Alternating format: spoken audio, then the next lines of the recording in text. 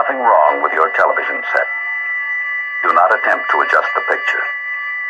We are controlling transmission.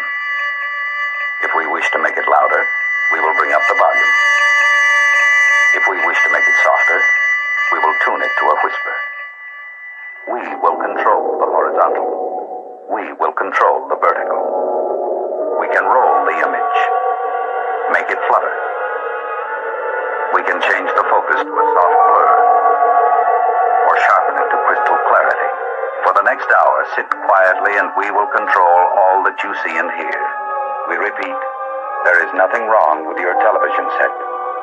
You are about to participate in a great adventure. You are about to experience the awe and mystery which reaches from the inner mind to 420.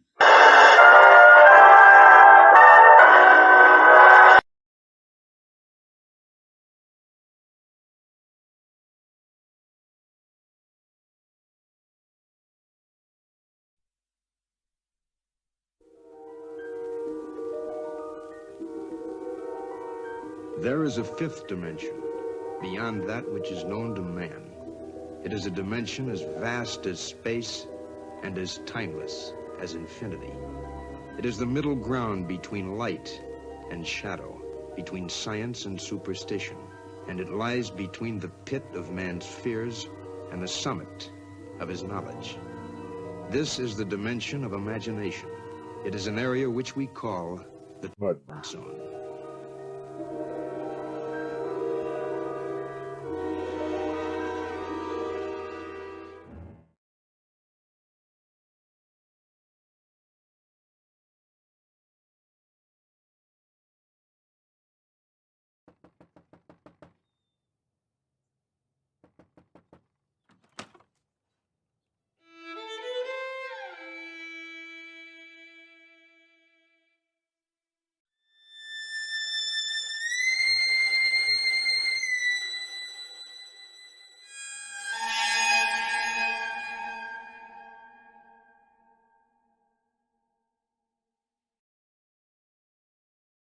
Spooky.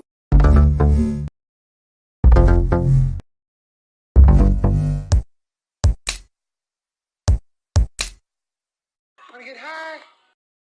Wanna get high? Wanna get high? Wanna get high?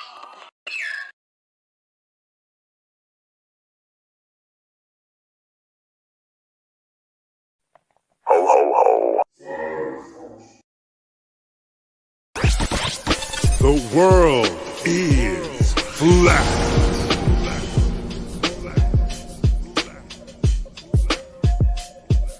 I'm here to ring the alarm with my puppet-like charm, straight from the barn. I'm talking about Flat Earth Farms, cause most don't know. They think we live on a globe, a ball that floats. So listen and take notes, and take it to a higher plane. Imagine yourself in all it contains, in all its glory, and Flat Earth Farms can take you there. Open your mind outside the box. No more staring at NASA's Photoshop. No more moon landings, no line to ya. No more people standing backwards in Australia. Just facts and pure truth, planning straight to the roots. Flat Earth Farms help you understand. A magical place on a wondrous land. The world is flat, and that's a fact. Tell your friends next time you chat. Let them know a ball ain't that. Let's stay playing with the baseball bat. Cause we coming at the barn, a higher place, the Flat Earth Farms.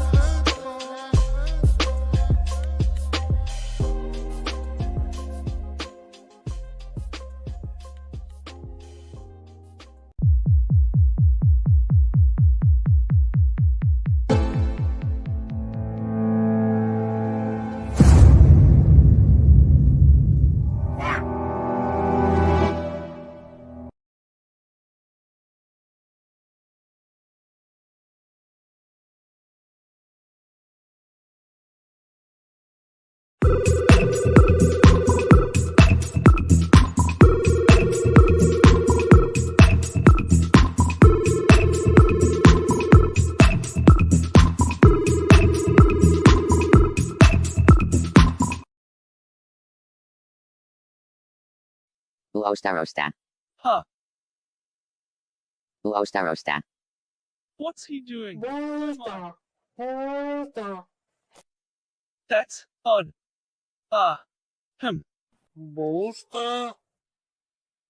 Booster. I'm sure I can fix it. I think.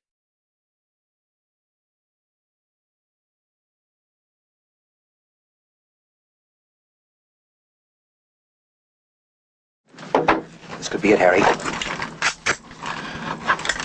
Pass the word along. Tell the men it's time to shoot the moon. Shoot the moon! Not out there on the microphone. On the microphone. Shoot the moon. Shoot the moon.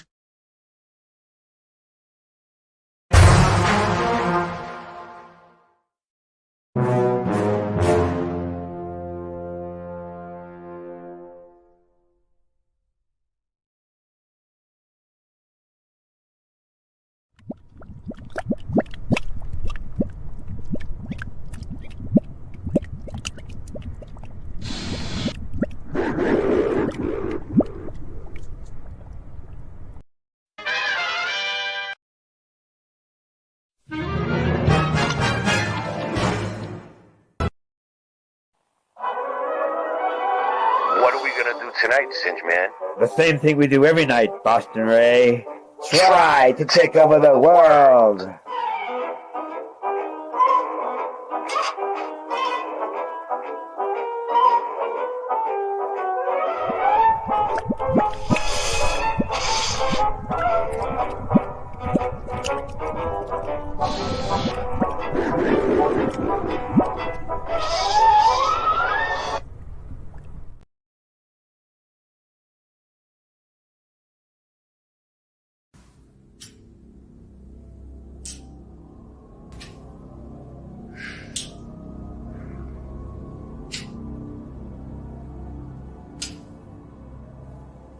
You've done this 1,000 times. And the show must go on.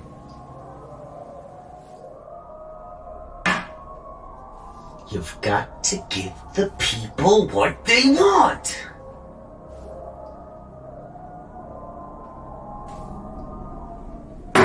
Piece of cake. Man, I'm just sitting back watching the pussification of this whole country. Can't say this, I can't say that. Shit, what the fuck can I say? When did y'all become so fucking sensitive, man? Lighten up. I'm just here to entertain you. And if that triggers you, well, then you're a pussy.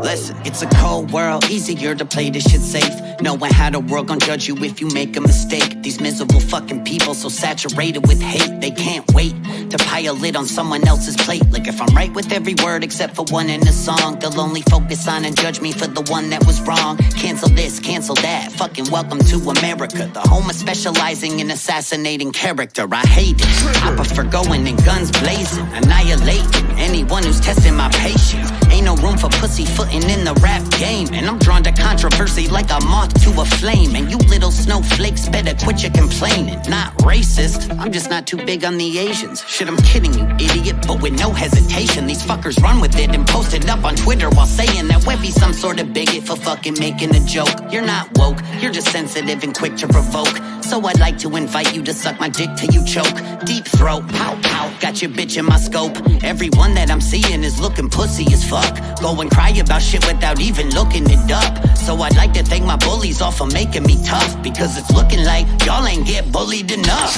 Yeah, I came to drop bombs like Flex and I'm gone, I'm aura. So try not to be so sensitive, y'all. If I'm not pissing you off, then I'm pissing you on. If you're not triggered at all, then I'm spitting it wrong. Because I came to drop bombs like Flex and I'm gone, I'm aura. So try not to be so sensitive, y'all. If I'm not pissing you off, then I'm pissing you on. If you're not triggered at all, then I'm spitting it wrong. Easy does it, Webby, try to keep that temper in check. I'm going off like Terminator in the metal detector. Hit him with the blur like my memory gets from blowing benzos while I'm drinking, yeah, I tend to forget.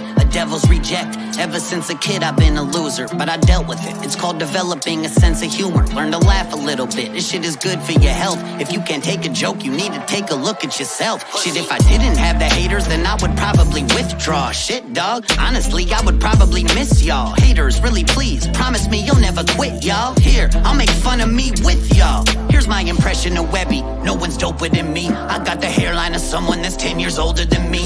Sitting dissing politicians like I'm fucking sport fishing. Say I fucked their wives and daughters when I obviously didn't. And I'm pale year round, summertime or deep winter. And I chew with my mouth open when I eat dinner. My liver has put up with plenty of cheap liquor and more drugs in a lifetime than Keith Richards. I used to work out, shit, I really was buff. Then I stopped working out, now I'm skinny as fuck. Like so skinny, when the wind blows hard I lose balance. So skinny, looking like I won a tapeworm challenge.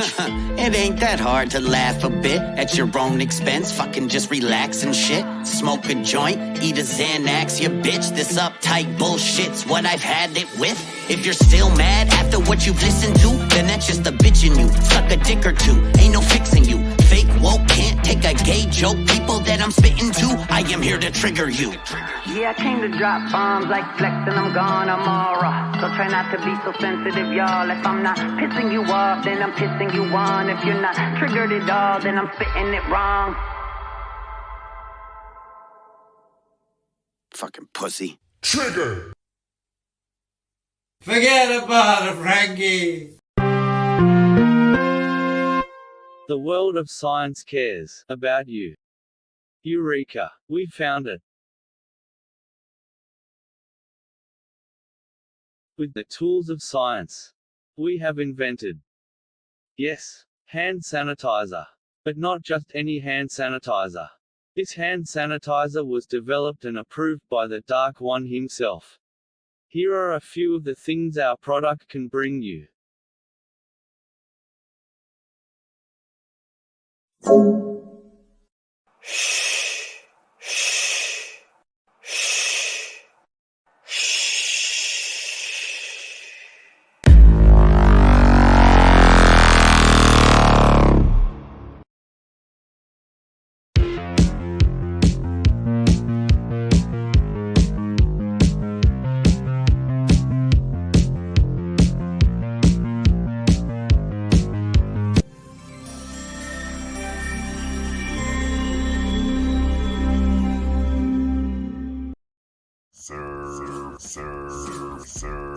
Bow wow run, he's my mighty puppy. Sir bow wow run, he's my mighty puppy. Sir bow wow run, he's my mighty puppy. Sir bow wow.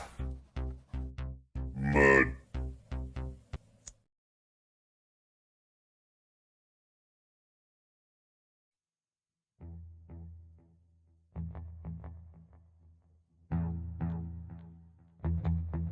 You slept.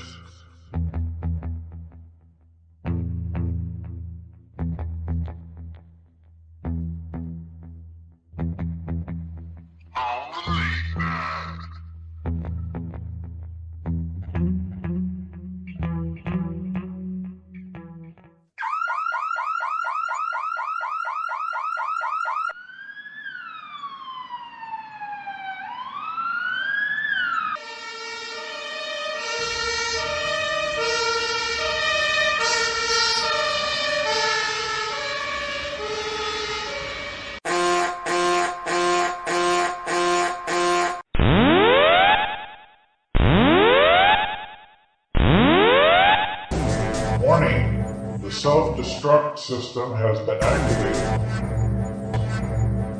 Option to override self-destruct expires in 10 minutes.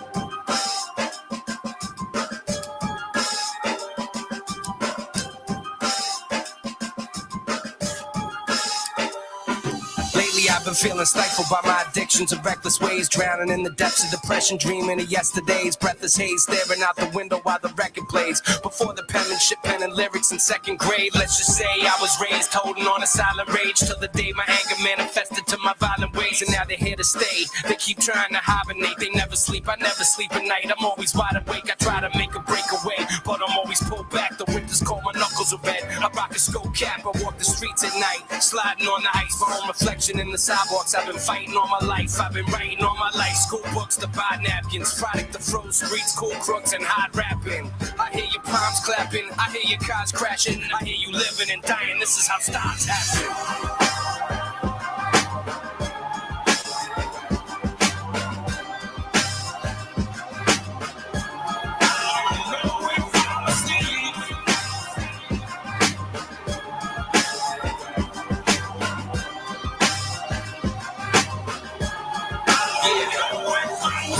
Sheets of paper just get shorter when the candle burns. I'm tiptoeing, opening doors. When the handle turns, the dock speaks. Flames flicker, light trickles underneath the blinds. Open just a size for my eyes to peek out the window. At the dark skies and all the nights creeps, I look at my girl inside my bed and see my wife sleep. She breathes calmly. Meanwhile, I got a motherfucking army of madness that's behind me, and my pad is all that matters. I scatter random words and abandoned slurs. I write it with the tragic pen, imagining what can't occur. High as hell, open up a can of worms. Douse the world with gasoline and burn it, goddamn it, burn. My pen is mightier than swords, mightier than yours. Words live forever, so they're mightier than wars. I can't sleep at all, I'm fighting for a cause. I ain't fighting for what's mine, I am fighting for what's yours.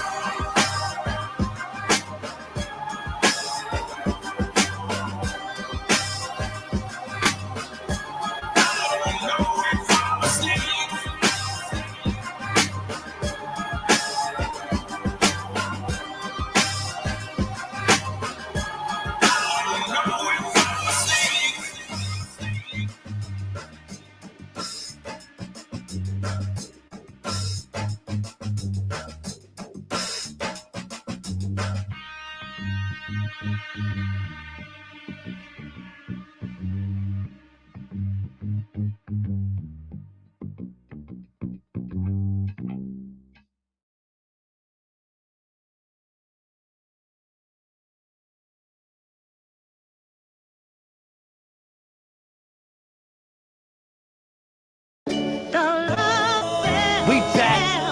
Thought it was over, stupid? Never. Twinning.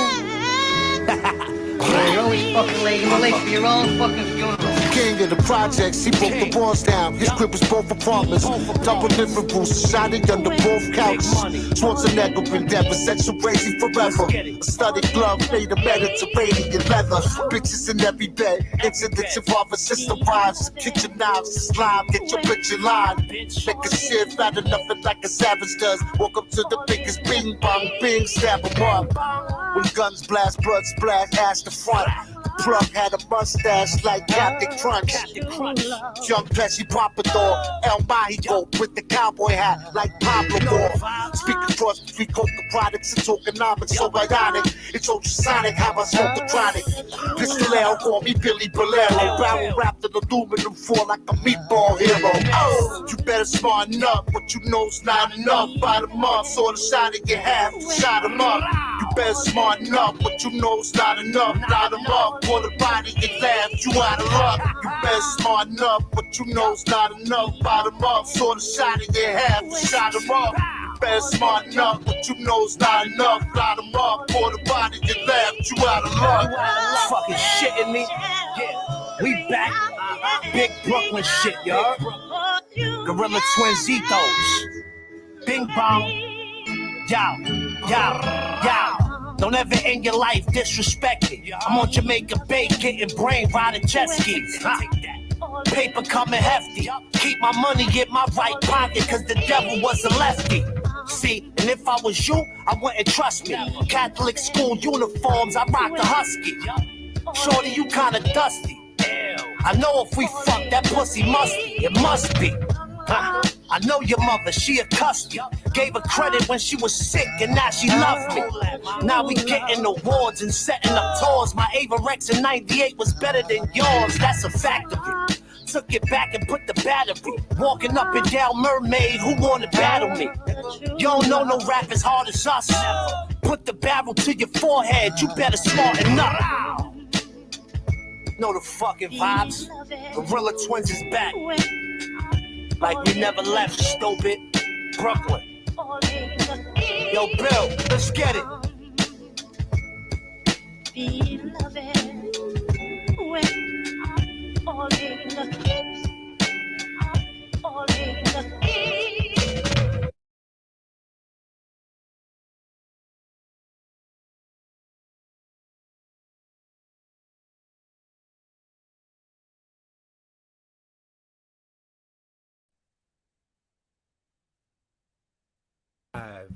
I think we're live. I think we made it. I think so. I think so. We're here. What do we got? Let's give a shout out. Brooklyn, thanks for the music. Andrea D. Yeah, that was that's Ill Bill and Nems. Gorilla Twins. They both look the same. They both look. That's why they they both kind of look the same. Two different guys. Yeah. They're not the same. Two different guys. Familiar sounding song. I think I was listening to it on my own yesterday. It's been on a lot of. I fit it in everywhere. I have a few different remixes of it going on now. What's that? It's the jam. You better smarten up. Nice to see you, Finch. Hey, look at it. Look at Tim's chair. Look, he's got a chair. That looks good. Well, he's in a different room at the agency. Nancy. It looks like he hung up. Did he hang up? Make sure you give Singe coffee. All right. Well, I took his coffee. Sorry, Singe. You gave Andrew the coffee by accident.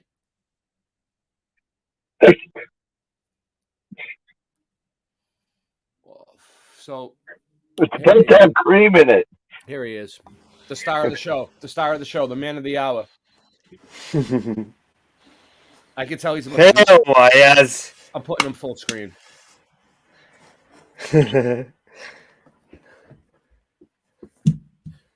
We got Tribe Elder. There you go.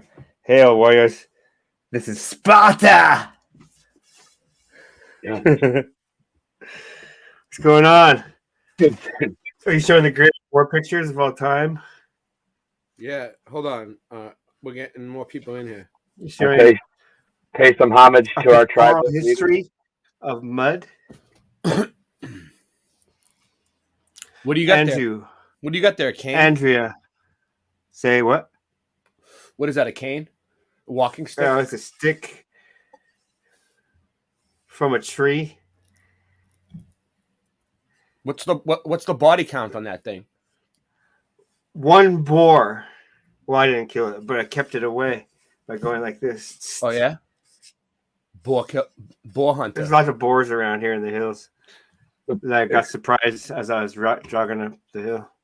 Well, weren't they? I surprised him. Weren't they going to make a movie? I think maybe we surprised each other. weren't they going to make a movie called Boar Hunter, and they asked you to star in it, but you told them no because you weren't feeling well that day? I don't know. Your memory is better than mine. I thought your nickname was Boar Hunter. It was. That's what that was the thing. Like that was a synchronicity. It was a synchronicity. Back in high school, they used to call me the Boar Hunter. But then they asked you to be in a movie called Boar Hunter, and the thought was missing. I might have a picture of the boar from last year. I'll look for it. It might be on my channel. I'll check it out. All right, whatever. It's not a big deal. I mean, we're doing tonight. We're talking about Easter. What is Easter, Andy?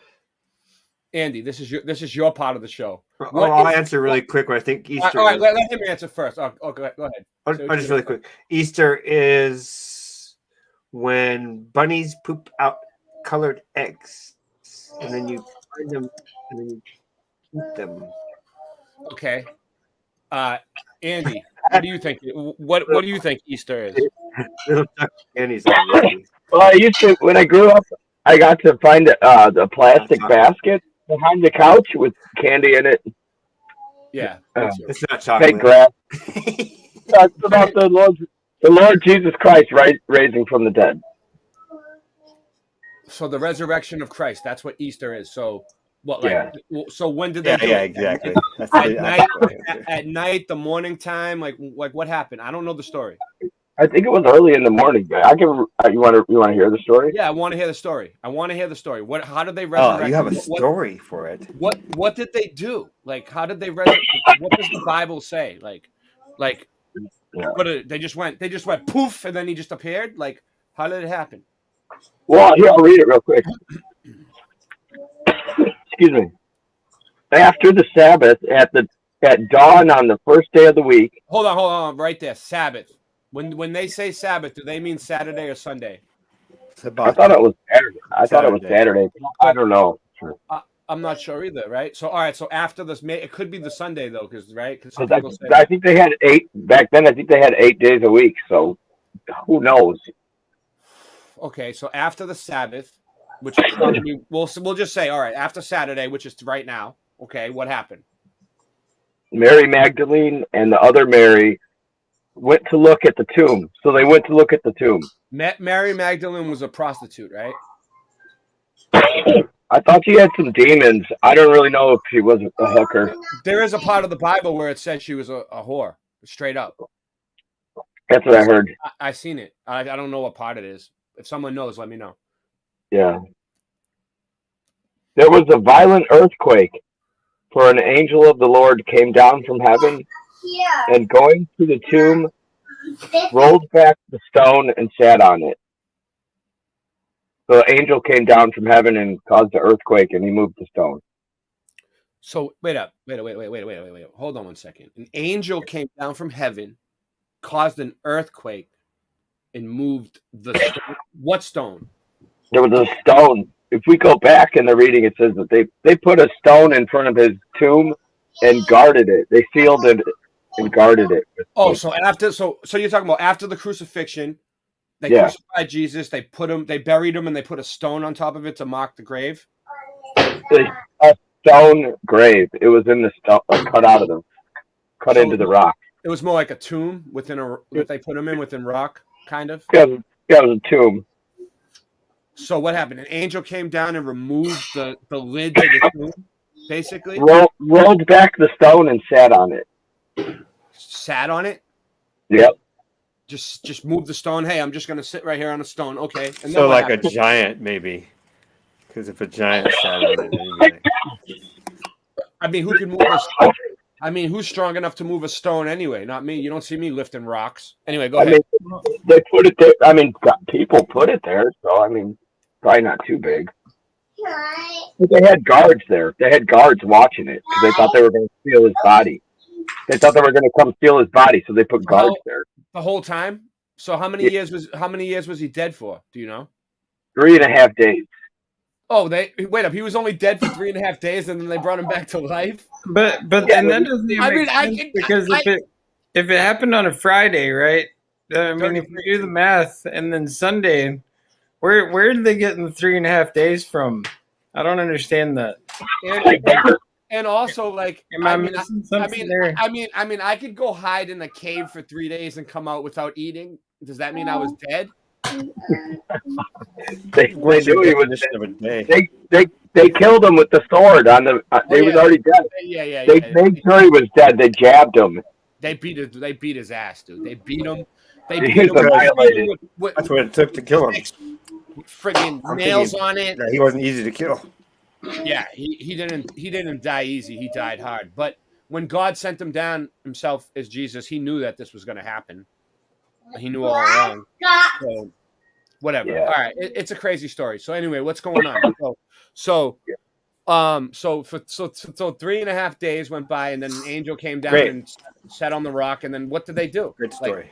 His appearance was like lightning, and his clothes were white as snow. The guards were so afraid of him that they shook and became like dead men. So he was white lightning? The angel was white like lightning. White lightning? Yeah. All right.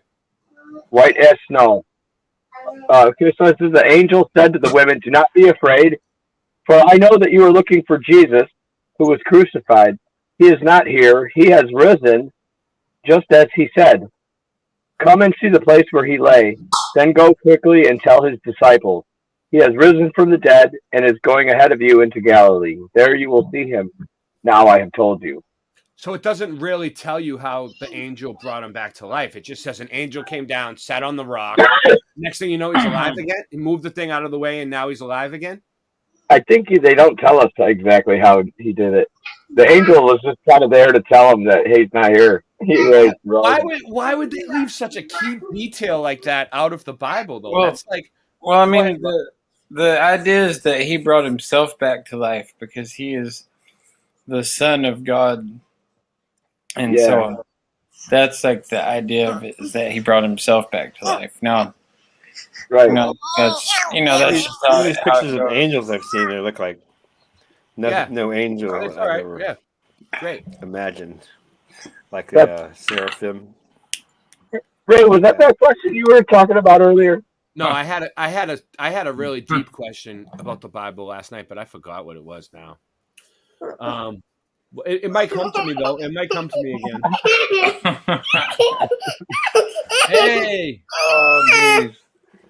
I put my little ones to bed, but it's like 4 hours earlier where he is. Future pillow Yeah, we were at a birthday party earlier, and she ate so much sugar there. She's been wild. Yeah. The kids eat so much candy, dude. Whoa, my kids eat so much candy. How do they do it? I have sugar right now. Okay. They love it. They love it. Hey, Melchak. All right. So we have All right. So then what? The angel rose Jesus from the dead, right? But he brought himself back, right? God raised him within 3 days, but it was on the Sabbath and Easter's on a Sunday, so that none of it really makes sense to me so far. I don't know. Weren't they kind of like before this happened, weren't they like, don't worry about the days and times and stuff? Yeah, I mean, all the times are wrong and everything, but like... So they were kind of warning us, like, don't worry about that part. I think that's why they wrote the Bible the way they did in parables, because... You'd read between the lines. Well, yeah. Because no. So the information will travel because they knew it was going to be changed over time. Right. So the disciples said we're going to write it in riddles. But let's see I found this video. Like, let me see. Let's play this one next, real quick. It's not. Oh, is this any good? Is it any good? All right, yeah. This is just an introduction. Let's do this for an introduction.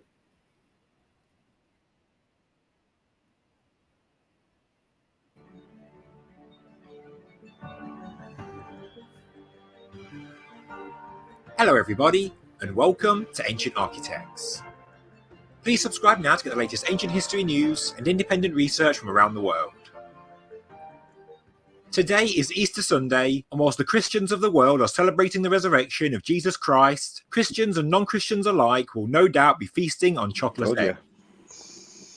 The rebirth of Jesus and the consumption of chocolate eggs are certainly not linked with regard to their origins, and historians and biblical scholars alike will universally admit that before ever coming a Christian holiday, Easter is undoubtedly a pagan festival. Wow! This can be seen by the fact that the date of the Easter weekend changes every year, and it is due to Easter always being the first Sunday following the full moon after the spring equinox. Oh, there is a moon tonight. Unlike the word Christmas, the word Easter also has pagan roots, and history books can trace it back to the Saxons, where Eostre was the spring goddess. It wasn't until the 8th... That's funny that history books can trace it back to the Saxons, because everything that Singeman looks up always goes back to the Saxon family. They used to live on a street, the Saxons, and he was like, I used to be a big fan of the band Saxon. Did they invent the saxophone? I don't know. Did they, Singe? No. They, it's like many other bands that claim they did write a song or invent an instrument or a question mark. Their grandpa did. Well, God bless the Saxons. Century, when the Anglo-Saxons took the name from the goddess and married her up with the resurrection of Jesus to give a new name to a Christian holiday.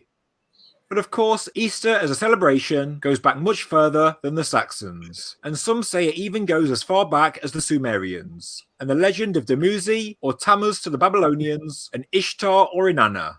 Your leg thumb. As the descent of Inanna. Hey, Singe Man. Remember that time you let all those Sumerians live at your house, dude? It got pretty ugly, dude.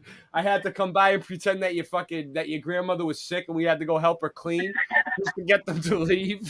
Found inscribed in 4,100 That's when you called them Sumerians. Dude, as Tammuz dies, dude, you were like, these people are cool, right? I was like, I don't know, Singe. I don't think you should allow them to stay at your house.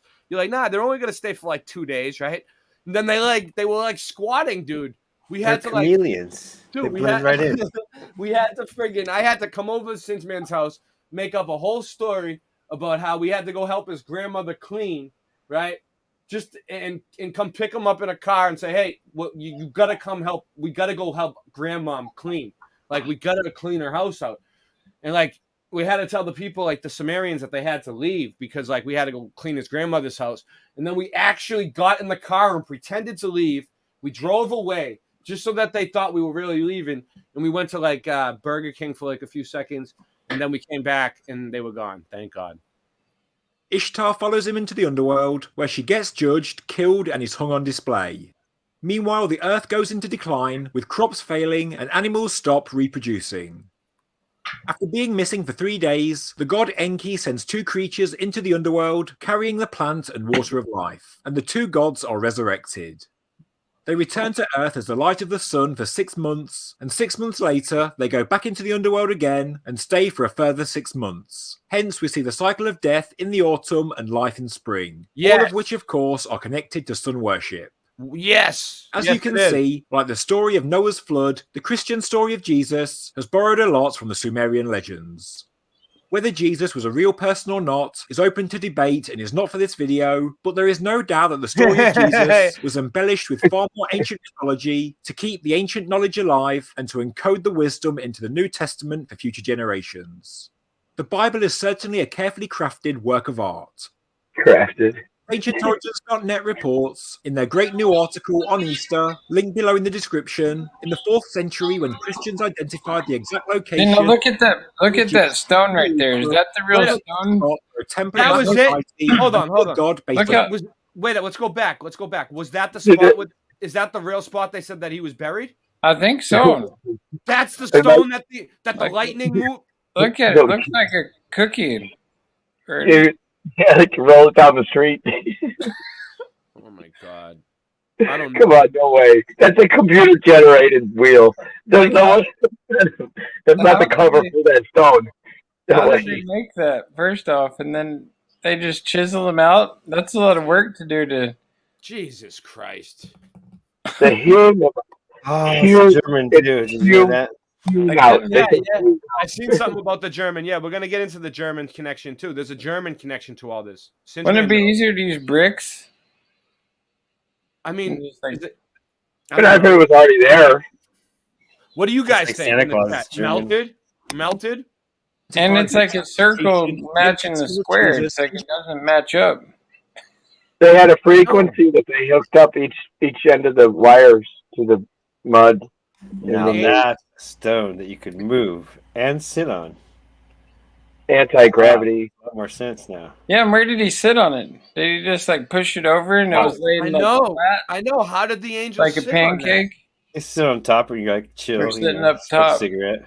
Yeah, they had those little claws on their wings. So now, if he's the big seraphim type, he might just balance weirdly. All right, moving on. Jerusalem, they selected a spot where a temple of Aphrodite, another god based on Ishtar or Inanna, once stood. Oh, it's Aphrodite. Like with most churches and cathedrals around the world, the pagan temple was torn down, and in this case, the Church of the Holy Sepulchre was built in its place. Oh, yeah, I saw that. Of course, as many of you know, there are many more stories of death and resurrection in the ancient world, such as the story of Horus in ancient Egypt, Mithras, Dionysus, etc.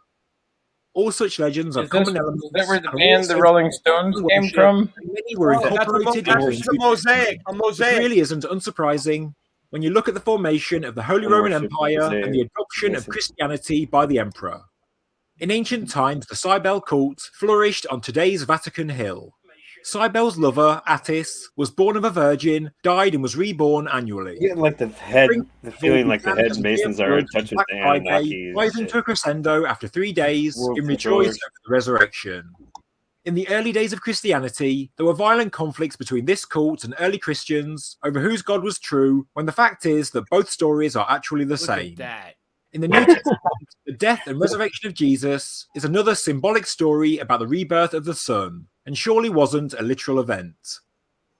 But not all historians agree that Ishtar is the origins of Easter, because there is another spring goddess known by the names of Oster, Ostara, Austra, and Istra. Yes. This goddess was celebrated on the spring equinox of March 21st as the bringer of light after winter. But in actual fact, it is very likely that all of these gods originate from Ishtar. The goddess was often depicted as a hare, and therefore the modern-day Easter bunny was symbolic for the arrival of spring, as well as the fertility of the season. As well as being a goddess, Ostra is apparently an ancient word that means spring, and has been adopted and adapted by many European languages, and used ever since. Therefore, what this shows is that the true origins of Easter include a number of different customs and traditions from a number of different civilizations from different periods of time. It is a composite and truly pagan festival centered on the rebirth of the sun after the cold winter has passed. This is a timeless festival and has always been of high importance to most civilizations because it means that humans can once again cultivate crops as the earth warms up. Yes. So, why are we all eating chocolate eggs this weekend and feeling sick and falling asleep on the sofa in front of an old James Bond movie? That's what's happening. Okay, that was my own Easter tradition growing up, but as you may have guessed, in ancient spring worship customs, the egg was associated with rebirth, renewal, and fertility. Yep. But why does a hare or Easter bunny give out eggs? Why? Well, in Germanic mythology, the goddess Ostara healed a wounded bird before turning it into a hare.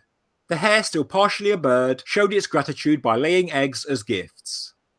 But even this Germanic pagan tradition goes back much further into antiquity, as even in ancient Egypt, the egg was found to symbolize the sun. Going back to the Babylonian Ishtar, the goddess who is one and the same as the Sumerian goddess Inanna, and who all later spring goddesses were likely modelled on, she was the goddess of fertility, and her symbols were the rabbit or hare, and also the egg. This goes deep. So, when you're eating your Easter eggs this weekend, remember that the origins of this tradition go back many thousands of years. Maybe not chocolate eggs, but eggs nonetheless. As stated in AncientOrigin.net's fantastic article, the first reference of the Easter Bunny comes from a German text from 1572, which says, "Do not worry if the Easter Bunny escapes you. Should we miss his eggs, we will cook the nest." Wow. The egg-giving tradition... The finer details of the goddess myths, did you hear that? as well as the actual day when Easter Sunday is celebrated. Dude, that was from the 1500s. That guy is as tall as that rabbit. Don't fare something like don't fare if the Easter Bunny misses you. If we miss his eggs, we'll eat his nest. We saw the Easter Bunny today at the mall. Baby rabbits. Told you he lays little chocolate eggs. Dude, they're like you saw the Easter Bunny, you and your daughter. We saw like he sits there at the mall just kind of like Santa Claus does, and people take their kids and like I know. I don't know why like they get their picture with the Easter Bunny, and it's like, what do they say? They tell him he's got glasses on and he's got. If it's 1950s, nice little vest. It's not the 1950s anymore, guys. Stop doing He was real creepy.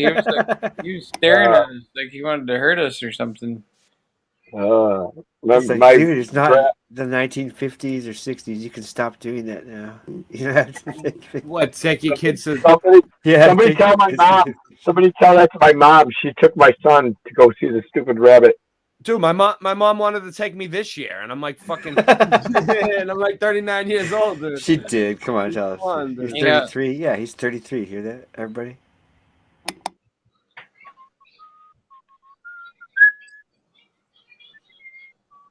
What's that Elmer Fudd song? It goes like, "Kill the rabbit, kill the rabbit." And see, that's the thing is with the Easter too. It's like it's a tradition, that it's like the Boomer generation really got it hard. the boomers really were pushing Easter, and then on to our parents, and then the generations, they try and bring it down upon us. And a lot of it is just all centered around the candy industry. The chocolate, they're the ones behind Halloween, Christmas, and the pushing of Easter, because they try and sell all their crappy candy. That reminds me of to the people in their baskets. And most of the candy's not even good. It's like really toxic for kids to be eating. So I mean, it's has soy lectin and palm oil. And all the different food colorings, like the red number whatever, and the yellow 5 and the blue Those are layer. probably worse. You're right. Have you ever taken those pink, the pink or the yellow peeps? But what makes it taste funny is the lack of actual cocoa butter, which is what you need in chocolate. Cocoa butter and sugar. We got 40 short Bible verses to celebrate the holy season in 2023. This looks good. Good chocolate, guys. Get some See's candy. I like when they already got the list put together for you. Andy helped me with this one. Let's see. Preparing delicious Easter dinner. Let's see what the Bible verses. Bible. Here you go. That was a cool painting. I thought that was good, dude. He covered everything I had to say. I know that whole story. We barely have to say anything now. I mean, that's he pretty much summed it up within like 5 minutes. April is the word Ostern. That Ishtar, she had some curves too. I don't think he mentioned that. He might have mentioned it really quick, but let's go over it again. Yeah, April, we'll go over it. The word April is the word Ostern, which is Easter. Don't we? You sent me a link. You sent me a link for it, right? No, he said everything I sent you to. I found a link. I found a link for what you're talking about. I did. I was trying to send a link for this festival that goes on in the Philippines where they still crucify people. Have you heard of that? Zoom in on that picture. Yeah, Zoom in on the bottom. You sent it to me. Hold on. I'll try to get it in. Are you able to zoom, Ray? Check that out. Look up at the picture real quick. Down at the writing, down at the bottom, there's this writing. Jesus, it looks like Italian. Yes, next to that, there's even smaller writing, and then under that, there's very fine print on the very left. This one? Under that, there's some strange. There's a message. There's a hidden message down there in the pink. You see it? Yeah. Well, I can't read it. I can't read it either. It looks like it's like different language. I wanted to point that out though. There's like this just here. All right. So I'm getting Rasta's thing up. Jesus said to her, "I am the resurrection and the life, and the one who believes in me will live, even though they die." The one who believes in me will live, even though they die. And whoever I believe in me will die. Believe in me will never die. Do you believe this? Yes. Yes, but it sounds like a crazy riddle to me. It's like it does. It's like riddle. Well, he always. It's like what the fuck is parables this? If Jesus came up to me and said to me, "The one who believes in me will live," and I don't know who he is. Like I didn't know it was Jesus. It was just some random bum on the street. The one who believes in me will live, even though they die, and whoever lives by believing in me will never die. Do you believe this? I'd be like, what are you, the fucking Riddler from Batman? You know what I mean? Like, you'd be like, well, if I were the bum on the street, I would say, you will understand it when it is time. What kind of game are we playing here? When it is time, you shall understand. Yeah. Answer him back with a riddle. I'll be like, well, here, I'll explain it to you. You know. Let me explain it to you.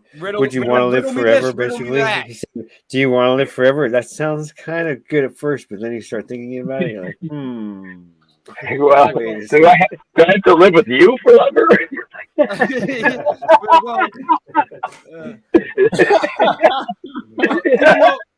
Even though I'm gonna die, whether I believe in you or not, you know what I mean? Like I don't know. What if I die and then I don't live forever? Even though I believe. I know. Then what? You're right. Then what? Yeah. Yeah. Yeah. It's a riddle. We got to be able to answer these dumb questions. Did the Freemasons write this? People think these questions though too. People question this shit. Yeah, they get deep into it. Praise to be God and Father of our Lord Mhm. Jesus Christ. In his great mercy, he has given us new birth into a living hope through the resurrection of Jesus Christ from the dead. That nope, isn't that Peter? No, that's Paul that nobody likes. Yeah. Well, Peter was the one who was ashamed and everybody. He denied him before the rooster crowed him. Remember, the rooster crowed. I had no idea. Jesus was like, before the rooster crows, you're going to deny me 3 times. And then he denied him. There was a whole story about it. How like he was cursing people and swearing about it and saying, "Oh no, it's not me." And like, then the rooster was like, "Cock-doodle-doo," and he was like, "Oh," and he was like ashamed that he denied Jesus, and he went off and cried to himself. That was a pretty cool story. I definitely paraphrased it. Yeah, you summed it up. Corinthians 15:21. For since death came through a man, the resurrection of dead comes also through a man. I want to know Christ, yes, to know the power of his resurrection and participation in his sufferings, becoming like him in his death. What all these have to do with Easter? Is that like about his resurrection? I guess, yeah. With great power, the apostles continued to testify to the resurrection of the Lord Jesus, and God's grace was so powerfully at work in them all. Luke 24:6-7. He is not here; he has risen. Romans 8:34. Who then is the one who condemns? No one. Philippians 2:8. And being found in appearance as a man, he humbled himself by becoming obedient to death, even death on a cross. So he was, I don't know, hung from a tree, right? Didn't they say they put him on a tree now? Yeah, well, the Jehovah's Witnesses, they don't believe that there was a cross involved. They believe that he was nailed to a stake. Because like it doesn't really. I don't know. For some reason, they think that it just doesn't jive with their wheelhouse. Yeah, it just doesn't jive in their wheelhouse. Exactly, and see, they don't celebrate Easter. The Jehovah's Witnesses, they celebrate the Passover, which coincides every year with the Easter. Stavely got a Mandela effect on a Jehovah's Witness. Did you hear the story? Yeah, I saw that one. That was a good episode. That's true. I saw that one. They couldn't even answer him. No, he said a beautiful day in the neighborhood. Oh, that one too, yeah. Today he was talking about it. He didn't get it on tape. He missed it, but it happened. Yeah. They were singing it. They know the Jehovah's Witnesses remember Mr. Rogers the right way, but not the Bible verse. The death he died to sin once for all. But the life he lives to God. In the same way, count yourself dead to sin, but alive to God in Christ Jesus. Remember how he told you while he was still with you in Galilee, the Son of Man must be delivered over the hands of sinners, be crucified on the 3rd day and raised again. So yeah, they're like, what is it, 4 days? 3-4 days? Who knows? Now if we died, on the 3rd day. Okay, so on the 3rd day. Yeah. That'd be Friday, and then Saturday, Sunday, Monday. I would thought it was like Monday morning. It would be. I think it would be like Tuesday because if the Sabbath is a Saturday, yeah, Saturday, Sunday, Monday, Tuesday. Well, and that's the thing too. Why do they call it Good Friday? Like the day he was crucified. Wouldn't that be a bad day for people that like? Good. Wouldn't that be like good for us? Bad for him. Yeah, it's like a bad Friday, not a good. Like it's good for the people who wanted to hang him, but it's bad for him. And then we have Black Friday. That's the day when everybody goes crazy buying stuff. That's what I went on Black Friday. No joke. I got a Black Fry in my fast food. It was a Black French. No way. Swear to God. Yeah, there was a fucking like French fry like that big. I'm like, is this some kind of joke that they did that on purpose?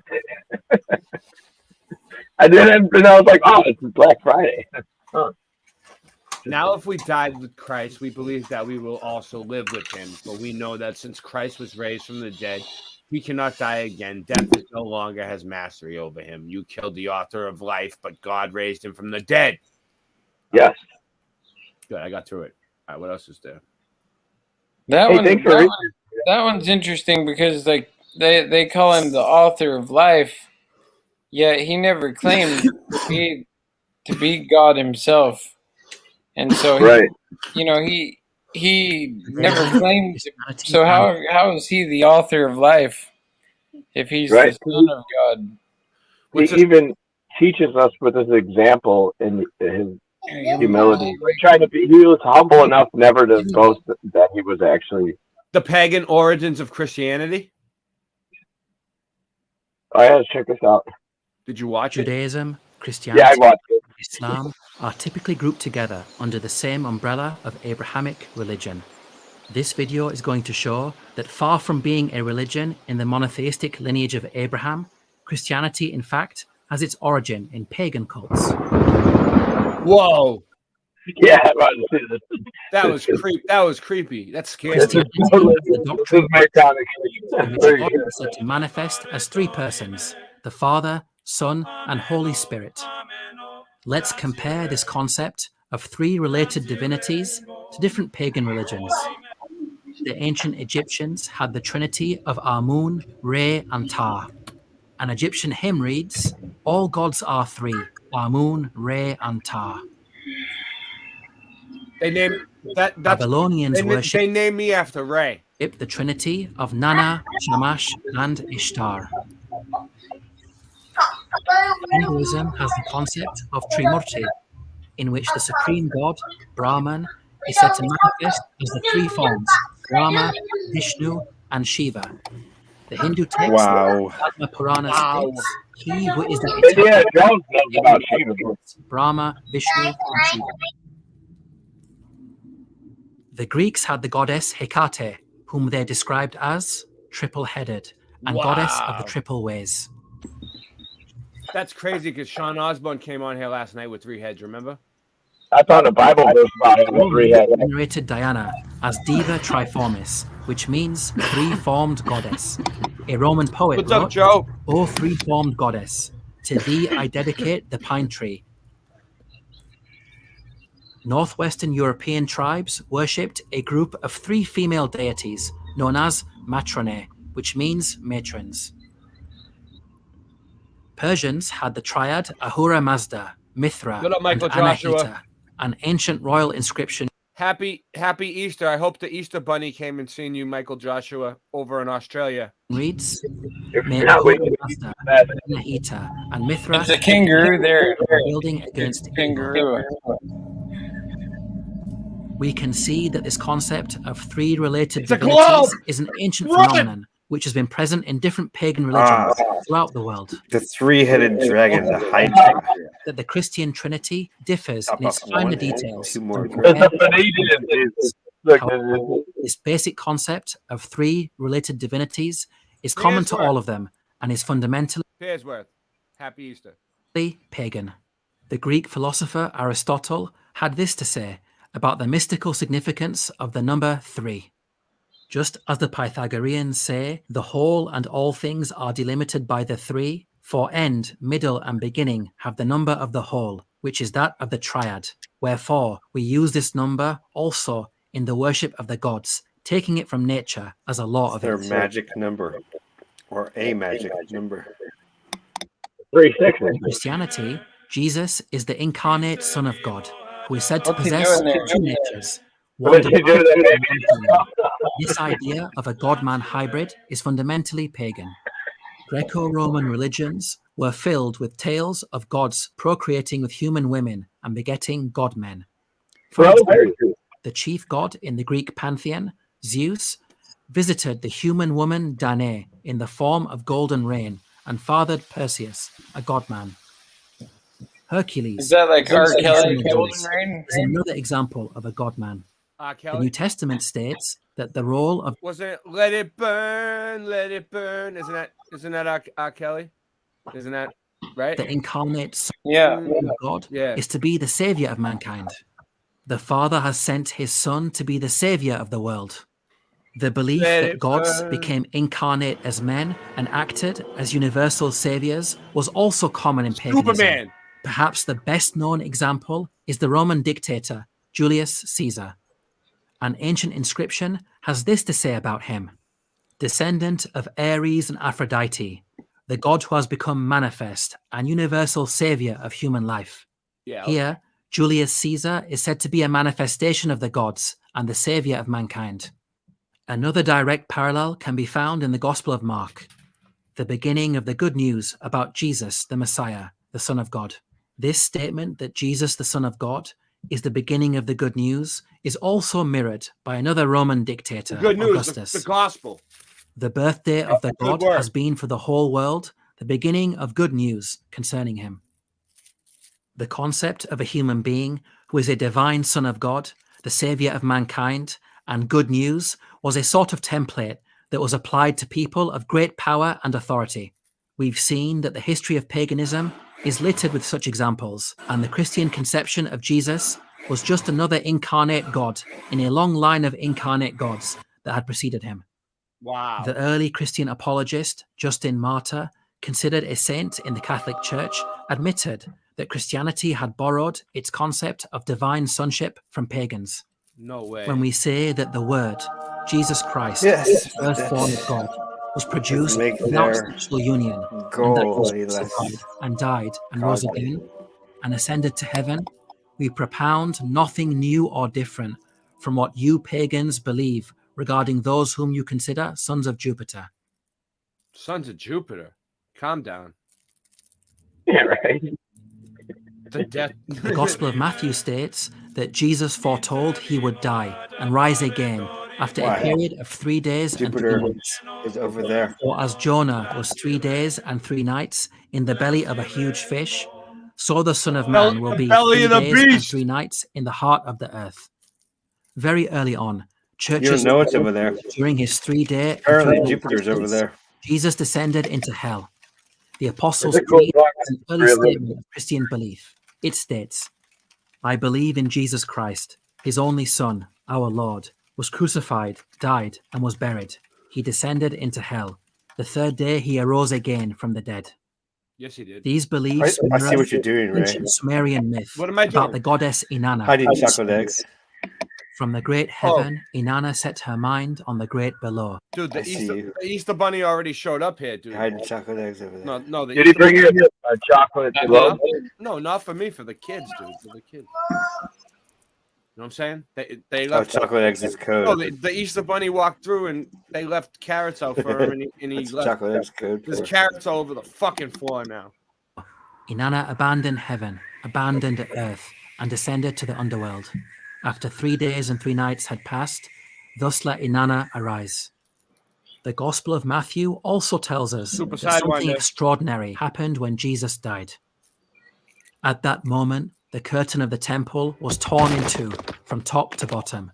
The earth shook, the rocks split, and the tombs broke open. The bodies of many holy people who had died were raised to life.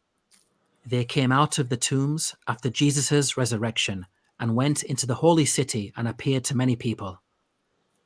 Now, none of the other Gospels mention this astonishing incident of the walking dead. Only Matthew reports it. I've Let's never heard compare of the it. accounts of Whoa, Matthew whoa, whoa. and Mark Walking regarding the dead? death of Jesus. Walking Dead. So what are they talking about? Was there more than one person resurrected? Yeah, that's what it said. Zombie. I was looking down for a second. What did I miss? What happened? This guy calls it something. He says it's trickery. It's the writing. I'm trying to clean the guck out of all this shit right here. You know what I'm saying? So I can get a clean hit. This guy. Even though Mark's account is virtually He had his own identical narrative. to Matthew, Mark does not mention the rising of the dead saints. If such a miraculous event really happened, then Young there will man, be stop no doing rational that. reason for Mark to omit it from his gospel. Wait up. So Consider that the rising Apostle of the Paul dead, had the perfect opportunity to mention this story when he was preaching to an audience that was skeptical about life after death. But if it is preached that Christ has been raised from the dead, how can some of you say that there is no resurrection of the dead? Paul could have easily proven that there is life after death by mentioning the numerous resurrections that took place when the dead saints walked the streets of Jerusalem. He did not mention anything about such an event because it never happened. Flavius Josephus was a first-century historian who was born in Jerusalem. Even though he was a prolific writer and documented much about the city, he also failed to mention anything about this most public of miracles. Joe says, who here grew up with religion? Okay. I was baptized Catholic, Joe, but I never, I'll tell you my story. I didn't go to church a whole lot when I was a kid. My parents brought us when we were younger, but I was baptized, but I never made my communion or any of that shit. But I like the Christian religion a lot, but I wasn't really too religious, but I believe in God and I believe in Jesus and I pray and I talk to God and I get like messages on my own. But what about you guys? What do you want to say about your religion? You want to tell them? Anyone? Andy? Christian? Oh yeah, I didn't know I was muted. Sorry. Yeah, I got brought up in a Protestant church. You know, my dad's Protestant. My mom's Catholic. All right, go ahead. Yeah, my dad's Catholic and my mom was Protestant. Oh, so I mean, I knew like the basics of what they taught me, and like I understood about like there was a God. Yeah. Obviously, there's a God. Something made the world. Yeah, it all has intelligent design. So then, like, I went about my life, and later on, I actually got like spiritual, like I guess people call it awakening, where like you were born again. We start to pray and talk to God, and like He's like making Himself known to me. So it's kind of different than like your idea of religion. To me, it's more just like we're all you can talk to God. We're all spiritual people in the truth community. So Rasta Bear, you're obviously Rastafarian. What do the Rastafarians believe in? Well, I mean, it differs between like different people that follow Rastafari. Like some of them celebrate Easter. I have a question. Like a lot of them. You've been fasting, right? Are you done with your fast? No, I'm on day number 18. How many days do you have to go? Until April 21st. But isn't that like a Muslim thing? It is. It's the holy month of Ramadan. But like, all right, so let me ask you a question, and I'm not trying to offend you in any way. I'm just curious. So the Rastafarians are Muslim or are they Christian? No. They're mainly rooted in Eastern Orthodox. I'm getting an echo. I don't know why. Because of screen sharing, and when I screen share, you got to put in headphones. Yes, I don't got no headphones. All right, I'll stop screen sharing for a second. All right, go ahead. Yeah. See, I like what was it you were talking like? It's not a Muslim thing. You're not fasting because. Well, I'm not Muslim myself. I'm doing it out of. Because I'm fascinated that the Muslims, I think that the whole Muslim belief is more legitimate than a lot of Christian beliefs. Mm-hmm. Because I think that the whole Christian thing is hypocritical in many ways because you go into a lot of these Christian churches and they'll have an Israeli flag, or a flag of Israel in their church, and they'll support Israel. When they just like are passing laws in Israel right now where you're not even allowed to talk about Jesus in Israel, so they don't like Jesus there, at least the Zionists that are there. And so it's like they're critical of Jesus, whereas the Muslims view Christ as a prophet, and they say peace be upon him. And to be a Muslim just means to submit to the will of the Creator. And so that's what, I do you know, in my day-to-day life is my concept of the Creator. I submit to the will because I also believe that we have the divinity of the Creator within us. And so, like, this concept, it blows my mind, honestly, how the Christians, like a lot of these churchians, they think so poorly of Muslims. Because like they think that they're all terrorists that want to destroy our country and that they want to kill Christians and all this. Dude, you're right. I went to Arizona and I went to the church, and that's what they were talking about, dude. They were preaching. It's sick and twisted. When in reality, it's the Zionists who are the sick ones and that's who the Christians are supporting. They're like, we must support Israel at all costs. And even though like they're the ones who run the pharmaceutical companies and the pornography industry and the whole media, it's all run by these individuals that are Muslim neighbors. And yeah, they're awesome. All right, so Sinchman, the ladies cook this food. Sinchman, you didn't dodge the question though. You didn't. Hold dodge on, let me finish what I'm saying. Speaking of words right now. I have Muslim. I had God, dude. I hate when you do that. I can't. Well, you just right in the middle of what I'm saying. I had Muslim neighbors, and the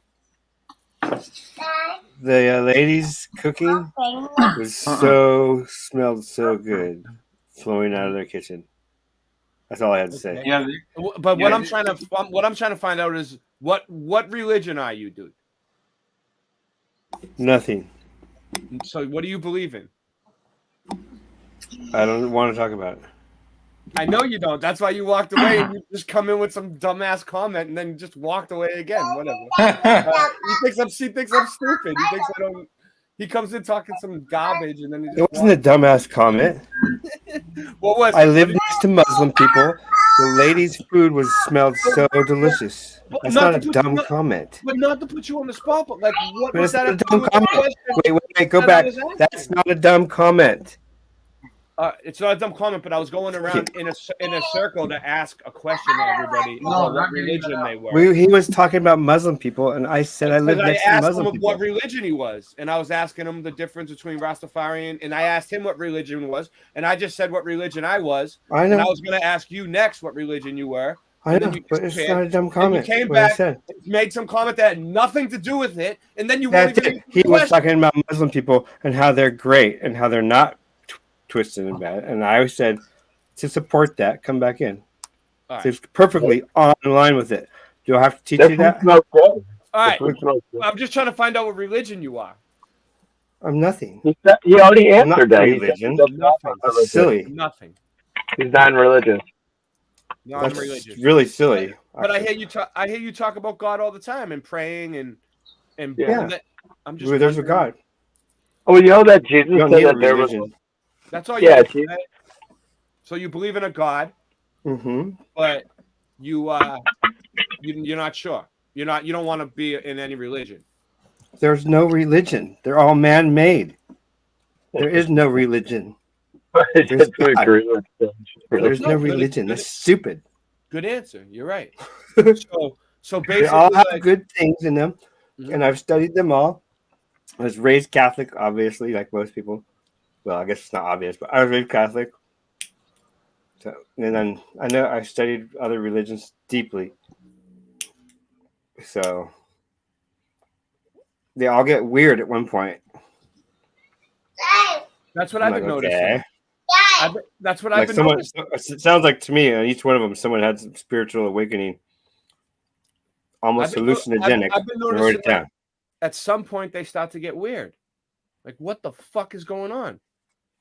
Because people get really spiritual and have.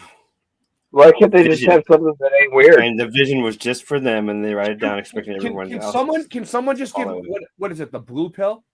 Can someone just give me the blue pill, and I just go back to my normal life and just watch the news every day and just go to work? Yeah. Right. Can someone do that for me? Now I do like the Buddhist religion a lot because it's. Until it gets weird. Even that part's kind of interesting. But really? It's like just respect life. Wait up, the Buddhist religion? Respect life basically, is the whole thing. Respect life. Enjoy life. That's the very basic of it. Respect life, and I kind of all like life is precious. Was not Buddhist was about like kind of self-enlightenment kind of thing, right? If you want to level up and stuff. Yeah, you're always talking about leveling up, putting seismic patterns in the water. None of that is Buddhism. It has nothing to do with it. It's So me. wow. So you're just a It's all my thinking from my brain. Just like my art is my art. I don't copy other people. I mean, I probably got ideas somewhere back in there. But... Dude, they think you copied the Action News at 9, dude. Look, every time. Oh, really? You want to see the actual Listen, build? I believe you, but let me show them what I'm talking about. I'll show you the play build it right for now. it. All right. Every time I play this little thing that Singe Man made this.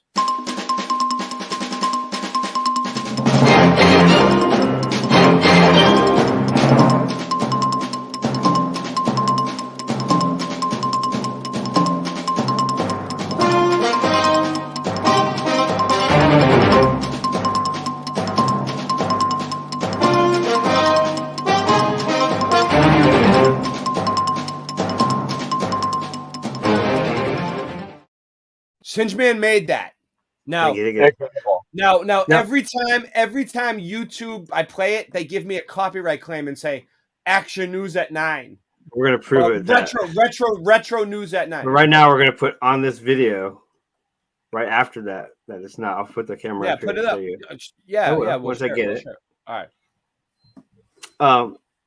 So the other thing I like about Buddhists, the Shaolin Buddhists, exercise and do kung fu, the best kung fu in the world, and they're some of the strongest men in the world. So that's another reason I like them, because they're why don't they ever, like, I seen a whole bunch. Oh yeah, I remember the video now. They're badasses, and they love God. How can you not like these guys? All right. Yeah, let me bring up the Buddhism. Let me bring up my Buddhism video. Hold on one second. They would not have anything against Rastafarians or Catholics or anything. They're very accepting people. They're very, you know what I'm saying? Well, see, and that's one thing about the Rastas that I really respect, is that they really put the fire upon the Catholic Church. You know, like they you know, in a lot of their music and stuff, they're always calling out the Pope and burning. Oh, well, that's not okay. Well, most Catholics I know fucking hate the Pope. So yeah. Most Catholics do not like the Pope. That's where these holidays came from, like the Easter and Christmas and others from the Council of Nicaea. Oh yeah, well they're globies too. So that was brought about by the Pope, I think, and Constantine back in I forget when, but it was, you know, we're all on our own path. You know, can't be on all the same path. It'd be crowded. That's right, and that's where I really don't think it matters that much. You know, it's like as long as you, I don't think that our Creator really needs you to say a special secret name and do these certain things in order to get through the gate. I like the pygmy on the island analogy. Like this pygmy on the island who's never read the Bible or any other stuff, but he's just a really great person, helps his family. He's never let them down in any way, never steals, and praises the Creator in some way, you know? Yeah. Why is he going to go to hell? Because he didn't read this book? Yeah, it's like your personal connection, you know? It's like either you have a connection with the Creator, which is within us, like I say, or you don't. You know, you choose to just like, and even when you don't, you're still like bowing to like the dark demonic forces. You know, like regardless if you believe or not, you're still doing the will of the Dark One if you're not doing the will of the light. Yeah. And the light is always the sun. Like, you know, like I say, like so sun worship. You know, philosophy. It's like we have Sunday. How cute. Now that's where the joy of life comes in children. I just feel the joy of life come from children. Yeah, I'm not going to be able to find it. Right from her voice, I could feel life. Is that a blue pineapple? Yeah, SpongeBob's house. Right here, I got it. Right here, it's pineapple. I forgot about that. I got to cut it up. And Yeah, we're gonna have some pineapple, I guess. So what we're looking for? Oh, I was gonna show the I forgot what video it was now. What was the alert called? That news I was thing? I don't know. I'm looking for it. I forget the name of it. What's it called? That news thing? What were you looking for? Oh yeah, Action News. Never mind. I got it. I'm looking for Action News. If I don't have it, I'll rebuild it. I must have it. It must be in keywords. Well, I'll play the rest. I'll play the rest of this video that we were playing. But I'm trying to think of what video that was with the keywords. Even conservative Christian scholarship rejects the historicity of this event. The New Testament scholar Mike Licona stated that this story is a strange effect, literary special effects. Flicker text? Theologian Liam Lane Craig stated that, probably, only a few conservative scholars would treat the story as historical. If Matthew's story of the walking dead is an invention, then from where did he get his inspiration for such a tale? It just happens to be present among pagan cultures. The ancient Greeks celebrated a 3-day festival known as Anthesteria, during which it was believed that the dead came back to life and walked among the living in the cities. The Roman poet Virgil wrote that when Julius Caesar was assassinated, phantoms of unearthly pallor were seen in the falling darkness. Oh.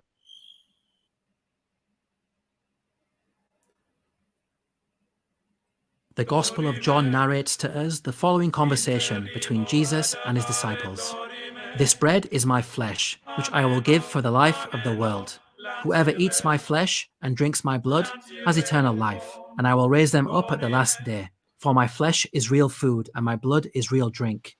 Whoa. See, and I have a lot of issues with this too. Like, the blood, is this cannibalism? Blood, I mean, in the flesh. Was he a human? I don't. It doesn't jive with me. Are you supposed to? It's not like. Are you supposed to eat human blood and flesh? Well, it's not like the circumcision. Parables. What do you think it is? What do you think it is, Andrew? He said everything in parables. The Riddler, remember?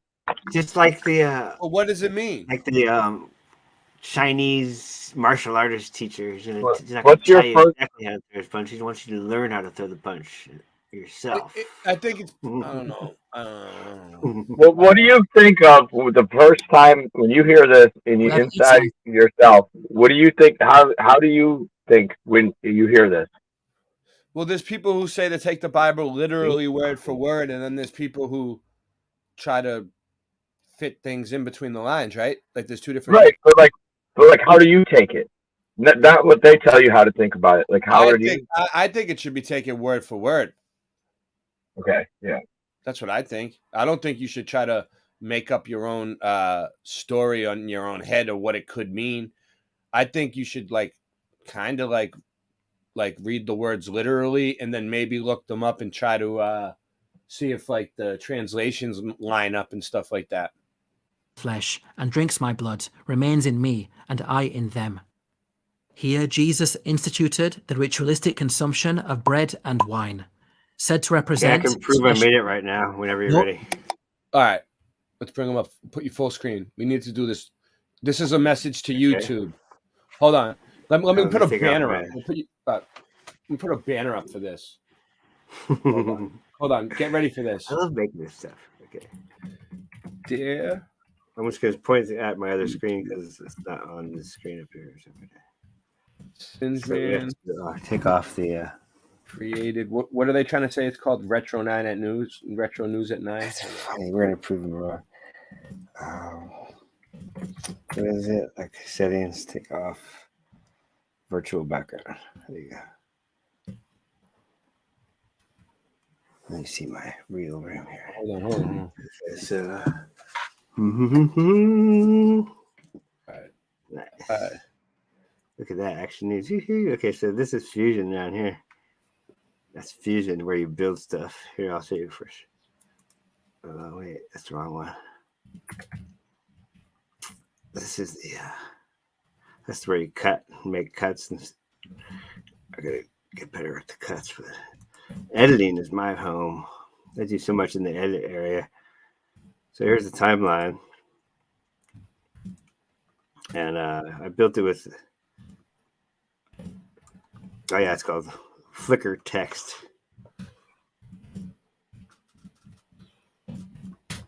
Okay, so I built it like this. So here's a text right there. And I'll show you how I did that in a second. This is a different text right here. Oops. Right here, those blocks, those are text.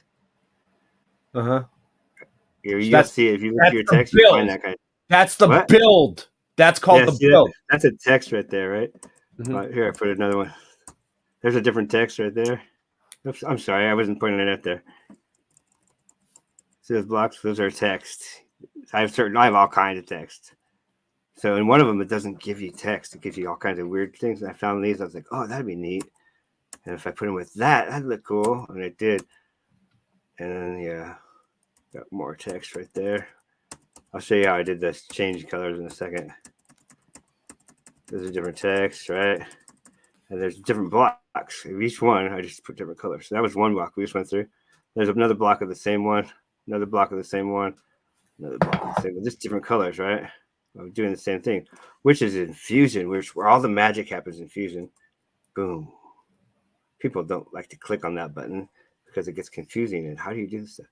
Well, over here, you can take the template and I put in the text word action news and the type of text is here, all characters random, but one by one. That's how it goes back and forth with colors and fades. And delay the type between each character. The delay time is how it fades that color because it's fading in and out of the colors. See that? I could change it right now. Okay, so transform. Where's the type of text is right here.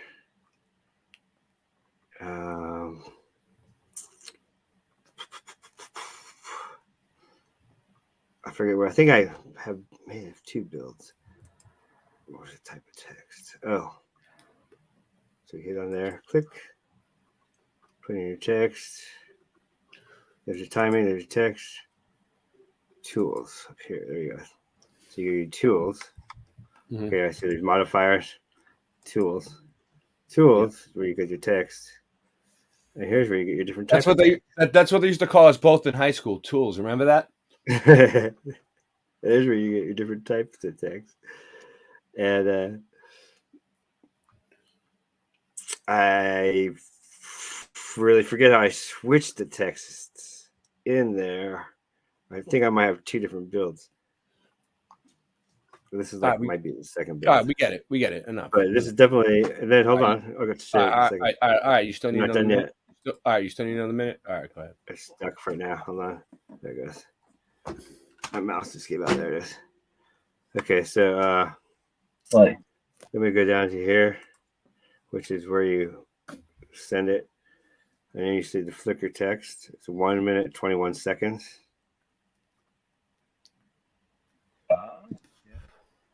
And they're saved in this file right here. Here it is right there. And let's come back over here to edit. And you can just go all the way back here and just hit play. And you can see.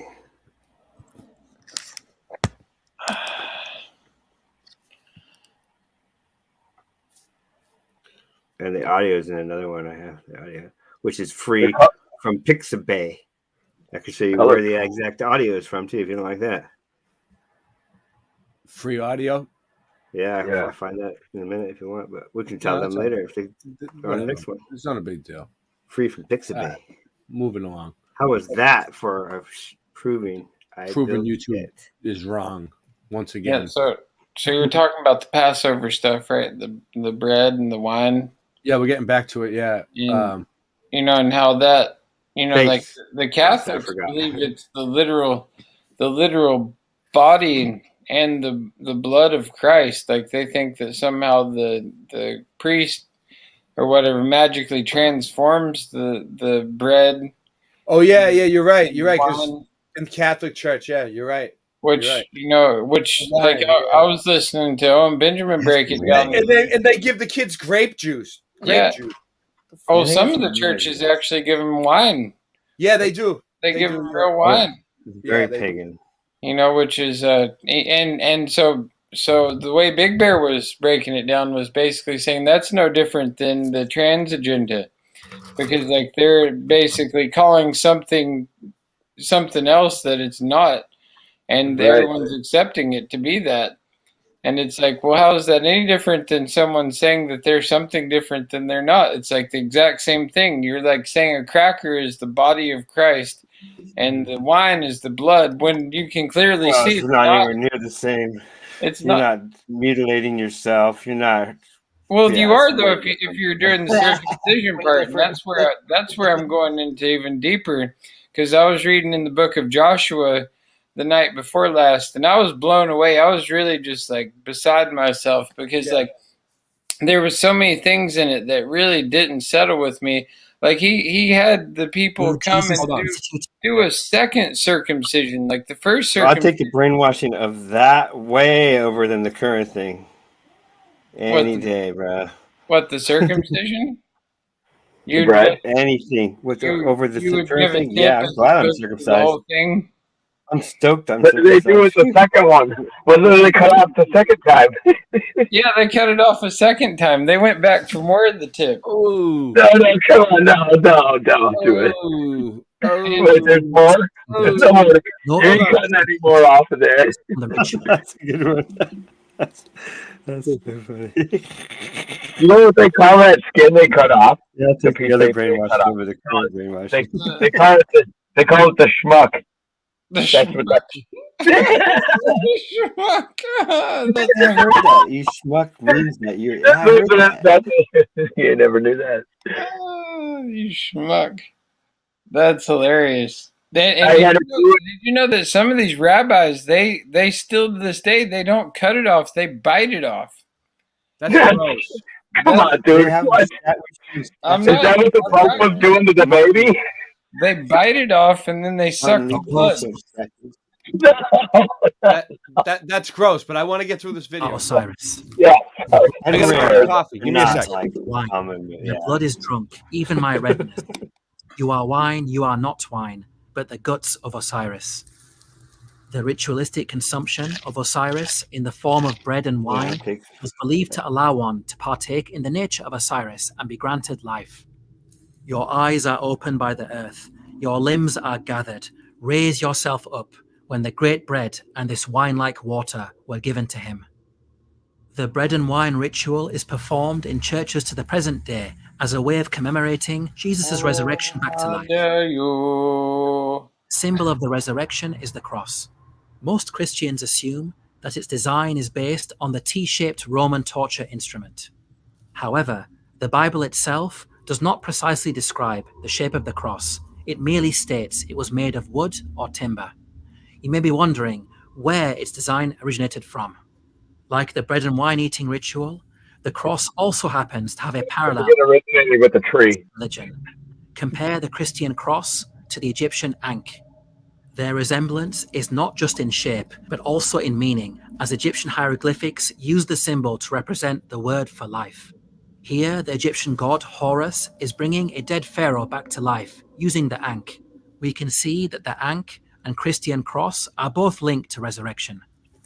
The early Christian historian Socrates Scholasticus recorded a fascinating argument between Christians and Egyptian pagans who both laid claim to the cross. When the temple of Serapis was torn down and laid bare, there were found in it, engraven on stones, certain characters which they call hieroglyphics, having the forms of crosses. Both the Christians and pagans, on seeing them, appropriated and applied them to their respective religions. For the Christians claimed this character as peculiarly theirs, but the pagans alleged that it might appertain to Christ and Serapis in common.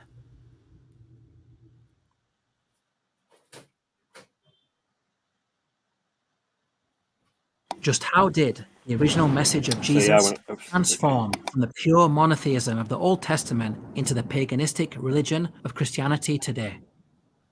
Did early Christians get together and agree upon a secret agenda to corrupt the religion, and the masses just went along with it? There is no need to resort to conspiracy theories to understand what actually happened. When there are multiple ideologies in a geographic area, you often find that there is an exchange of ideas with the dominant ideology. So this is what I decided. This is where we're gonna take this, guys. Okay, just so we don't get off track. Keep me on track because I'm making a cup of coffee. After this video, we're gonna show what the Easter Bunny really means. We're gonna show the whole the symbolism of the egg, the rebirth, the tulip, the flowers, the natural order of things, how they worship paganism, and then we're gonna take it all the way to the orphans and the Cabbage Patch Kids. Okay. Boom. Ideology prevailing in the exchange. What did they say, Jeff? This is known as syncretism. The people who allow changes to creep into a religion are not necessarily doing it with an evil intention. It may come about due to pressure from society or ruling authorities. It may even seem natural to adopt certain beliefs and practices if culturally that is what a people are used to. Historically, this is what happened with Christianity. Jewish people were the initial target audience of the evangelism of Jesus and his disciples. However, they largely rejected Jesus as the Messiah. Jesus only gained a sizable following after he ascended to heaven, when the Apostle Paul started evangelizing to Gentiles, i.e. non-Jews. Paul preached a modified version of the message of Jesus that was stripped of its Jewish elements, such as circumcision and keeping the Sabbath. This watered-down version appealed to Gentiles who started to embrace Paul's teachings in large numbers, culminating in the pagan Roman Empire adopting Christianity as its official state religion several centuries after Jesus. So, we need to understand the mindset of the Gentiles who first received Paul's message in order to understand how paganism crept into Christianity. When Jewish people heard stories about Jesus performing amazing miracles, they would have understood him in the same context as the likes of Moses and the other Israelite prophets, who were all granted signs and wonders by God. However, such stories about Jesus would have been interpreted very differently by pagan Gentiles. This is illustrated in the New Testament book of Acts, which informs us, in Lystra there sat a man who was lame. He had been that way from birth and had never walked. Paul looked directly at him, saw that he had faith to be healed, and called out, "Stand up on your feet." At that, the man jumped up and began to walk. When the crowd saw what Paul had done, they shouted in the Lycaonian language, "The gods have come down to us in human form." We can see that the pagan Gentile peoples to whom Paul was preaching were in the habit of idolizing human beings. And I'm just not a fan of Paul. It's easy to appreciate why Gentiles from a pagan background on hearing stories of miracles of Jesus, they would naturally interpret him in the same light. I get it though. Why people don't like it. The early church emerged in both a Jewish and Gentile world, and so Christians had to reconcile the pure monotheism they had inherited from Judaism, polytheism they had derived from paganism. Gregory of Nyssa is a 4th century bishop who is venerated as a saint in the Roman Catholic and Eastern Orthodox churches. He wrote, "Actually, the truth passes in the mean between these two people." Since Man's been working on a movie called "I'm Not Sure About Paul." It's coming out soon. I remember when I was ventilated. Not I, but before. Destroying each heresy, and yet accepting what is useful to it from each. The Jewish dogma is destroyed by the acceptance of the word and by belief in the spirit, while the polytheistic error of the Greek school is made to vanish by the unity of the nature, abrogating this imagination of plurality.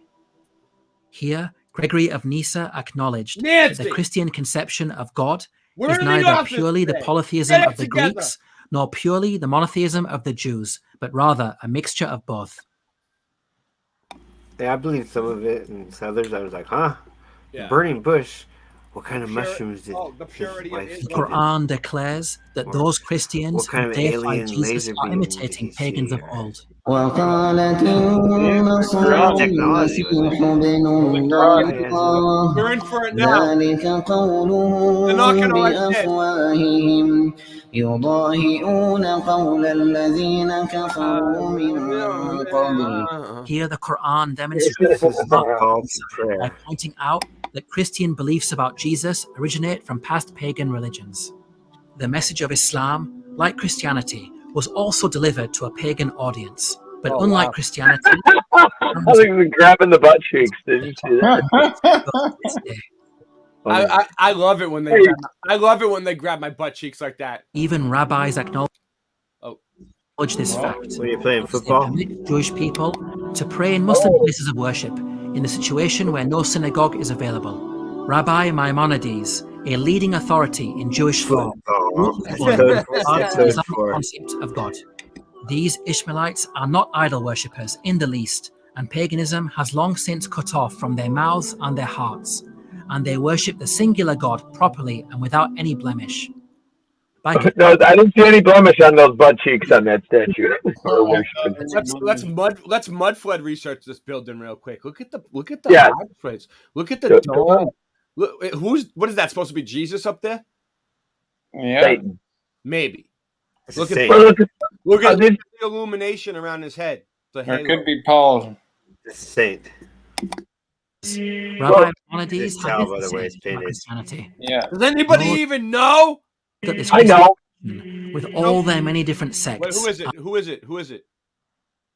It ain't God. It ain't God, because God wouldn't have you worship an image. That saint that they were just talking about before, like it was just, I don't remember his name, but Maybe it was the artist. Look at the chessboard floor they got going on there. Very, very sketchy.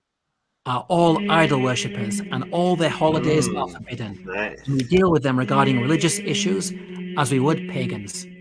The Kaaba is situated The two fingers, we don't like that. It's the holiest site on earth. there's the Kaaba. Today it It's that contains same idols, Satan not song images. with the two fingers That's up. the central processing unit for the whole Arabs, Rochambeau of the inside the Matrix. Kaaba. So central was the Kaaba to idolatry that pagans from all over Arabia would Good make question. pilgrimage there. Daniel Becker said, Jesus was the Son of God, or was he just a historical figure? Did he have kids? Did Jesus have kids? I think there's this whole thing that he could have very well had children, and that he married Mary. But could have, what do you mean he could have? Did he loved her. Like he was. But I'm saying, did they have kids or not? Why are they leaving us with so many more questions than answers? Well, there was Jesus the Lost Years, right? There was 18 Oh years. yeah, the Lost Years. Yeah, we were where he talking was about just not around, and he was out. He could have been out. He could have been like old dirty bastard. He could have had a whole family. Yeah, he could have lived a whole other lifetime in 18. I had 12 kids. I actually know about it. It was a. Wasn't her name? His wife's name was Rebecca, wasn't it? Was it? No, I just made that up. Wait up. Jesus' wife's name was Rebecca? Are you serious? No, I made that up. No, I made that up. Just like I was about to say. Islam managed to completely eliminate all traces of idolatry, taking people away from the worship of carved images to the worship of the one true God. Morgan says, I know it. It was Friday, and they had to get him down before sundown of that day. All right, Morgan. Yeah. That's right. So they killed him on Friday before sundown. I like these mosques. It's right and then across the street at Joe's restaurant. And I have prayed like this where you bow down like that, and it does something to your psychology of its blood audience. flow of your It's head. demonstrated in its use. What's up, Rasta? I'm sorry. What's up? I said when you pray like the Muslims do, when they bow to the east and they bow down like that, it does something to you. You get that stretch and I seen them doing it during Ramadan when I was in jail. And they were it's very it's Good for empowering. the blood flow. It's Yeah, good. the blood flows to your head, and you say these. They exercise a lot. Mary had 7 demons cast out of her. She was a prostitute. The relationship between himself and mankind. He avoids terms like father when referring to himself and sons of God when referring to human beings. Daniel Becker says he was taken down. Jesus eventually died in prison located in the UK. Such language can be easily misunderstood, especially in the minds of those who come from a background of idolatry and are used to interpreting such language literally. The Quran also outlines its doctrines clearly, with God describing his nature in such a way that it is impossible to get it confused with polytheism. قل هو الله أحد الله الصمد لم يلد ولم يولد ولم يكن له كفوا أحد. God revealed the Quran in order to rescue mankind from the polytheism that we are drowning in. The Quran restores the original monotheistic message of Jesus, who is not part of a trinity, but rather a human messenger and the Messiah. إنما المسيح مريم رسول الله وكلمته. Jesus the Messiah? Yes. Yeah, the Quran refers to Christ as the prophet, much like yeah, you go ahead and finish. Go ahead. Finish what you're saying. Yeah, much like Muhammad, peace be upon them both. That's why the what you've been told about Islam and what the reality of Islam is are two different things, and that's one reason why, like, I'm so into it, and I'm like really into observing this holy month of Ramadan, because there's something to it. It's like it's very empowering and such a spiritual thing to like take part in, is the holy month of Ramadan. And like I dated this Muslim woman this last year, and she was really awesome and taught me a lot about Islam. Did they celebrate Easter too, though? Like, did they believe that Jesus rose from the dead? I mean, no, they don't accept a lot of that. All right, this is the one that Rasta Bear found. Crucifixion. What's going on here, Rasta? Do you? In the Philippines, still to this day, they have a crucifixion festival where like they whip people and they nail these people to the cross. They whip them? Yeah, they whip them till like they're completely raw. Like, because they believe, is that like their punishment? Well, no, these people. I'm pretty sure they volunteered. This was the first video. I had a second one that I was gonna send that is even more in depth than this one. Zealots. This is for very Easter. Weird. This is for Jesus taught wherever you're persecuted in one place to flee to the next. So these guys are like doing it to themselves. In the Philippines, this is how they celebrate Easter in the Philippines. Are you serious? Yeah, they love it. Is that are they bleeding from getting whipped? Dripping blood. Yeah, they nail themselves to the cross. Like it's not like what are those things made out of? The I don't know. The whips are probably leather, and the apostles taught about people who mutilate the flesh so that they're imposters. Just to let you know. These people are loving it though. This is like the greatest time of year for them. They look forward to whipping themselves in the middle of the street for Easter and nailing themselves to the cross. They're gonna nail them. Are they gonna nail themselves to the cross? Is that what's about to happen? Yes. Oh my God. Let's see. I don't even want to watch it. Ridiculous. Jesus. I'm not watching. You don't have to watch it if you don't want to. I'm gonna watch it. How do they do it? You can only nail one hand. How do you get the next hand up there? They do it to the next. They like actually do it. I don't know. They actually do it. No way. And then what happens? Do they get medics in afterwards or what? Well, some of them die. They let them hang there. They die. They let them die. Some of them. Whoa! This is come on. It's insane. This is plastic helmet. This is why we do the show so late at night, because this is adult content. Okay, I'm sorry if you're. Look at the guy with the camera. There's nothing I can do about it. It's late night live. Boom, baby. We were live. This is incredible. This is wow. I didn't know the hammer down. They just tie them. I don't think they're actually nailed. Well, no, there's some place where they actually nail them. This might not be it, but they do actually nail them. Look at the nail. Look at the nail in his hand. There is something in his hand. Maybe it's fake. No, he's nailed on there. They probably had to tie him up first before they put the nails in. Yeah. So we'll know if they do it. They break their leg, because that's what they did. They break their leg, right? Whoa. All real crucifixion.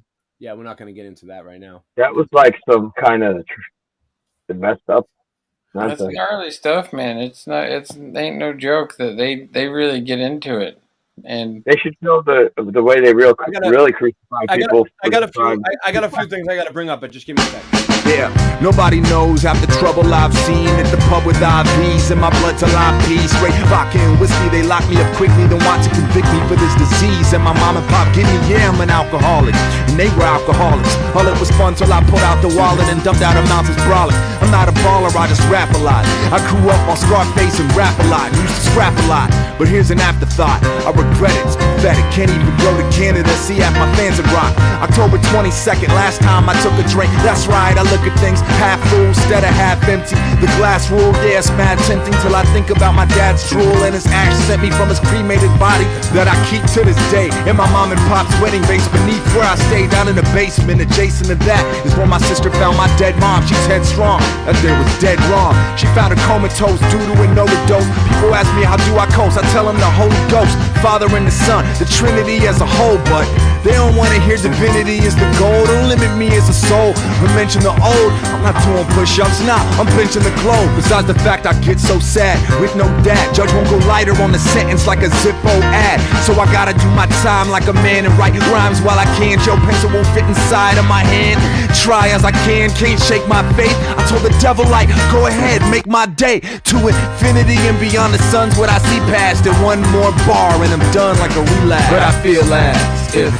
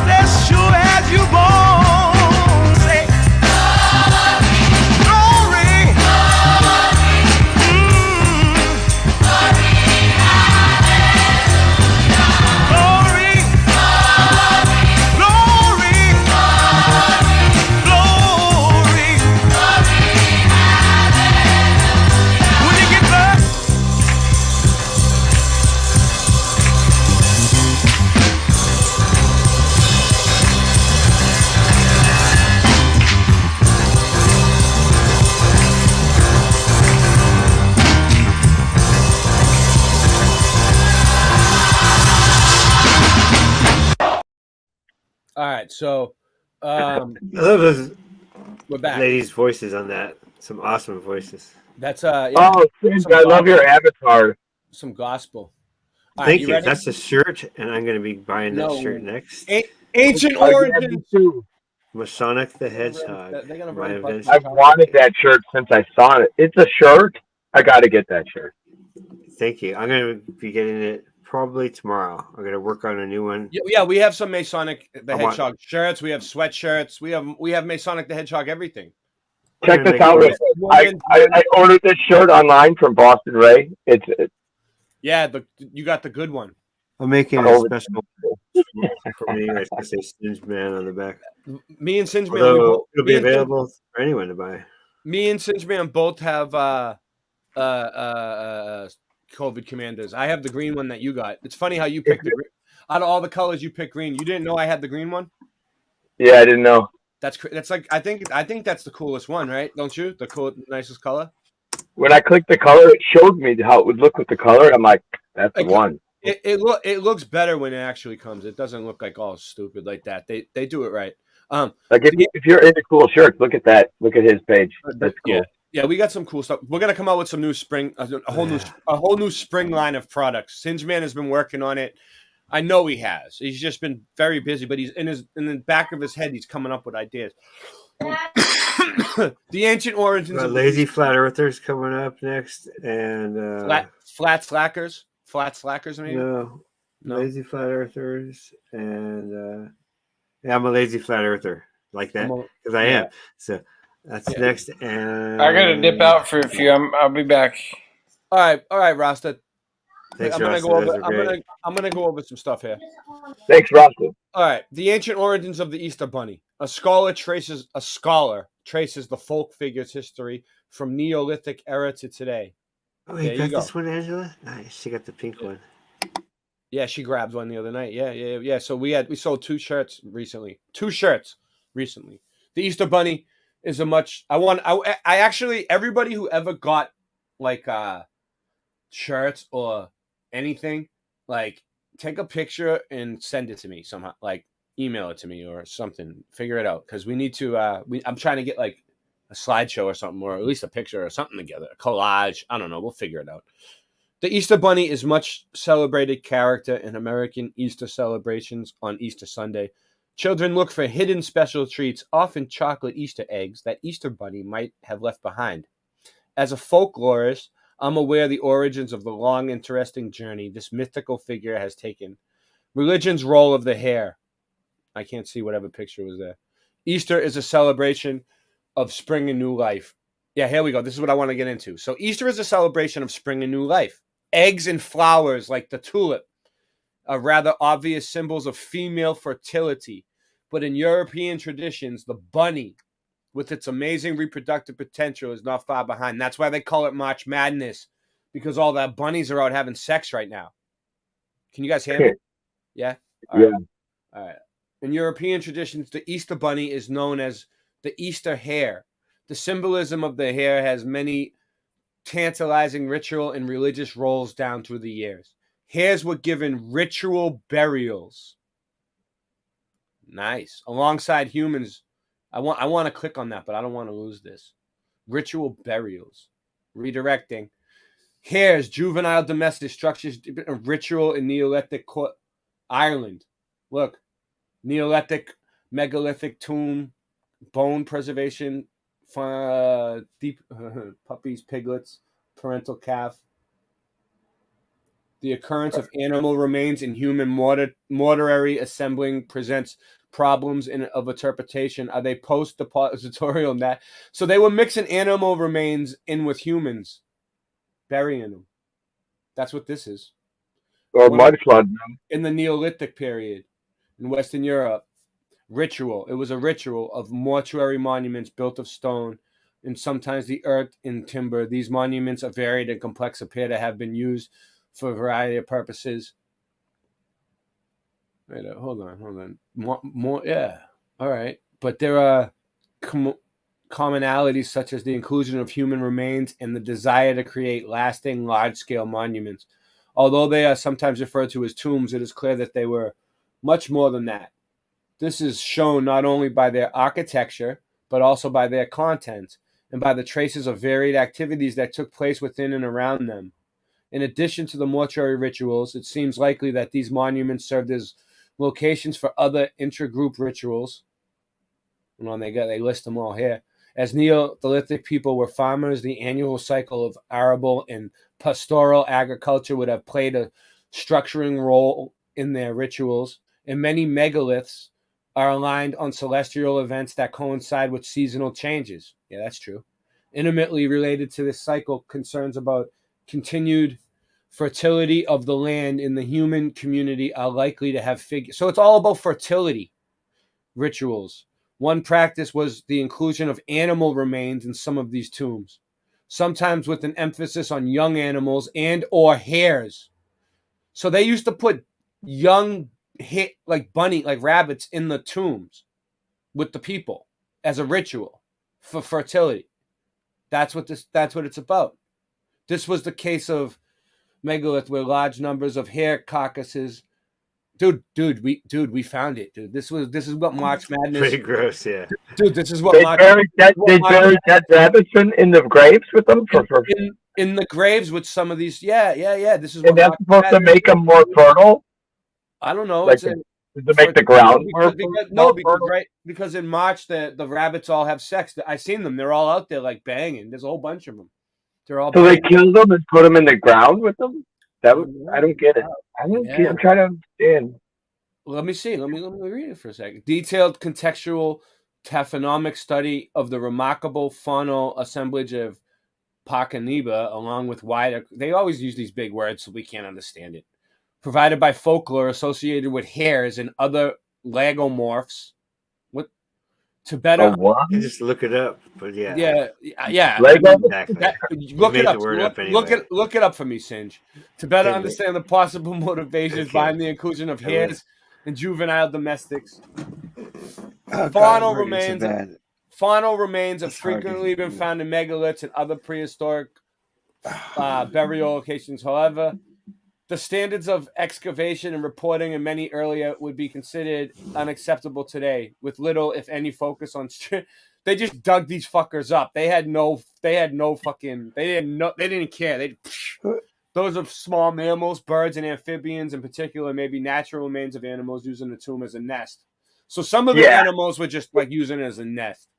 Right. You didn't know that the lagomorphs are members of the taxonomic order of Lagomorphia, of which there are two more families of Leopardani and hares and rabbits, and the Aconotedanda, the Aco. Oh, look at this. You didn't know that? No, I did not know. They just add more big words in. Wow. Yeah. Nevertheless, not all animal bones from. No one's breaking out the firmament. Wow. Nevertheless, we looked up the big word and it gave us more big words. Yeah. Not all animal bones from prehistoric monuments are intrusive. At the Irish Neolithic portal tomb of Pullabone, compared 7 whatever. This is the key part. The majority of the faunal material is contemporary with the human remains, with cattle, sheep, and hare, all yielding Neolithic dates. Interesting. They were dominated by very young animals and hares, so they were like what? They put young sheep, young cattle, and hares in with the bodies. And what is Neolithic? Oh, we know look in the Neolithic passage tomb of Fornoch, suckling pig were present. Suckling pig. That means baby pigs, right? Suckling. Yeah. Look. While the Catholic wedge tomb of cremated lamb bones were recovered. In southern England, partial skeleton bones of young animals have frequently been found in Neolithic. Look up Neolithic for me, someone. Singe. Look it up. I have a million things going on here. All right. This is interesting. Since the early days of archaeological excavations in Ireland, lagomorph remains have been noted from it. So basically, so they've been finding all kinds of animals buried along people. Look, right there. Ireland, huh? That's where it's at. All right? All you Irish people, that's where it's at. Go out there and dig on this. Figure this out. In the other north, a typical court tombs are modified monuments. Look. It's some models of it. The pyramid?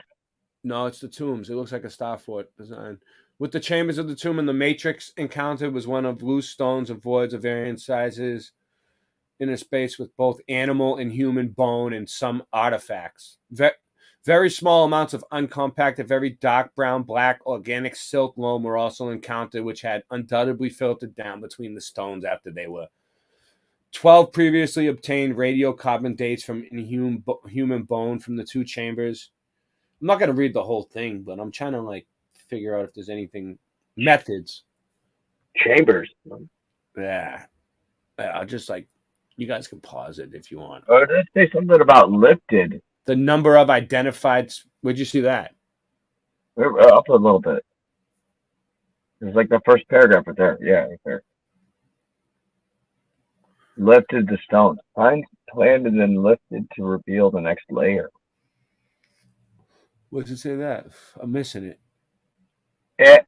4 methods. Just start reading. It'll say, as very little soil was present. Present. Each layer of stones and fines was planted and then lifted to reveal the next layer. So it's like a fucking layer and layer and layer. It's like, yeah. Is that geology? This is them digging up graves and looking for bodies. Grave digging. Aren't they going to find dinosaur bones in there? 6 radiocarbon dates were obtained for the present study. 2 on hair bones and 4 on dog bones.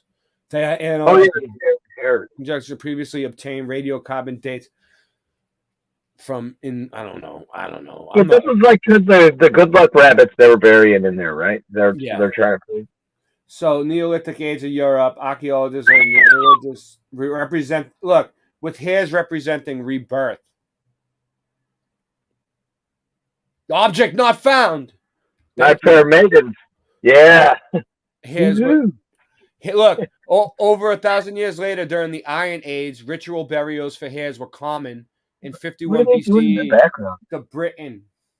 What's the background people doing? This is Smithsonian too. Like, I don't know. Take it with a grain of salt. What is this a picture?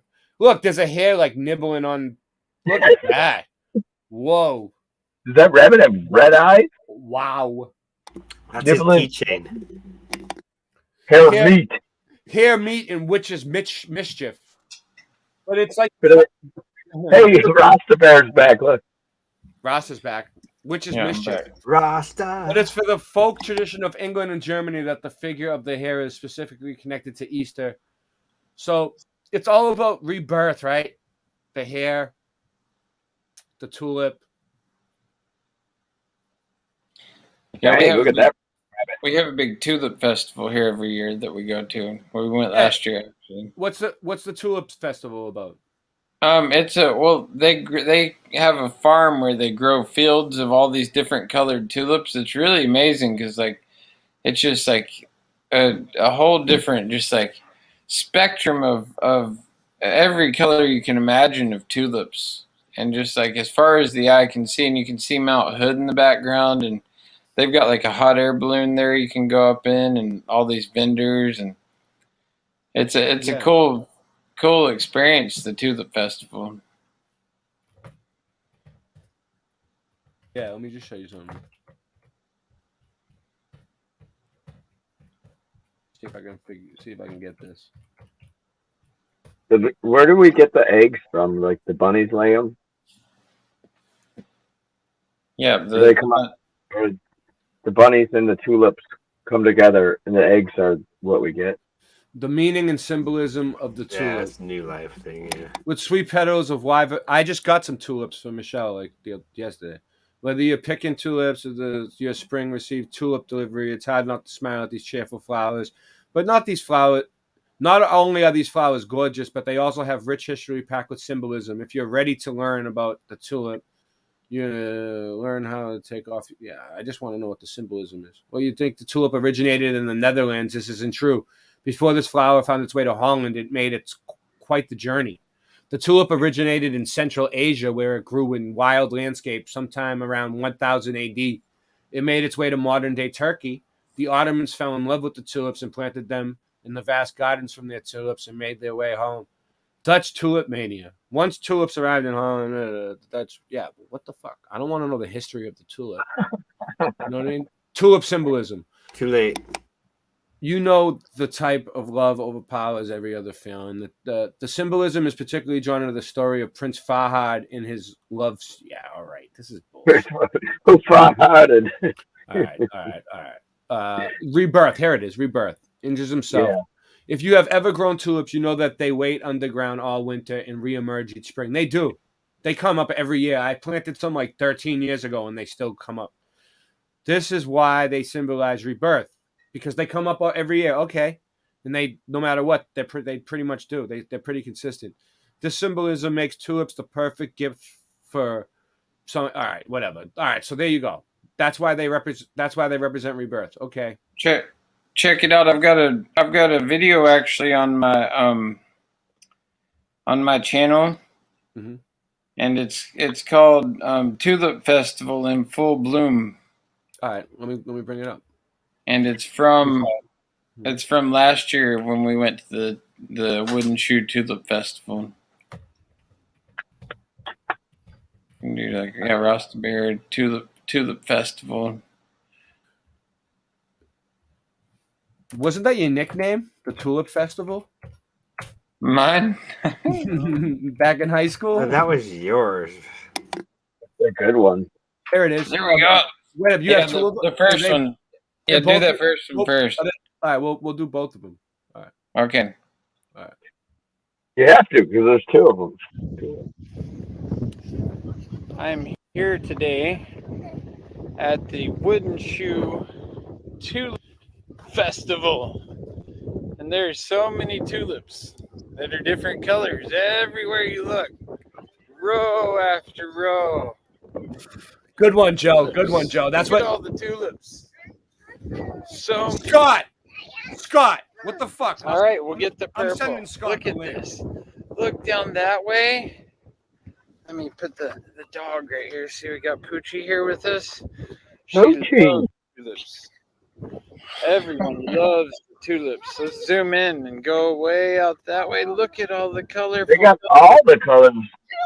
The whole palette of colors. Look at those white ones. As far as the eye can see. Tulips. Great stuff. All right, so there's one video. Oh. Can you smoke too? What? All right.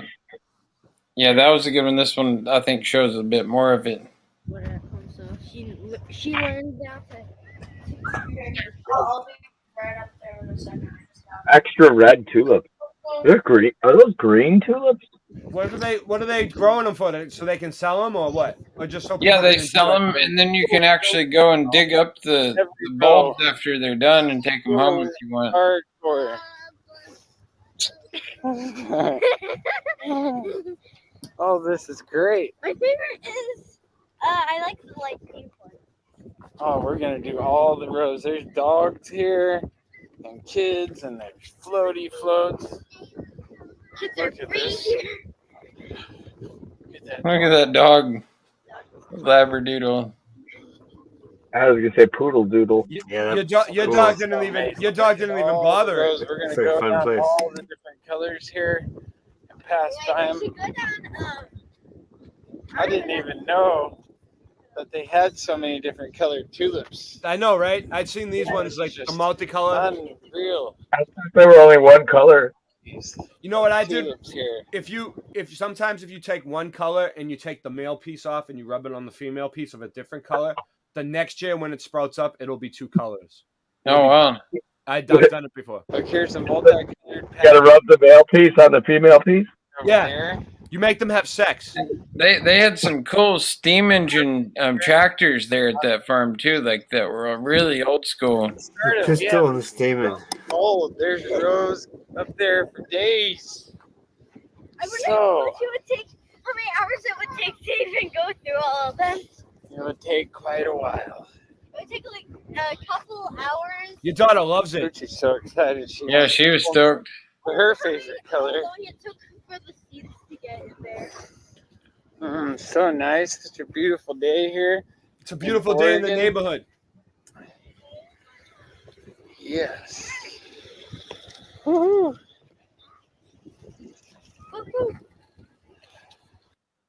All right. So that leads to. All right, these are some those are waterfalls. Right. I just did up. Right, I'm just gonna get right into it. Give me a second.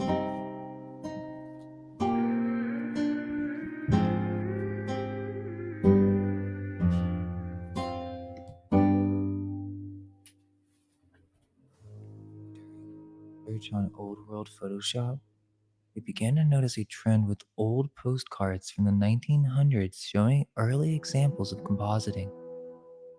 There isn't much information on these. If there's a catalog, it's not easy to come by. But many of these are early examples of photo manipulation. They had surreal, real photo postcards, in which they would attempt to trick people with the illusion of photography. As we continued to look through these old postcards, a very strange and unsettling trend started to become apparent. It began with just simple baby postcards. At first thought, seems like any ordinary postcard. But as with the Same Sky postcard mystery, where the author began to see a trend of a variety of postcards, well, there's a category of postcards that deserves its own name and label, but it doesn't seem very well known, as there are no websites or videos explaining this topic. We shall call it the mystery of the repopulation postcards. Yes. There are other names for this style, such as baby postcards. By the end of this video, you'll be shocked What's at up, how Austin? many of these there are. We're talking in the thousands. We found one reference to what these cards were in a book on Amazon named Babylon, Surreal Babies, in which the author describes these same peculiar 1900s postcards and how they were deeply influential to many famous artists, including Salvador Dali. Yet, the author even admits that little is known of their history. In order to understand why we've labeled them repopulation That one said Mason Day babies. That's babies of Masons in French. postcards, a thorough understanding of resets, parteria, orphan trains, incubators, asylums, and oddfellows will be necessary. These Wow, that means babies and Masons? Seems Right. French again.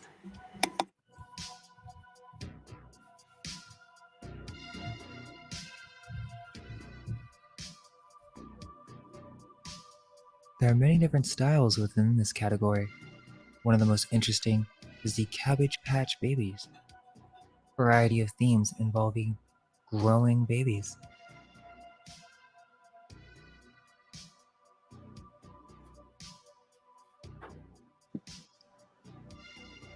There's a Cabbage Patch around here you can hike to. You can hike up to it. Check it out. It's at the top of this Lewis and Clark trail.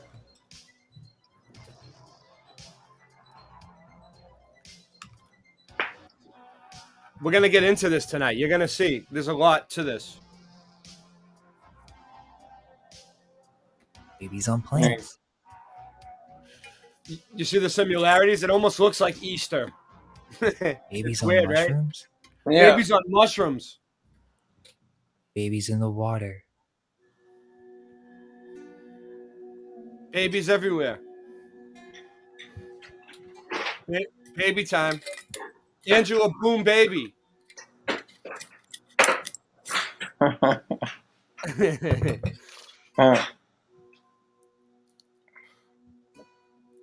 There's just babies everywhere.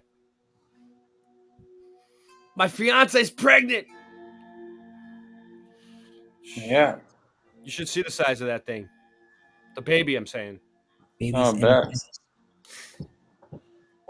It's 2 pounds, they said. Already. Babies in eggs. Daddy, can you get me some? Then Nice. arrive on the train. 2 pounds already.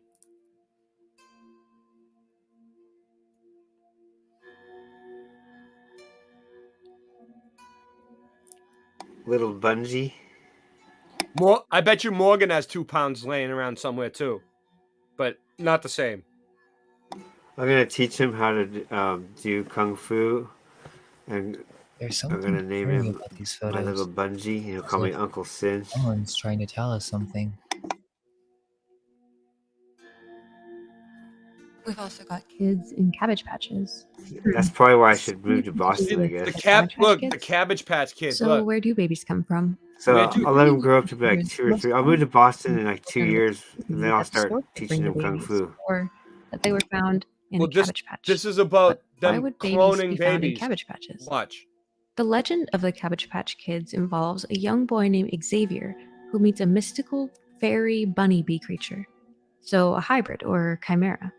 And he follows this bunny bee through a secret tunnel behind a waterfall. I know, On the Angela. other side of this It gets waterfall, better he too. finds Watch. that babies are being produced in a cabbage patch. The stork, known as Colonel Casey, would then come and pick up the babies. He even has his own uniform. So he's a worker, a soldier, as well as the Cabbage Patch Kids' official historian that would then deliver the babies to their new homes. Not only that, but there's an evil witch named Lavender McDay. She and her weasel and jackrabbit henchmen are literally trying to enslave the Cabbage Patch Kids to be miners to dig for gold in the valley. You can get all the exposition for the lore in the story through their 10-song album. It goes over how they were created, to the witch, to even a lament about their enslavement. It's pretty dark. The original concept for the cloth dolls was created by Martha Nelson Thomas, and she called them doll babies. And the story really had nothing to do with cabbages or chimeras or witches. It wasn't until Xavier Roberts, or Xavier, like the little boy in the story, hijacked her design that it became what it is today. So I can't help but wonder if Xavier Roberts just came up with the story all on his own. Like, did it come to him from the collective consciousness? Or does he just have a soft spot for child labor? There's actually a place you can go in White County, Georgia, where they do live births, and you can look it up on YouTube to see what I'm talking about. The bunny bee character also is a hybrid creature of two animals that both symbolize rebirth and resurrection on a mass scale. As we know, rabbits reproduce in droves, and the bee symbolism makes me think of a hive, or a queen or source where all Beehive. the offsprings Hive originate mind. from. It would seem that this is some sort of reference to babies being created in a lab on a mass scale. Yep. Why were there so many orphans? Why? Most common answer will be, the baby boom. No. But this didn't happen until 1946 to Yep. 1964. These postcards are from 1890 to Yes. 1910. And there's really no explanation for the burst of orphans that we see being brought into the United States. Unless there was Or the another amount of baby boom. orphanages and asylums that exist A boom that baby. no longer seem to be necessary. Could the baby boom narrative be a way to sweep this part of history under the rug? The orphanages were all shut down, and after the 60s, people just stopped having babies and getting married after World War II, according to the narrative. Then there were the incubators of the 1900s. Yep. It's difficult to keep premature babies alive with modern technology, yet they were doing this back in 1835 in Europe. They turned this into a sideshow, where at the world fairs they would show off these child hatcheries, these incubators of live children. And for some reason, the royals would come and witness these events. The royals. So there's this genetic manipulation cloning idea, in which these babies are actually being grown in some sort of pods. Perhaps the symbolism of the Cabbage Patch mirrors that process. Just like in the Matrix. In the way that we're connected Yeah, to a just like in stem. the I wonder if they Matrix. actually had blue blood so that they are not. They're not really In human. the They're, fetal abduction they theory, have blue blood. we see a nurse-looking woman with either a fishing hook or a fishing net Well, pulling see, a I- child into the water. I was walking through the mall earlier because my daughter's friend's birthday party was there at like the selfie studio thing, and In either I was scenario, walking through the mall, and I was looking at all the people, and I'm like, I wonder how many of these people like aren't even human. Nice. Which one's a robot? Which one's an alien? Well, whatever, yeah, some of them like they're like reptilians and like all these like I know. different planetary like they're I wonder inter- if I'm one. The people at the mall are pretty weird. You're right. Sometimes I wonder if They I'm are. one. They are. they're weird. They're weird. They're shaped weird, and their faces are weird, and like they act funny. They just love walking around Oh, and looking at weird looking different ones, clothes and trying to match things together and just spend a ton of money on stupid Yeah, shit. yeah, they spend money that I don't have on just stuff and the prices of things in the mall. I know. I used to be able to go to a mall and buy stuff. I can't afford shit at a mall no more. Fuck that. It's like who's gonna shell out? There was this one store, right? It was like the new thing is like to sell stuff from like the 90s and whatever, in like this. It was called like the Cool Loot or something like that. I know what you're talking about. There's stores like that around here too. Like And where it they- was like these young kids who were like, I feel like they were like just like 18 or 19 selling stuff that was from my generation in this store, and it was like really trippy. I mean, they had like hats in there that were like not that nice. The hats for like $70 and $120. It's so and ridiculous. they had like the Space Jam VHS for like $12. It's like, you know what's crazy about that? I used to work at the mall, right? So like they get like these cardigan sweaters, say, that were like $90 a piece, right? At the beginning of the season, right? Right. People would come in and just steal like a whole stack of them. But as long as they sold 1 or 2 sweaters, it would pay for all of them. So they didn't really care. And then like they had like no security, you know what I mean? So that's why the prices are so expensive, because they don't even like. And then by the end of the season, them clothes are like $2-3 a piece. They were like $65 marked down to like $5. You're like, you know, it's because that's what the shit's really worth, because they make them in sweatshops in China. Yeah, we were walking through J.C. Penney's, right, and we go through them, and there's like the cosmetic department, and like the area where all the fragrances are and shit, and like there's this woman that was working in there, and there was this beeping noise that, because like the security things were attached to like so many of the different fragrances. They never take all the security things off, dude. I'm always beeping going through the fucking door. And it was a constant beeping, and so I asked the woman, I'm like, how long does it take you to get used to that beeping noise? Because I'm like, that would drive me freaking insane just listening to it. It's like a fire alarm going off all day. And like she's like, oh, you just zone it out after a while. But she still didn't look too happy about it. Like she probably, you know, I bet she gets asked that same question like 100 times a day. Like how do you get used to that? But I mean, it's the same as wearing a diaper on your face. Like, I don't understand. Like, I'm seriously about to start going hard at these people again. Me too. I've been going out on the streets and filming them and being like, so why are you still wearing that thing on your face? Yeah. Like, what are you boosted? Have you? Yeah, I get it. I want to get through this video incubators though. Hold or on. hatcheries. And it begs the question, how did all these premature babies get here? If women back in, these days were having babies prematurely, why in such large numbers? And the babies all being babies, they'd have to have traveled there somehow within a short period of time. What are the chances that so many premature babies were driven from wherever their mothers were to these incubators all in time? And why do they charge people to view them as if this was some sort of exhibition or sideshow and not a pressing matter of life Look and at them death? all. For centuries, the stork has been thought of as a symbol for new beginnings and family lineage. The idea that this creature represents life-giving events also makes sense because storks are monogamous creatures. I think the stork brought my and they kids mate too. only once every year with their partners that they've chosen beforehand. Choosing mates. Yeah, I think I might have been brought by the stork. Like many other Yeah, birds. definitely. Now we've got kids inside a train. Yes. Orphan train. Naked Why kids. so many orphans? Why? Yeah. Were these Why is there orphans so many taken from their babies on the families? train? Were they trained to instruct a new themselves? generation of genetically created babies?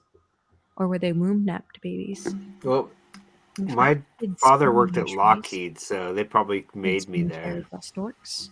That's The Greek goddess that's Hera cool. and her Roman That counterpart explains a Athena lot, Singe. also favor the stork. And I'm sure you guys remember that quirky little teen pregnancy movie. He actually helped build the. And I suspect Space that shuttle. Artemis Oh, yeah, of he Ephesus was a is purchasing an ancient agent. fertility Scott- symbol used Scott by the Storch, elite to Scott signify Storch, their Scott ability Storch. to receive a new population.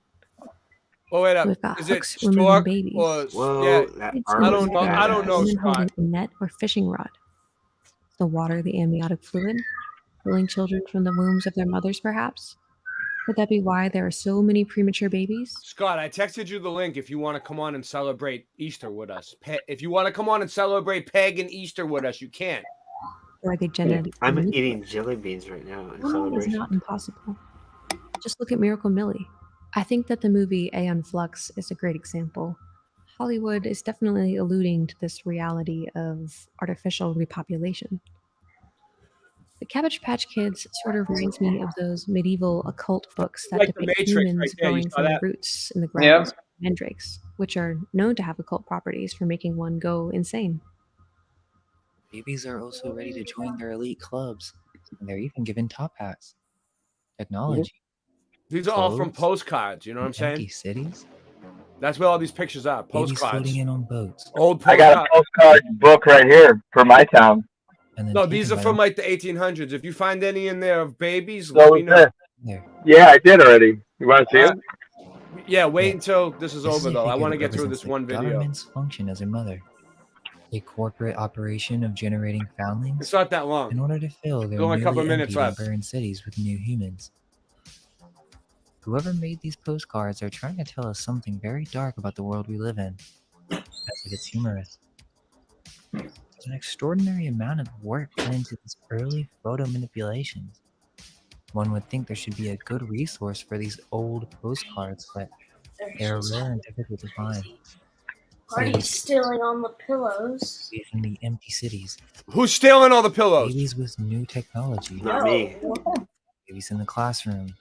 I'm buying all Babies the being pillows. caught in boats. Don't be stealing no pillows, man. And babies being grown in a variety of different situations. I know people should be buying my pillows, not stealing them. Explain it, Rasta. You gotta keep telling people. You gotta remind them. Rasta has his own company now. Go ahead, explain it. Yeah, the Rockstone pillows. I just made a couple. I made a cool crystal print here recently. I made this really cool fish scale pillow. Fish scale, nice. Yeah, nice. it looks like fish scales, and it's that one's stuffed with actually feathers. That's like the Scarface pillow. You should call it the Scarface model. Yeah, Next year, fish scale pillow. next year I'll need a Yeah, man. dragon yin yang pillow. I'm stacking them. I'm hoping we're probably gonna go up to Fish in Seattle this Friday, and I'm gonna try and sling some at Fish. Be up careful. there. Don't get busted selling pillows at Fish. Yeah. Selling fish at fish. Say hi to your eagle friends. They all come from. My sister loves her pillow. Well, they used to send the babies in on these trains, the orphan trains, Maybe unveiled. and the Cabbage Patch Kids. All right.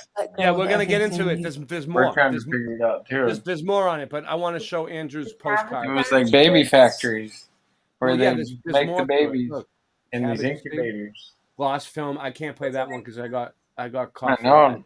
But this one I can play, and there's more. But this is Ancient Cloning Factories. But we'll wait on this one. All right. And put it in a machine or something? Well, I don't know. That other one got whacked. The other one got whacked. But anyway, what Andrew? What do you got for us? You want me to put you full screen? Are you ready? Yeah, I'm ready. All right, he's ready. All right. Oh, this isn't what I wanted to show, but I just noticed it. Look at this, how they wrote savings. Oops, sorry. Here, focus in on the stupid thing. The V is a B. It looks like a B. The savings. Yeah. Savings. All right. All right. Don't Let me show you this here. Oh yeah, don't get off track on us. We don't have a lot of time. Time is precious here. Yeah, we know. Yeah, so like there's this thing here about like a child city they had. What do you got? The Red Brick Schoolhouse. No, what was it called? Give me just 2 seconds because I got it right here. Pretend like you just paid $75 for an hour of recording time at a studio. Yeah. You know Right. what I'm saying? And you know, time is money. People, Yeah, it is. we're losing numbers right now. 2 people just left. 2 people just No left. way. I'm Okay, telling well, this is about. Oh, really? Well, then take me off. Then I was gonna. I mean, I have it here. All right. I mean, all right. look at there's the baby. There's the baby. There's the baby in the can. Baby in the can. I was just busting your chops, dude. I don't care. Yeah, this is the postcard. There's the train. Andrew, There's the train. Andrew, The I train. don't care about the numbers, dude. I'm just busting. Yeah, right. I'm just busting your balls. I'm busting them. Look, so there's your postcard. Talk about postcards, right? See the postcard. There's the kids, and they So bred the kids. What year is that book? What year is that book? This book? Yeah, like what year are those postcards from? What do you think? Oh, they'll say on each one, like some of them are like 1893. That's right. That's in the right timeline. All right, can you get it to focus in a little bit better so we can Look what this is. Yeah. Okay. So let me just see what I can do in here. All right, slow down. All right, what do we got? Bell Brothers. What Looks are they- like they're It looks like selling brothers. they're trying to climb over a wall, dude. They're like, what are they Yeah. doing? Oh, you know, I think they had them, all those kids, for reasons to have an army. Oh, those are kids climbing over the wall? Right. Yeah. Let's see this thing. Wow. Dude, you should take. Okay. Well, hold on a second. You should take pictures of some of these and put them in your community section. The ones with the kids. Yeah. Because There's some crazy stuff here. people are into this this research with these postcards, dude. Yeah. I found something really cool. If you find something really cool, take a picture of it and like crop it out and put it in your somewhere. So you can get it. At some point, Okay, so you can talk about these Masons. See this Masonic symbol right in the middle here? Look at that thing. Hold on. Is that a Baphomet right there? I don't know. What is that? Looks like a skull. I don't know. What does it look like to you? I can't really see it too well. Looks like the upside down star. Yeah, it's like a Satan star with a skull or something. Yeah. Some sort of Looks like sigil. Yeah. I've seen that. I've seen that too. All right. Well, anyway, there was something about the child city because there was. I'm sorry I lost my place, but I had it. It was cool. There's a child city. Well, find your place, and I'm gonna play this next video because I want to keep things moving. And this one's kind of long. All right, this is ancient cloning factories. When you find it, let me know, and I'll pause it. All right.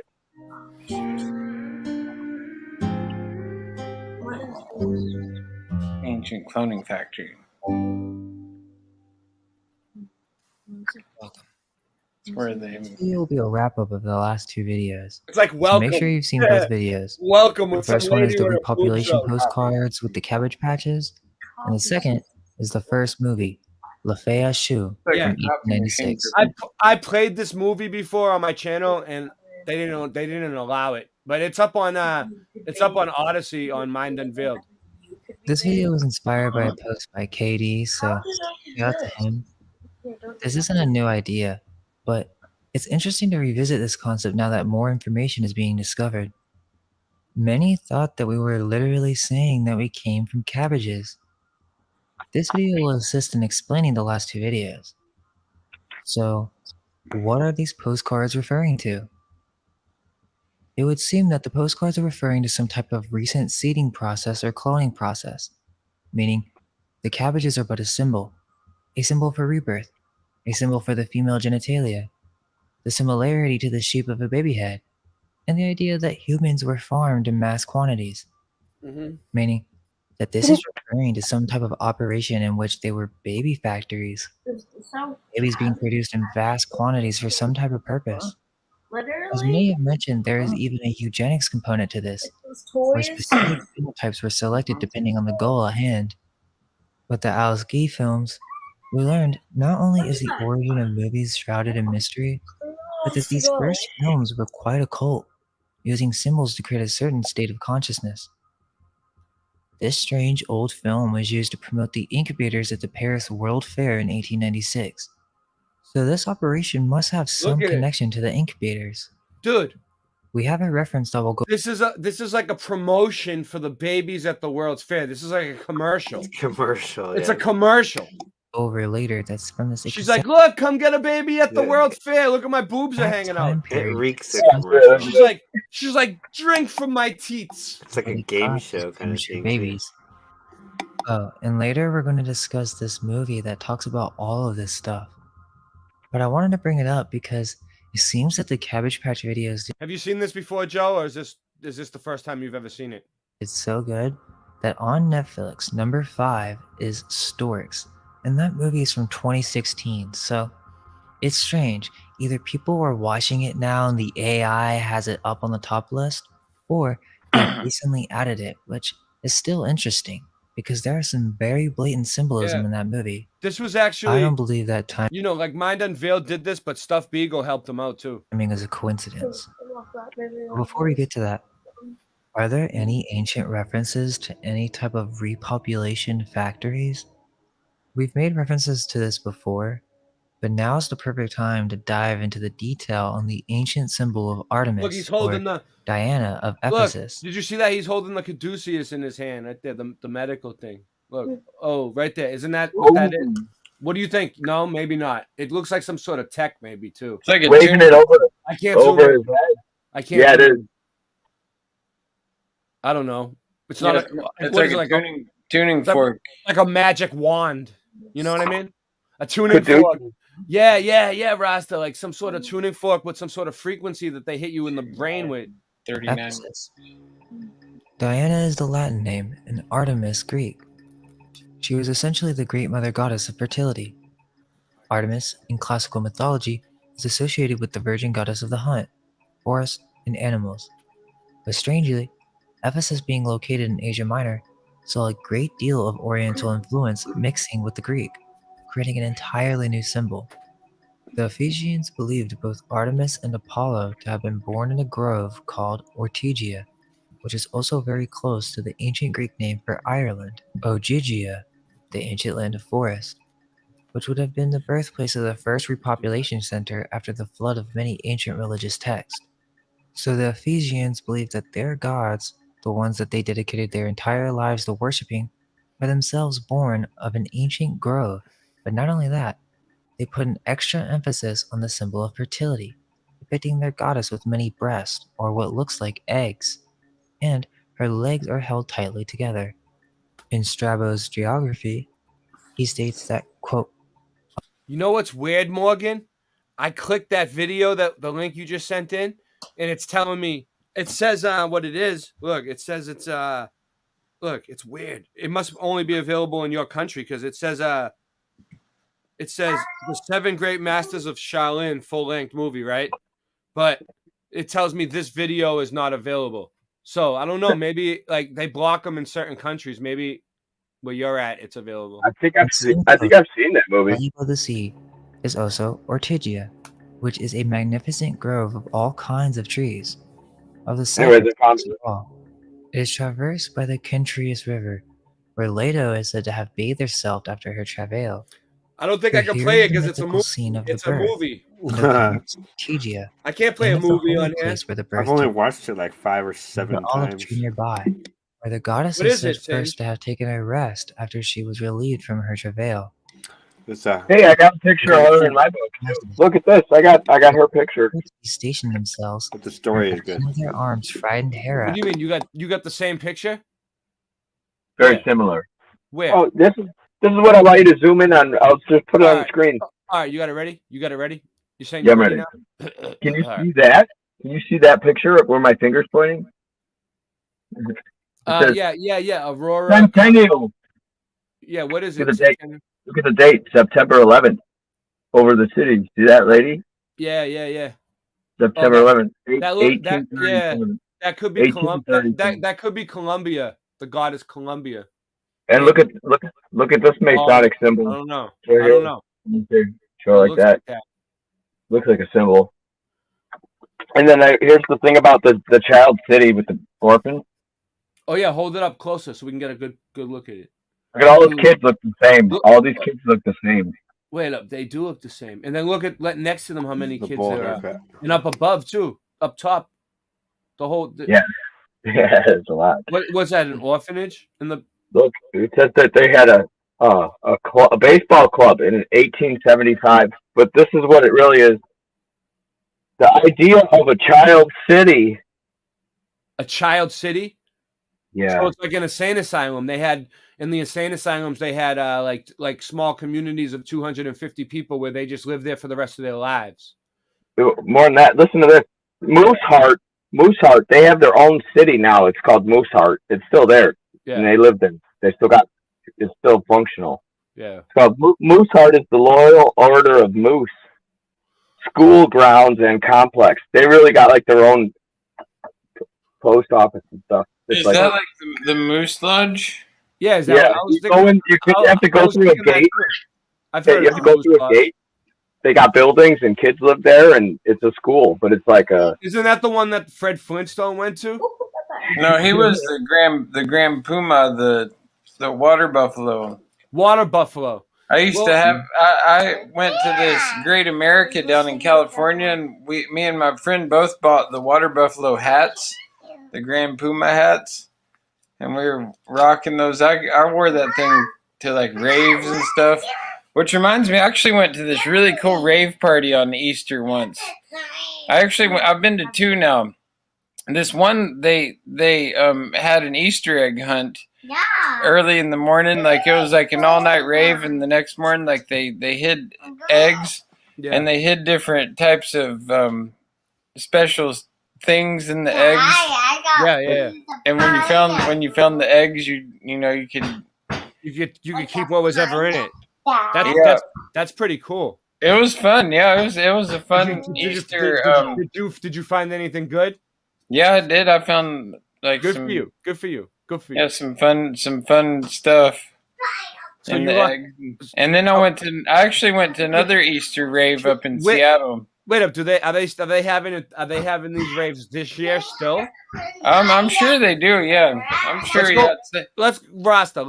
I'll get on a plane right now. Let's find one and let's go. Yeah, it's a way to bring in the Easter holidays. I mean, there's nothing better than some good electronic music and some some psychedelic action for bringing the holiday. Yeah. Oh. All right, let's press play. Out of her wits when she was jealously spying on Leto, and when they helped Leto to conceal from Hera the birth of her children. There are several temples in the place, some ancient and others built in later times, and in the ancient temples are many ancient wooden images. But in those of later times, there are the works of Scopas, for example, Leto holding a scepter and Ortygia standing beside her with a child in each arm. A general festival is held there annually, and by a certain custom they use Svea for honor, particularly in the splendor of their banquets there. At that time also, a special college of the Curites holds symposiums and performs certain mystic sacrifices. End quote. Her temple was in the ancient city of Ephesus, a great port city. This temple was one of the 7 wonders of the world and was described as the largest temple or building of antiquity. This ancient structure served as a place for cult worship, with mystical rituals involving sacrifice to this multi-breasted goddess of divine fertility. Whoa, multi-breasted. This temple was not only a temple with rituals to a multi-breasted goddess of fertility. Look, this thing back here. Is he half man, half antler? Whoa, wow. a religious center, but an economic center. It was an essential... Isn't that the name of one of the spaceships, the Artemis? It was supposedly the largest bank of its time. Temple of Artemis. The temple was rebuilt multiple times throughout history. A variety of different versions were said to have been constructed, as it was destroyed by many different invaders, including Christians who tore it down to remove all pagan remains. These seeding operations were not limited to one location. Did somebody just Yet, pop in, Singe? Many legends refer to this idea of the mother goddess and her children, where many of these histories have been disguised in the form of myth. And see, they just mentioned how like these Churchians, they went in and destroyed the stuff. It's like, could that have been like part of the whole plan? They, are kind of like a demolition crew. Do you remember a single deluge? What are you saying, Rasta? These Churchians, they go in and it's like they destroyed this cloning operation, and they go in and take some of these old mud flood buildings and then they turn them into churches, and they rewrite the history. Yeah. So you're saying like they were like they're like a demo crew. They go in and demolition and rewrite to destroy the to make it so they can't stop growing, to make them stop growing babies. Well, to erase the history of them, so they can educate them. Yeah, so they can spread the gospel. But in order to spread the gospel, they had to delete the history first. Oh, I found a picture of a cathedral here with some tech on the top. And nowadays, I look at it and the tech isn't there, but I have a picture of the tech that's gone. Yep, and that's wait. You have one picture of a cathedral with the tech, and then a picture of it with the tech gone, like a before and after shot. Is that what you're saying? Well, I mean, it was in my video yesterday that we watched. You could see. I'll take a picture tomorrow, I guess. Do that. It's right down. It's right. I can see it from my house. Post it in your community. Welcome, Scott, to the stream here. Happy Easter, Scott? No, wait. If you're Ray, if you're not done yet, just remind me of the Moose Lodge. The Moose Lodge. What about the Moose Lodge? Dude, it's creepy. The Moose Lodge is creepy. Hold on. Look at this creepy thing, and then I'll cut out. No more for me. Can you guys hear me? Yeah. I lost sound. The Moose Lodge. Okay. What were you saying about? What do you know about the Moose Lodge, Scott? There was a Moose Lodge that just burned down in Portland 2 days ago. There's a few of them around here, but I don't know what it. I mean, it's like the Knights of King Arthur or something. Dude, like all these my band used to play there. Listen, talk about the kids and stuff, right? My band used to play there, and then they would do like every hour. They would do this little bell. They would ring a bell and say, "Bring all the little kids to the Moose," and like everybody like bow down to, like they would like look towards the Moose. Yeah, dude, I'm not joking. This is for real. When was they wouldn't bow down? No, listen, they wouldn't. What year was this in?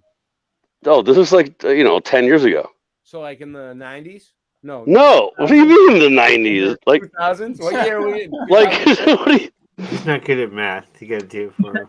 Yeah, it's okay, but I'm just saying it's not that long ago. Where happened? Where they would ring a bell. They would ring a bell, right? Because I would just my band would be playing, right, and in between sets, they were like, "Oh wait, it's the moose time," and there was like a big moose on the wall, and then they would all go, "Bring all the little children to like bring all the little children here." They did a chant. It was like a chant, dude.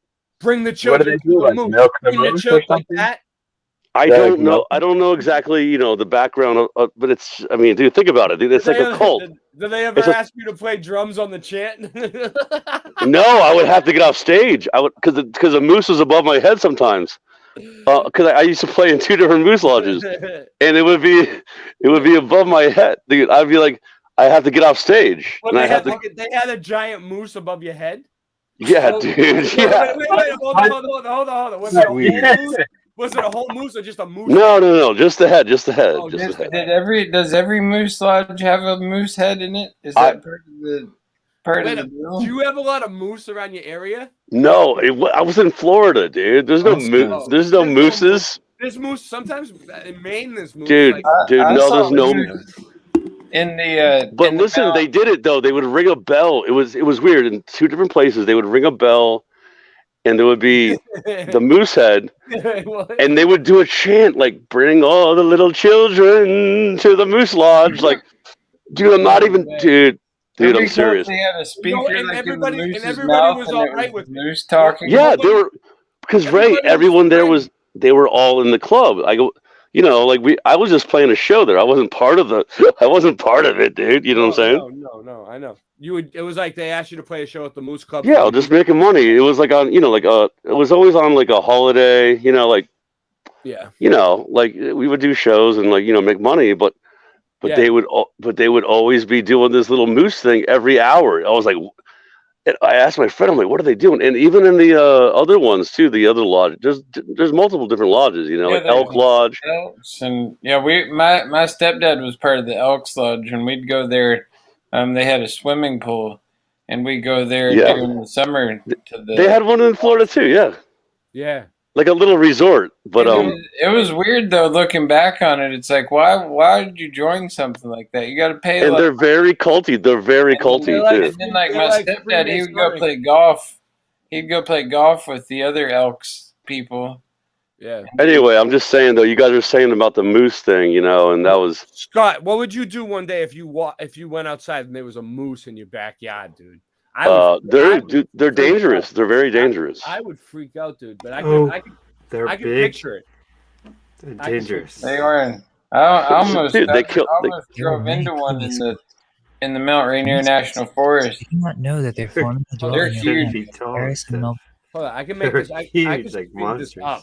Are you almost done with this, guys? Talking this whole Cabbage Patch Kids? Is this still Cabbage Patch Kids? Yeah, I mean, after this, I'm probably gonna end the stream because I'm doing we're gonna go over because this goes deep, Scott. This goes deep. But why? It all goes deep. Yeah, I'm just saying though. It's very interesting though. Yeah, I can speed it up. But happy Easter to you and Ashley. All right, happy Easter. Oh, by the way, Ashley did not like your thumbnail. The thumbnail, she's like, "What is going on with this thumbnail?" I was like, maybe he's saying how people think that the Easter Bunny is Jesus. It's kind of blasphemy. No, I picked it. No. Did I take this? No, I said not you. It's because Easter is really pagan, and the Easter bunny. I know. And I just went through the whole. I know. That's what I'm saying. But she didn't know that, and I was explaining to her. We do this every year. Like I've been talking about this for like 7 years now. Well, last year, me and Singeman did. Singeman and MK Ultra did Easter egg buildings, and it's where is MK Ultra, by the way, lately? I'll have to call him and check in on him. I think Yeah, dude, for real. For real. I've been thinking about little baby MK. Last time I talked to him, he said he's been working. Okay, well, you got a job. yeah, I got a job. And that you and your whole city are But descended you know from a what, small Scott? city. Scott, yesterday I tried to record that song all fucking day, right? I believe you, and you know what we need? We need to raise money. Like, just tell me what you need. I can give you something. I'm just gonna. I put my wish list up on. Yeah, I saw. I mean, I didn't watch the whole wish list, but it's just a little thing. It's just like 3 pieces of equipment. But the thing is, I'm gonna get Audacity. I'm gonna get rid of the Reaper. Yeah. And I'm gonna get Audacity, and I'm gonna see if it'll work with Audacity. I might just have to download the driving software, Scott. I've been talking to a few different people. I don't know. I need to figure it out though. Whatever the problem is, I'm working on it though. I want to let you know, like it's gonna be fixed soon. Well, yeah, and tonight's like hopefully the last night where it's actually freezing out here too. Yeah. So I can get in the studio and do some stuff. I just can't believe. But I do want to say one thing. I want to say one thing about Bob Nodell. It might be the computer. Yeah, 1 minute about Bob, but yeah, it might be the computer, Scott. Like it seems like there's a lag. Like you know what I'm saying? Like I'm not sure. Well, that's because it was going through your speakers, bro. Like you need to get it direct. It needs to be all direct. Yeah, you get what I'm saying. It won't come through the audio. I know it needs to be all direct, and you had that audio box problem. Only the bass comes through the audio box. That's it. All right. But I do want to say prayers out to Cammy and Zach and his son Jaron, Bob Nodell. Like and the thing is, I realized I knew he was sick for a while. I didn't know. Yeah, and I knew he was, and I knew he was probably playing that thing where like I would do this, dude. You guys wouldn't know I was sick. I wouldn't tell you. Me too. I mean, I would. I wouldn't tell you guys, but I mean, I would tell I would tell you, Scott. No, I know. I'm just saying though. I'm just saying nobody wants. I'm the most anti-hospital person or anti-doctor. I'm so anti-doctor, it's insane. Me too. But Don't climb on me. But if I was like about to die, I might say, well, bring in a doctor. But I wouldn't go to a hospital though. I'm scared to go to any of that shit. But still, though, prayers out for real, though, for real. Prayers out to the family and Zach. Zach is a good dude, and Cammy is awesome. Yeah. And Jaron, their son, is awesome. Yeah, and they're all awesome people. Wait, Jaron is and Jaron is a different. It's his son, Jaron, not Jaron. No. And Bob was an amazing individual and a real pioneer for the whole movement. And like the whole movement wouldn't be near as far ahead as it is without him, and him being a founding member of the Globebusters, and he's a big part of why Flattober. Who is that? Wait, what does that sound? What was that sound? You talking? Is that? It's your kid. It's your kid. Okay, sorry. Wild beast. Yeah. I was just like, what? It's still pretty early where Rasta is. It's like I know. His girls are kind of they get a little voicey. Yeah. I'm about to go put them to bed. I'm gonna say peace out here anyway. I gotta get some rest because I get up every morning at 6 right now during the holy month of Ramadan, so I can get a little bit of fluids. Do you do the chanting too? I don't know. I do like some chanting. I like to do the how dare yous. The first thing in the morning. How dare you? Is that what they were saying? They were probably saying that when I was in jail. All right, let's do this. And other than that, let's get a moment of silence for Bob Nodell. Let's do this. Yeah. Let's see if we can pull it. It's actually for his family. Everybody. Yeah. Everybody. Yes. Oh, this is a good song. Is this Heart by? I don't know what this is. I just found it. Yeah, this is good. It's made by them.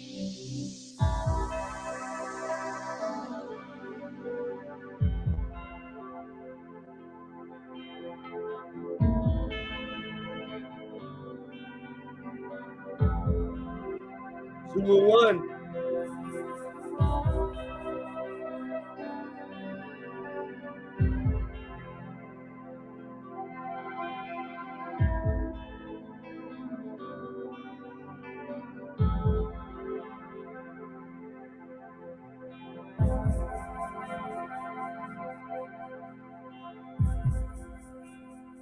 It's ODD.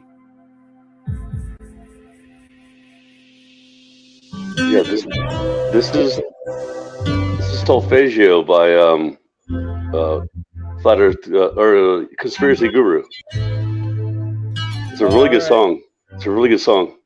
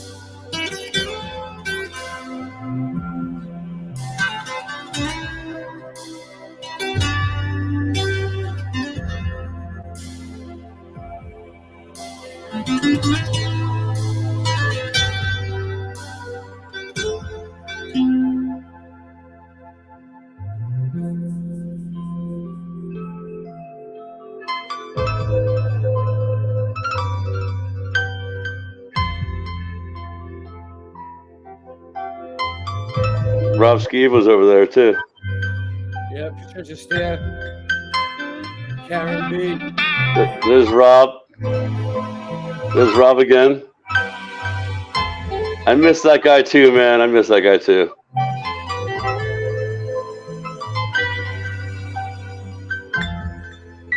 I never knew him. Cammy. Really?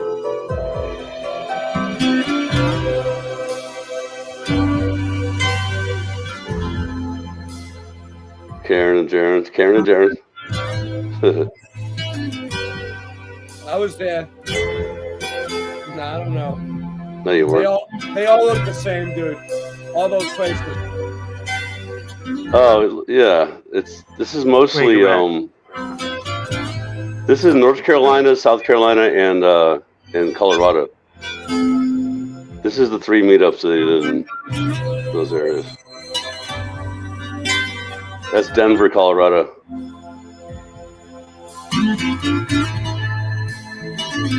Really, Guru came to America? Yeah, he did one time. He went to Denver. Nice. Yeah, it's pretty. They want him to come back too.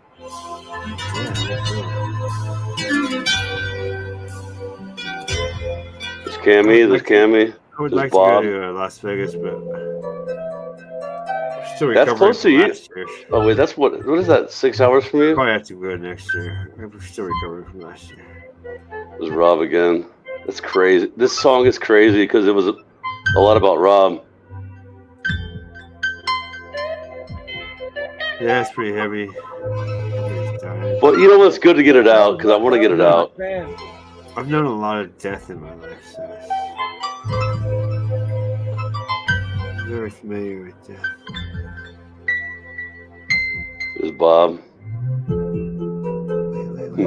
He was tall. He was almost as tall as me. He was almost as tall as me. He was like 6'2", 6'3".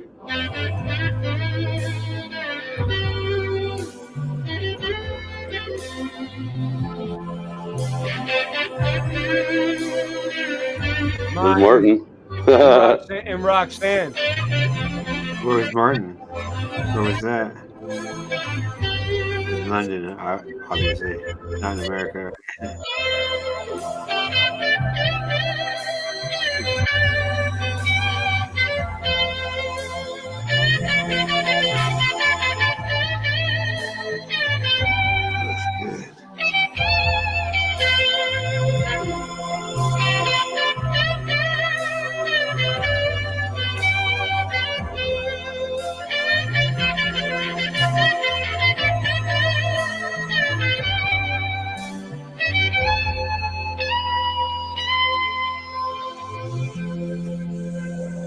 so sad today. It sucks. Too much death in my life. Okay, here we go. Delete. I'm gonna outlive everybody. That's so I have to get used to it. 'Cause I'm gonna see a lot more. I'm gonna live a long time. They're not gonna let me out of here. I eat too what? I eat too well. We're too healthy. I've already been through every situation that should have killed me. So.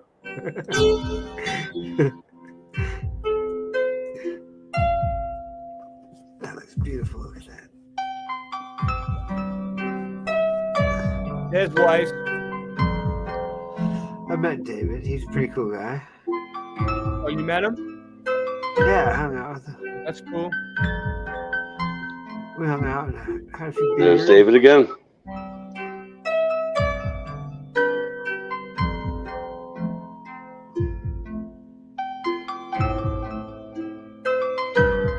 That's a lot of people He's very, there. I mean, he's not just pretty cool. He's very cool. These people I met are exactly like they appear Yeah. online. Me too. David is exactly like you see online. Everybody that I met. Everybody's the same. And then there was one that I played. Did you great. see the one that Holistic Media made, Scott? No, I didn't see that yet. I haven't watched it. I'll play that one too. It's good. You know, because she's gonna make the video for us. So Scott, what do you want to do, dude? Like, are you gonna play the drums for that or what? The birthday one? Because she's ready to go. I talked to her about it. Oh yeah. I don't want You to mean- send her I don't want to send her the copy without the drums if we're gonna put the drums on it. No, I'm gonna do that too. You know, it's funny. I heard. You should do that next, dude. I heard Patience. I heard Patience today, and I was thinking about it. I was thinking about it, and I was like, I know that whole song by heart anyway, so I don't have to. Me too. That one's not going to be. I don't have to. You know what I'm saying? That one's not going to So be hard to accomplish, but I just need to get my lag to go away. But in the Hey, meantime, Scott. you should finish the drums for the flat birthday song, because then we can have Holistic make the video and we can upload it, and then it'll be a new yeah, song. because Captain Nappin told me to do it, and I haven't had time. I mean, I had a couple minutes. Well, you Oh, gotta is this? you got to do what the captain says. Scott, the year that album came out, All right, so this is everybody What? played it everywhere. Which album? Guns N' Roses. Oh, that album. Oh, Which- Use Your Illusion. Appetite for Destruction or Use Your Illusion? No, it was. Wait, was it? Oh, it was. Appetite was for it- Destruction. Welcome to the Jungle. But I think it might have been Appetite. I don't. I forget. That summer, it was here. It was heard everywhere, Spaghetti all the time. Incident. And Come within on, don't- months, don't everyone was question me playing on about Guns N' guitar. Roses. Also, But see, the thing is, though, there's no drums on the song. Only on Rest in Peace, Chris Cornell's song. within months, dude.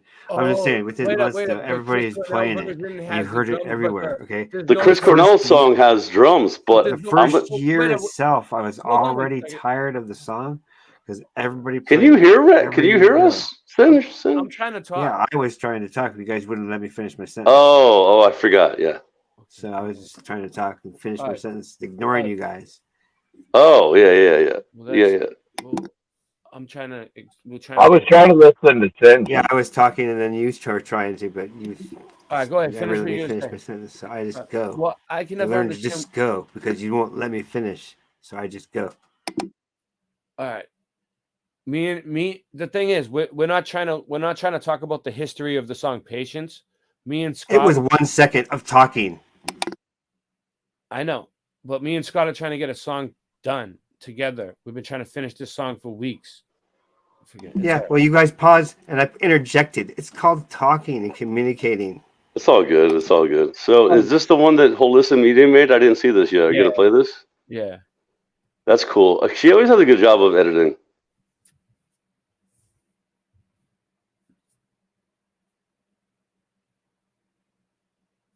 No sound. Hey Oh, no, all right. friends, it's with heavy heart bringing you news. I can hear it. Heard, but the legend Trinity 4.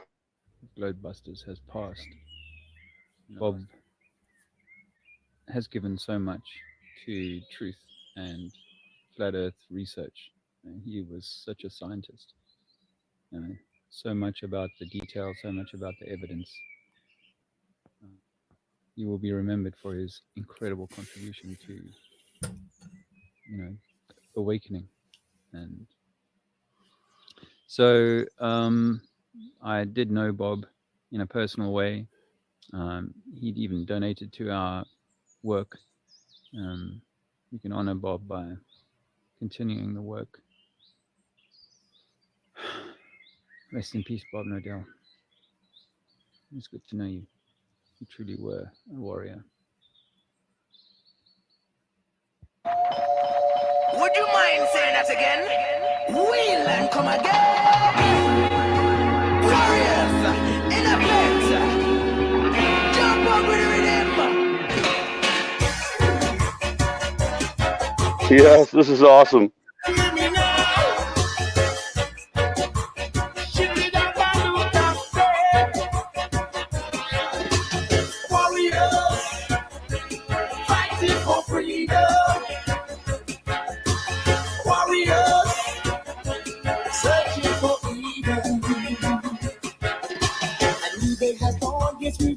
So long for someone to answer that prayer. Now is the time to reward disappointment. Be like the author is here. Yeah, the battle is won, but the war carries on. Cause ignorance stands in our way. All the suffering and tears over so many years cannot be erased in a day. Eru. Our warriors fighting for freedom. Warriors searching for Eden. Warriors,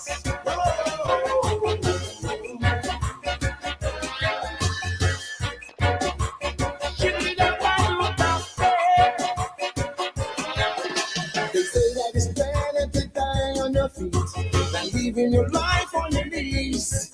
Our Father is God's spirit, stand up as one. And united we want to stay free. Uncertainty lies on the African skies.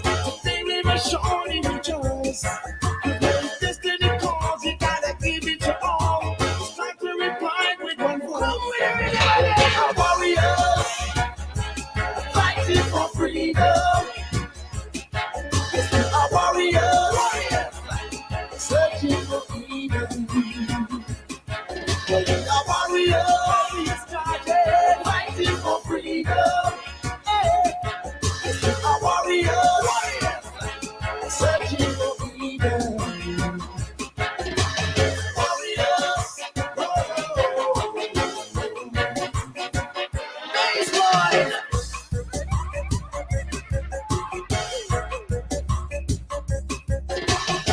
Now is the time for warrior God. We have become together, but just out to tell you. Freedom for all, make everyone and for all. What to be a body of love to bring this freedom for all. Nice. And support to sit back, but to stand up before. And united we standing, but divided we fall. Warriors. So it says Flatman X made it. Oh, 5 Man X made it? Some of it. Maybe Oh, they yeah, made some of it. Maybe they made it together. Yeah, that's cool. Fighting for freedom. Warriors. Look, that was the Schumann residence. When Yep. you see, I've been trying to tell you about that. you told me. that's- Daryl told me too. But Cammy talked about this for years.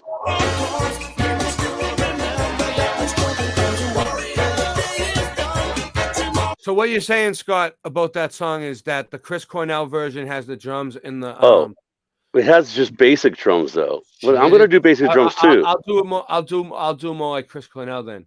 Shed a tear 'cause I'm missing you. Oh, you mean like the way he did?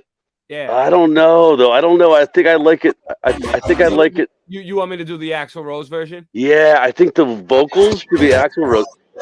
So we can, you know, what we can do. We can. We should talk about it. We should do it both ways. If Earth is fair, then can you reproduce, NASA? That's actually funny because Chris Cornell does it like very dramatic. Yeah, he's very dramatic. Yeah, I know but, the deal.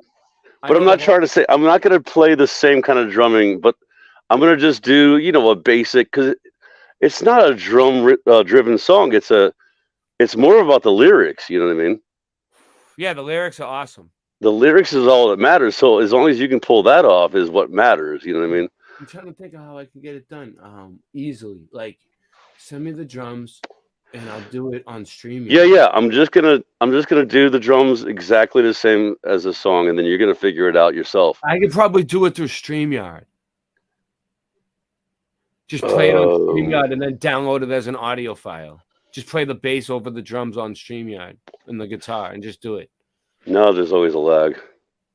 Just play it on your phone in your headphones. Not for me, but it won't sound. No, he's got a problem going on. You need to get the things you need. That's what you need. I know. I need to get the fucking things I need. You're right, Scott. But anyway, the thing is, though, it's crazy that I talked to Bob like a couple months ago about my friend. My friend and him were having like a little like spout, like a little like argument, and I was just like, "Can't we all just get along?" I just wanted them to get along, And now he's gone. It's like, and I haven't even talked to my other friend that was having a little battle with him. Sinchman, did you ever meet Bob when you went to Flattoberfest or whatever? Was he there? No, he was not feeling well. He didn't go. Yeah, Bob had been feeling well for a long time, for a while. You knew he was sick too, Sinch? I didn't know. That sucks. Yeah, he's been sick for a while. He did Glowbusters episodes still, though. He still made it seem like he came in once in a while. Yeah, he gave you wrench. I haven't. Yeah, he would come in once in a while. He would pop in. He would only do like little small appearances without the camera.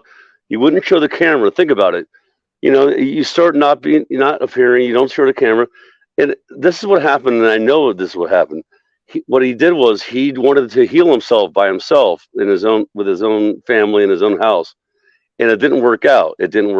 And honestly, I would probably do the same thing right now. Me too.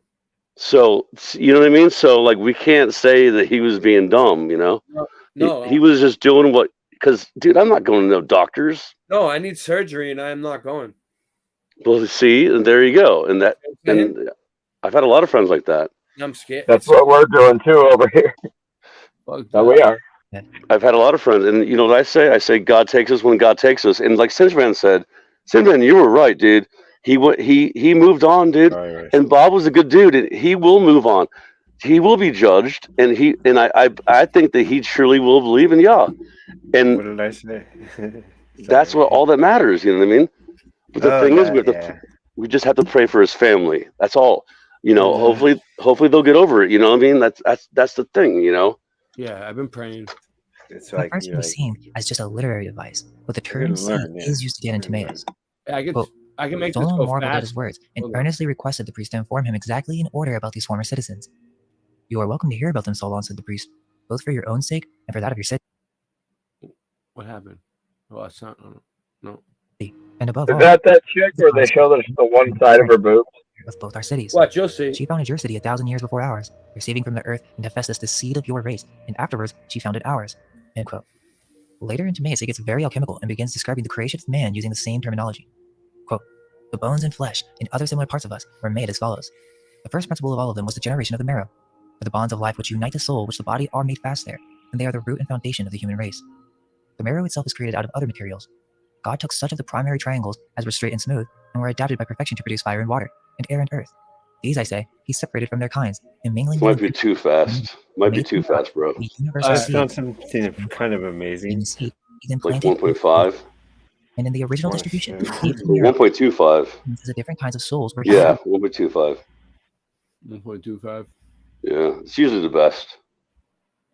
We're just trying to get through it. It's long, but nice. It gets good.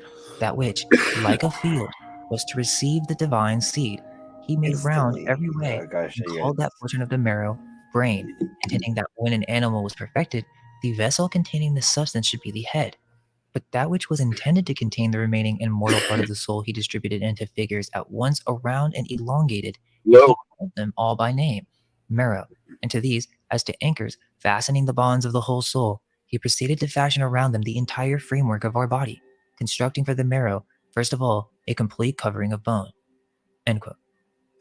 Timaeus continues to describe in detail how the gods created us and uses a garden as a reference, which is very strange. At first you think he's just talking about God and the soul, and then he says, quote, "But our creators, considering whether they should make a longer-lived race, which was worse, or a shorter-lived race, which was better, came to the conclusion that everyone ought to prefer a shorter span of life, which was better, to a longer one, which was worse. Whoa. And therefore they covered the head with thin bone, but not with flesh and sinews." Everybody should want a lower life, like not as long. You heard that shit? I want a I'm couple gonna. more hundred years. We I need at started least to 100. disagree with that statement. And thus the head was Yeah. added, I need having more wisdom more. and sensation Well, than the rest of the giant. body, but also being in every man far weaker. For these reasons and after this manner, God placed the sinews at the extremity of the head, and a circle around the neck, and glued them together by the principle of likeness, and fastened the extremities of the jawbones to them below the face. And the other sinews he dispersed throughout the body, fastening limb to limb. The framers of us framed the mouth, as now arranged, having teeth and tongue and lips, with a view to the necessary and the good, contriving the way in for necessary purposes, the way out for the best purposes, for that is necessary which enters in and gives food to the body. But the river of speech, which flows out of man and ministers to the intelligence, is the fairest and noblest of all streams. Still, the head could neither be left a bare frame of Singeman, what do the Buddhists know about the river of speech or whatever they just said? I've never heard of it before. I don't know that much about Buddhist, but I don't know. I'm just it's just a random question. bones on account of the extremes of heat and cold in the different seasons, nor yet be allowed to be wholly covered, and become so dull and senseless by reason of the overgrowth of flesh. The fleshy nature was not therefore wholly dried up, but a large sort of peel was parted off and remained over, which is now called the skin. This met and grew by the help of the cerebral moisture, and became the circular envelopment of the head. For our creators well knew that women and other animals would someday be framed out of men, and they further knew that many animals would require the use of nails for many purposes, wherefore they fashioned in men at their first creation the rudiments of nails.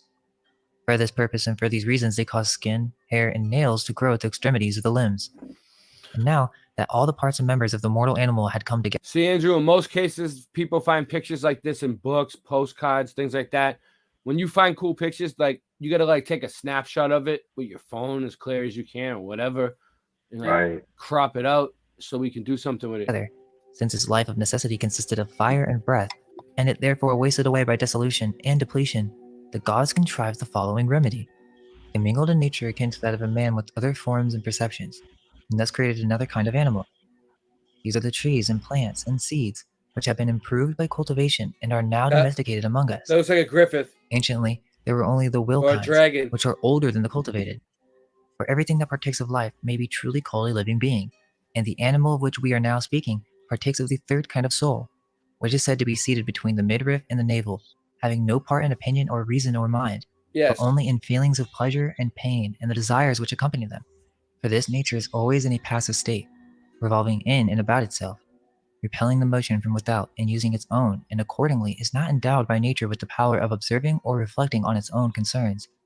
Wherefore, it lives, does not differ from a living being, but it is fixed and rooted in the same spot, having no power of self-motion. Now after the superior powers had created all these natures to be food for us who are of the inferior nature, they cut various channels through the body as through a garden, that it may be watered as from a running stream. End quote. There's more to cover on that, but to keep things moving, he's basically describing how our creators took one of our original forms and transformed it to be more of a material nature, attached to the primal senses. No power of self. Dude, wait up, hold on. He's not explaining the picture. Oh, I got it. Look, that's a giant with the caduceus or some crazy one of those staffs, right? Right? With some, look, with a lion, a giant lion, and is that a brick building? That they're cooking some babies in? And then look behind it, there's a little small ass little buildings too. So these are, that is a giant, dude. That's not just perspective, like in the background. I don't know. What do you, Singeman, what do you think? Giant?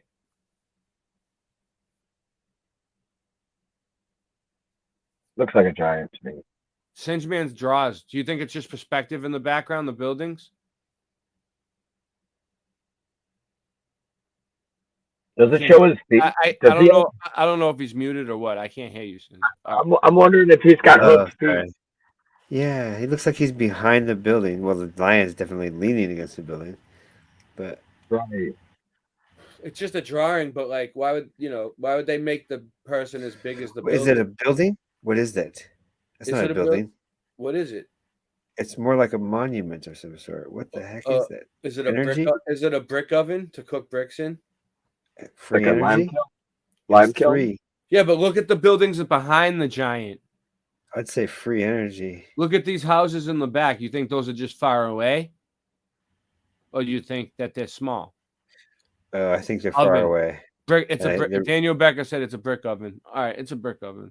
Is that lion like a cover up or something? Though they always Wow. use the lion, the Griffith. It's a symbol from In Tartaria. that case, I Self to think the he's bones. just representing. Like, here's all the stuff the bricks built behind them. You know what I mean? But it's more than just some Oh, that's spiritual weird. metaphysical explanation of how bodies are formed. But it seems to be some type of manual, as there are decisions that need to be made. The creators had to choose how long these beings would live. I and it might seems see them again though if it's a originally they day to had know right now. In the end, he explains that the seed is a womb. Also, it is clear he's making a distinction between God, who created the soul, and the gods, who had manipulated the physical bodies. Okay, this one is the last paragraph to go through, and it's important because it's the ending to Timaeus. Quote, thus our original design of discoursing about the universe down to the creation of man is nearly complete. A brief mention may be made of the generation of other animals, so far as the subject admits of brevity. In this manner, our argument will best attain a due proportion. On the subject of animals, then the following remarks may be offered. Of the men who came into the world, those who were cowards or led unrighteous lives may with reason be supposed to have What is changed into that? the nature of women in the second generation. That's weird. Okay, wait, hold up. What is he talking about? Well, we will come back to this. He's speaking of a great race of humans that were once androgynous. This is an ancient esoteric secret that is referenced by many Greek philosophers several times. So he is saying that these original humans turned into women due to their natures, meaning these androgynous beings did not reproduce, and it also seems that they did not eat or drink at all, the original gods. And he continues, quote, and this was the reason why at the time the gods created us in the desire of sexual intercourse, contriving in man one animated substance and in the woman another, which they formed respectively in the following manner. Wow. So there you go. These gods, which remember, it's not the same as God. There you go. Gods give us sexual intercourse by design to make us more like animals. Quote, the outlet for Wow. drink by which liquids pass through the lung under the kidneys and into the bladder, which receives them by the pressure of the air amidst them, was so fashioned by them as to penetrate also into the body of the marrow, which passes from the head along the neck and through the back, and which in the preceding discourse we have named That's the seed. crazy, huh? And the seed having life and becoming endowed with respiration, produces in that part in which it respires a lively desire of emission, and thus creates in us the love of procreation. Wherefore, also in men the organ of generation becoming rebellious and masterful, like an No, animal. No. They're basically saying that the gods designed us to have babies like that and showing it. The stinger seeks to gain Look at access, what he's and the same is the case with the so-called womb or matrix of women. The animal within them is desirous of procreating Make us children more and animal-like. remaining unfruitful long beyond its proper time, gets discontented and angry, and Whoa. wandering in every direction through the body, closes up the passages of the breath, and by obstructing respiration, drives them to extremity, causing all varieties of diseases, until at length the desire and love of the man and the woman, bringing them together as it were plucking the fruit from a tree, so in the womb, as in a field, animals unseen by reason of their smallness and without form. These again are separated and matured within. They are then finally brought out into the light, and thus the generation of animals is completed. Labyrinth. Thus were created women and female sex in general. End quote. Now, Plato is very secretive throughout this entire Whoa. book, and it would seem that the knowledge of the science and art of cloning hybrid creation would be a heavily guarded esoteric secret. This also is connected to the mysterious nature of the alchemist, which will have to be its own video, but this is connected to the creation of an artificial man. These were the greatest mysteries of the ancient world, and every occult author is elusive on the subject, hence the need for the philosopher's stone to decode the message. Although, it is also portrayed as an unknown mythical substance of turning base metals to gold. However, the symbols go deeper than just that. That will have to be for the next video. This video is about to go over some crazy stuff, but we just needed to start with Timaeus first. So who were these androgynous beings? How do men turn into women? Well, some of the Greek gods that they're referencing are actual beings that once existed, and they were androgynous in nature. They were extremely advanced beyond our comprehension because their souls were more seated in the head, as described by Plato. It was by design that it had moved into the breast like other animals. Plato, towards the end of Timaeus, is actually referencing his Symposium, which again is another symbol, but in this, he reveals the secret of our past natures. Now this connects because the temple of Artemis, Artemis herself, is referred to as the multi-breasted goddess, Artemis being the wild woman of Greek mythology. Well, this Artemis symbol is another reference to the Amazons, or the race of humans that were only female and had become fully independent with no need for men. The Amazons were also referenced as the one-breasted women. This is very interesting as we discuss the distortion of the original Artemis symbol. Well, get this. The original temple of Artemis at Ephesus in mainstream history is said to have been built by the Amazons who brought their statues. Quote, "Then they, the Amazons, turned to Ionia and Aeolia and made provinces of them after their surrender. Here they ruled for some time and even founded cities and camps bearing their name. At Ephesus, also they built a very costly and beautiful temple for Diana because of her delight in archery and the chase, arts to which they were themselves devoted." End quote. Quote, "Ephesus was thought to have been founded by the Amazons and their statues, chosen from a competition among the most celebrated artists of the day, were dedicated at the completion of the Temple of Artemis around 440-430 BC. Roman copies of these lost bronze originals each show the figure of the same size and dress, with the right arm raised over her head, sometimes leaning on a spear." End quote. The symbol of the Amazon women, which is also a fertility symbol, which is also a repopulation symbol. It's everywhere in our modern culture, manifesting in a variety of forms. Here, you can clearly see that this depiction of Diana of Ephesus is not only an advanced Amazon woman, but she has a crown just like the Statue of Liberty. She is also holding a scepter, which is not just some type of symbolic reference, but an actual device that these beings once possessed. Yeah. Think about it. Do you know when the Statue of Liberty was brought to America? Now, I think there's a cover-up to the story as well, as some of the early photos do seem to be photo manipulated. They say it was built in France, disassembled, and then they brought it to America to be reassembled. But the photos in France could certainly be fakes, knowing what we know now about old photo manipulation techniques. Regardless of that, the official reconstruction date takes place in America between 1885 and 1886, which is the exact year that the incubators opened in France. Why was there this random allegiance between France and the United States? They're probably tired. Oh, just to support liberty? While they were making these postcards at the same time too. Who does that? Just sends over a massive statue like that for free? Well, maybe there's more to this story, and this is the exact period and location that a wave of immigrants made its way through Ellis Island. Here we go. This was an entry point, and the Statue of Liberty is on a star fort, which in many star forts around the United States, as with Fort Sumter, they would import in mainstream history mass amounts of slaves to these forts. So this was not just for liberty, as the Statue of Liberty is Diana. She is Wonder Woman, mixed with the symbolism of Prometheus, as the flame represents the birth and creation of a new order. Let's remember who designed the statue and during what time period. They would have known that this is an ancient fertility symbol, and they've placed it right in our faces. Scholars say the Statue of Liberty is based off of Libertas, which is true, but both Athena and Artemis are used in very similar ways, and both have cult followings. Libertas, which is based on the goddess of Athena, Minerva, also an androgynous goddess. Quote, "The helmet is a symbol of the goddess as Athena Minerva, but as Liberty, or Libertas, as the Romans called her symbol is a distinctive red stocking cap, the pileus, or Phrygian cap, said to be worn in ancient Rome by slaves who had won their freedom. In the Revolutionary era, rebels in America and France wore this liberty cap as a symbol of freedom from enslaving authority, and often raised it on a pole or pike as their standard." End quote. In short, many of our city seals have this symbol. Remember the owl from Promised Neverland? The orphans who were being farmed? These anime writers know a lot more than what they let on. The secret history of the Statue of Liberty is that it was designed by French Freemasons. Watch the waste management video if you want to know what they were up to with Sod or Sade and all that stuff. But yeah, these Freemasons got caught up being so blatant with their symbolism that there's this French book on this entire subject of their rituals, and so they essentially hid the symbol of Artemis within the Statue of Liberty. Either way you have it, the symbol has dark origins. Quote, "The Statue of Liberty represents the ancient Babylonian goddess of love and fertility, Ishtar. Ishtar is known as the mother of harlots because prostitution was part of her religious practices. She was worshipped as Astarte in the Middle East. Scriptures call her Ashtoreth, and she was known in Latin as Libertas, liberty. Libertas was referred to by Cicero, a Roman historian, as the mother of harlots. Liberty in ancient times was associated with sexual freedom and temple prostitution. Historian R.A. Combs writes, harlots were social outcasts, so she was referred to as the mother of exiles.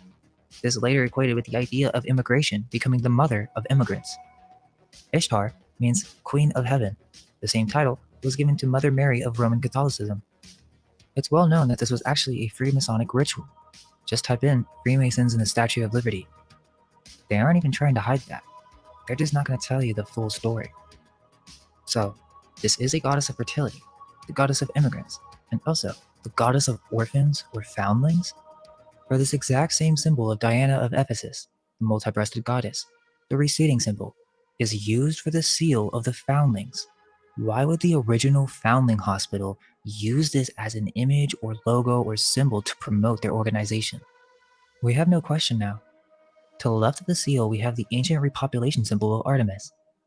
Then to the right, we have the distortion or the illusion of liberty, which is the harlot in disguise. The baby is the creation born under Ishtar. And why is there a text reading help underneath?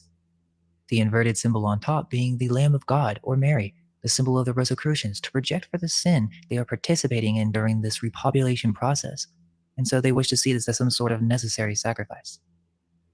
This foundling operation is directly connected to the incubators. In the Canada Lancet, there's a report in 1883, 3 years before the incubators, that describes and details where they got all these premature babies, from the foundling hospitals. And it also uses some very interesting wording. Quote, baby incubators. See that singe they There got were it from the giants in the earth in Foundling those days, Hospital. and there shall be giants in the earth in these days. To be seen not in sideshows merely, but on every hand, that is. If a report which comes from France be true, and it is well vouched for, and if giant babies are the making of giants and giantesses, all will admit the importance of a good send-off. It is just as essential in raising men and women as it is in raising any kind of stock. Blood and scientific management are no less potent in one case than the other. Indeed, it would be a great blessing to mankind were some of the ideas acted upon by the raisers of good stock imported into the more important business of raising a superior race of men and women. The working out of the law of the What's up, survival of the Machiavelli? fittest would receive fresh impulse. Much sickness, pain, and sorrow would be averted, and the sum total of man's happiness would be immeasurably increased. But no such luck is in store for the human race. The weak and the sickly, no less than the strong and healthy, will continue to produce after their kind. Man's twofold nature is an insuperable barrier to the enactment of civil laws, restricting to any considerable extent the natural law of reproduction. Economic and social considerations will always outweigh considerations having regard to the welfare of the prospective offspring. All that science or government can do in the matter is to educate the masses into a more perfect knowledge of physical laws. But to return to the subject, Dr. Tarnier, a French physician attached to a foundling hospital, reports surprising results from certain recent experiments. This gentleman is said to have been greeted by the large number of children under his care who perished within the first 6 months of their life. While in this mood, a new idea occurred to him.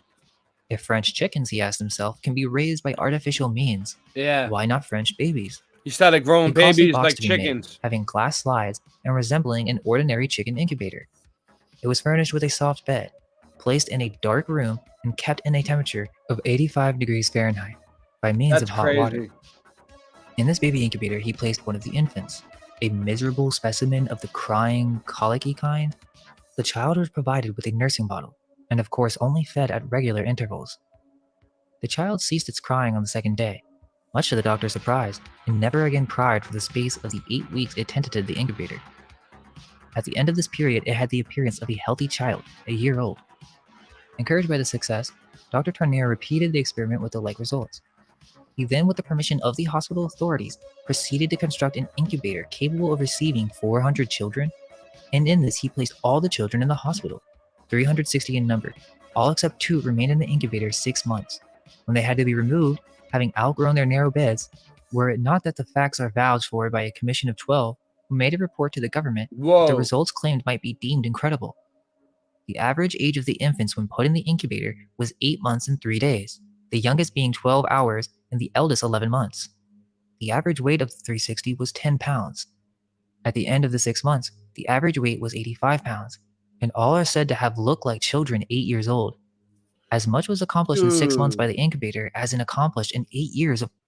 Dude, you hear that? Since 6 months in the incubator, the kids look like they were 8 years old. That's like weird. That's awesome. Bones were that long? You still there, Andy? Yeah.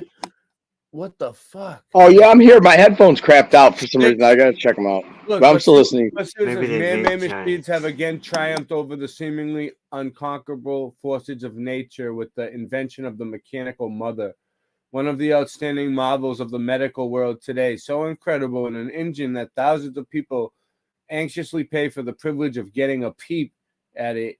The baby incubator perfected by Dr. Martin A. Cooney. In this age, when the trend has been pronounced in the direction of machinery, it is perhaps not astounding to remark that the robot mother is here at last. So they already had robot moms even back then. Unbelievable as it may sound, Dr. Cooney's incubator machine actually serves as a substitute for a mother in this crucial stages of a baby's life. That's crazy. Ordinary life. The infants were not only large, but also strong and healthy, and most of them walked within a week of leaving their nest. The results were astonishing and exceeded Dr. Tarnier's most sanguine expectations.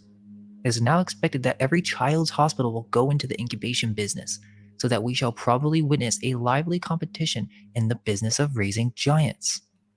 If this children incubator is a good thing in foundling hospitals, for hospital babies generally, it ought also to be a good thing in all homes blessed with babies. Doubtless, we shall soon witness a new industry started under the fostering care of the national policy, and presently, baby incubator agents will be. What were you saying? What happened? I missed it. I was just saying that they must be making giants. What is this? Yeah. Yeah. They could, or they could make us smaller. As numerous as sewing machine agents. It would be easy to enlarge on the practical value and suggestiveness of Dr. Tarnier's experiments. First, it is clear the babies were not rocked, yet they enjoyed perpetual repose. This teaches us that all the fuss and worry of mothers and nurses, so wearing to the Constitution, is not only wholly unnecessary, but an absolute evil in all its bearings. Instead of being placed in a condition favorable to absolute quiet, our babies are made a sort of family toy to be tossed from one to another as means of sport. It's almost as if he doesn't understand that babies are family members and that people actually love them. Because then he says, the moment the little creature begins to notice surrounding objects, its powers are excited to the utmost to afford amusement to the family circle. In conclusion, we may be permitted to say that the essential conditions to successful baby raising are 1. Absolute quiet and no unnecessary interference on the part of the nurses. 2. Regular and judicious feeding. 3. Uniformity of temperature above that suited to adults. This condition is difficult of attainment in ordinary life, but much may be accomplished by the knowledge that infants require a higher temperature. Even modified observance of the foregoing conditions would take away much of the worry caused by crying and sleepless babies, and would add greatly to the quiet, health, and growth of our children. It's all very strange, because it seems that they're treating babies as if it was a new thing. And he even compares French babies being grown by artificial means in comparison to French chickens. And this is the literal origin of the baby incubator, being that it was just an ordinary chicken incubator. On top of that, they said that they built these incubators on the side of the foundling hospitals, so they were connected. Why did the foundling hospital have all these premature babies? Did they find them? That doesn't make that much sense. Sure, you can say that the Catholic Church was taking babies, but even then, that's very suspicious. Why were they under 6 months old? Is it possible that they found a way to create babies, but it took them a while to figure out how to keep these prematures alive once rediscovering some type of ancient cloning process? The idea is that these foundlings were abandoned, that because they were unmarried, they had to give them away to these infant asylums. This is deeply integrated into the history of New York, but the history is not well known. Quote, Europe faced the problem of foundlings much sooner than the United States did. When America's British settlers stepped off their boats in the early 17th century, Europe already had cities large enough to create the social conditions that produced significant numbers of foundlings, as well as the religious and governmental structures with which to help them. By then, Europe already had foundling asylums that were several centuries old. By the 18th century, when the United States was just starting and its cities were still small, infant abandonment was a mass phenomenon in places like London and Paris. It took until the 19th century for New York to overtake London as a center of Dickensian urban ills, including the presence of large numbers of foundlings. In the Catholic countries of Europe, and also in Russia, with variations depending upon time and place, local and national governments, often together with religious bodies, assumed full responsibility for foundlings. Accidentally conceived infants were anonymously absorbed into large urban foundling asylums. These asylums were at the center of great networks of wet nurses, transporters of babies, physicians, religious officials, and bureaucrats. This was the so-called Catholic system. Its goal was to preserve the honor of unmarried women and families by making babies born outside of marriage disappear. End quote. Now that is the mainstream narrative that this was some type of problem. But the truth of the matter is, these were Protestants. They didn't even care or prosecute people for having sex because they had brothels everywhere. Yeah, they've been doing it for a long time. Did they really just find these babies? Why the use of Lady Liberty and Artemis of Ephesus? Was it a problem that was created on purpose? So, Sinsman, you there? No? You took off? You there? No? Want to ask you something? Purpose? Some type of operation? I'm here. Can you hear me? References? Yeah, no, I wanted to ask Sinsman something. But I seen him on the screen, but it's like 20 seconds behind. To giant babies in that one report from the Canada Lancet. It does seem that size comes to play here, as not only do many legends speak of ancient cities being created by an advanced race of giants, but the Greek gods and goddesses themselves seem to be referring to these ancient beings. The Amazons are described in many different ways by Greek authors, which is interesting, because they are said to be a warlike race that would kill all the baby boys who were bound by their earth instincts, and their father goddess being Ares, the god of war. But why would the Amazons worship a man god? They were moon worshippers, so it's more likely they were the original creators of the Diana of Ephesus symbol, their goddess being a fertility symbol, as although they did not allow men into their tribes, they were described as being bound to sexual desires. Uh-oh. I don't think that is the case, but it is a mistranslation, that they were attempting to repopulate with a new type of human. Whoa. This is the origin of Eros, or Cupid, in which a hybrid human was created that had formed two polarities, male and... You see that? Cupid. Even Valentine's Day. Uh-oh, we're going to have to get Valentine's Day next year. female. Think about it. Remember Futurama and the Amazon women? They were trying to have snoo with the purpose of what? Repopulation. Yeah. Now come on guys, you guys know that Matt Groening knows some deep stuff and that is no mere coincidence. No. They also are giants, so it doesn't make sense that they would really have sexual intercourse with such small humans. This is just a play on the process in which these Amazon women giants created a new hybrid man. What do I think? I don't know. I'm watching this. They're saying that they grew them in like test tubes, basically. That's what they've been saying. But me personally, I have no clue. But there was a lot of them. In which they changed the age and added orifices for... I read somewhere that they were taking a lot of Victorian woman babies away for no reason. I looked into it. But yeah, the incubators. A lot of people believe in the incubators. They had them at all the world's fairs. People used to come from all over to get them. Eating, drinking, and pooping. How else would a civilization of only women survive? They would need some type of repopulation program, whether they use technology or not. 1800s. I think it might even be before that. And this is never really fully investigated by historians. We know of ancient farming and breeding facilities in regards to agriculture and meats. But what about human farming? Was that ever thought about by the ancients? If there was some cataclysm and a nation had lost almost all of its people, was it ever thought that, hey, we need to find a way to repopulate this place? I mean, I feel like that's going to be one of the first things you're going to think about when starting a civilization. It's pretty basic, but to what degree? And was there technology used in the process? If so, was it possible to actually design, in the case of eugenics, specific traits to be desired in the final outcome? All of these things are left to the vault of esoteric history. Yeah. However, with the right questions, we can begin to look at these subjects with new eyes. This isn't restricted to just whites, as in the story of Calafia. These Montalvo novels, which are actually from an earlier unknown 14th century writer during the Islamic rule of Spain, they traveled to America, and in California, used to exist a race of giant black warrior women who also were very fond of griffins. It seems throughout history, remnants of multiple tribes of godlike women races have existed and were called to be used in some war. As for Calafia, It was the Muslims versus the Christians in Constantinople. The Amazons are also deeply connected with the Scythians, as it is said at some point the two intermarried and created a new race of Scythians called Sauromateans. Quote, the 5th century BC historian Herodotus. Someone popped in. Oh, Andy's back. What's up? Did the best to fill in the missing gaps. The father of history, as he is known, located the Amazonian capital at Themyscira, a fortified city on the banks of the Thermodon River near the coast of the Black Sea in what is now northern Turkey. The women divided their time between pillaging expeditions as far afield as Persia and closer to home, founding such famous towns as Smyrna, Ephesus, Sinope, and Paphos. Procreation was confined to an annual event with a neighboring tribe. End quote. There were many tribes of warrior women, but I think that is just the surface level of the symbol. As we discussed with the androgynous beings, they had a different form in mind, no need to eat and drink, and were essentially gods. Wonder Woman, Lady Liberty, the mother of immigrants, Athena. Well, just as the owl is the symbol of Minerva, the bee is a symbol of Artemis. The bee of Artemis.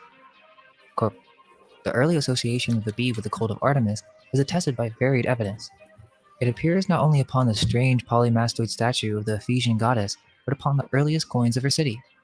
As the owl was the emblem of Athena at Athens, so the bee seems to have been the emblem of Artemis at Ephesus.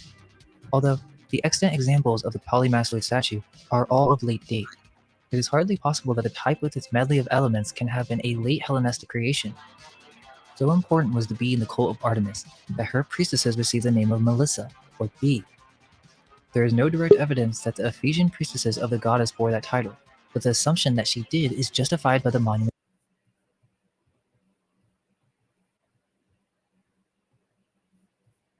You back? Cited.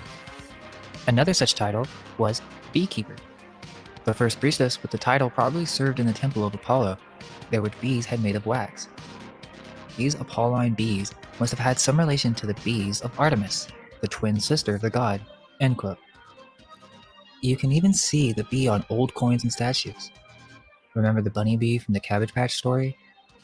Well, the honeybee was a sacred symbol in antiquity, and civilization supposedly worshipped it for its life-affirming gifts of honey.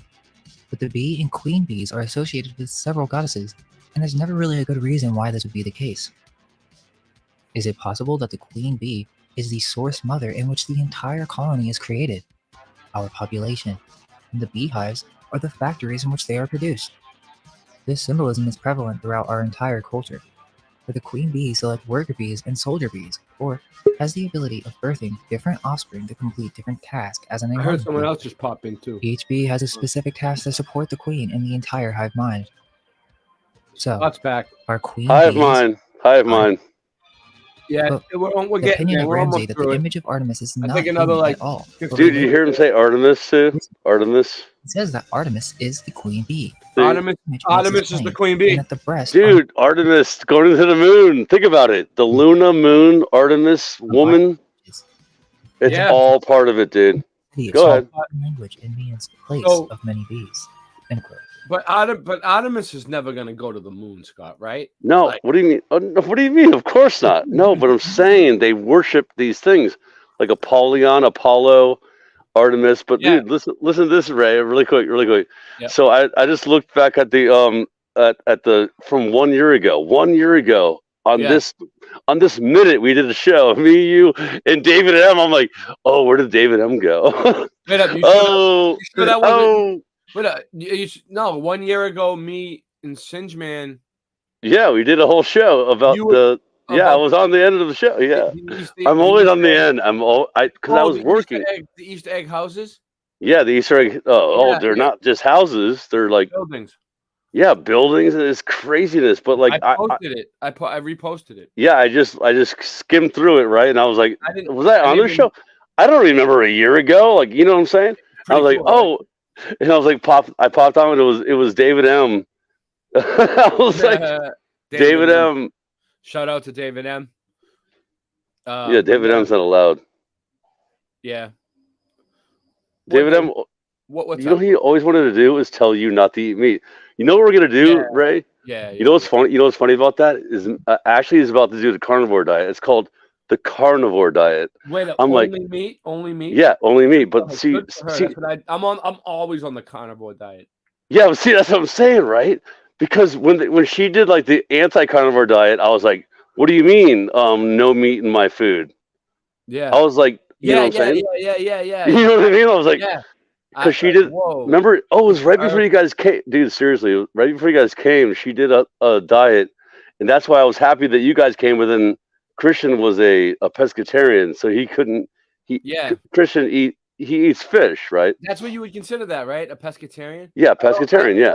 I always call him a vegetarian. I hope he's not. No, it's a vegetarian, I but hope with he's not fish. insulted. With fish. No, but you know what? I talked to him recently, and he said he cut eggs, and he might have even cut fish out. I don't know. We'll see.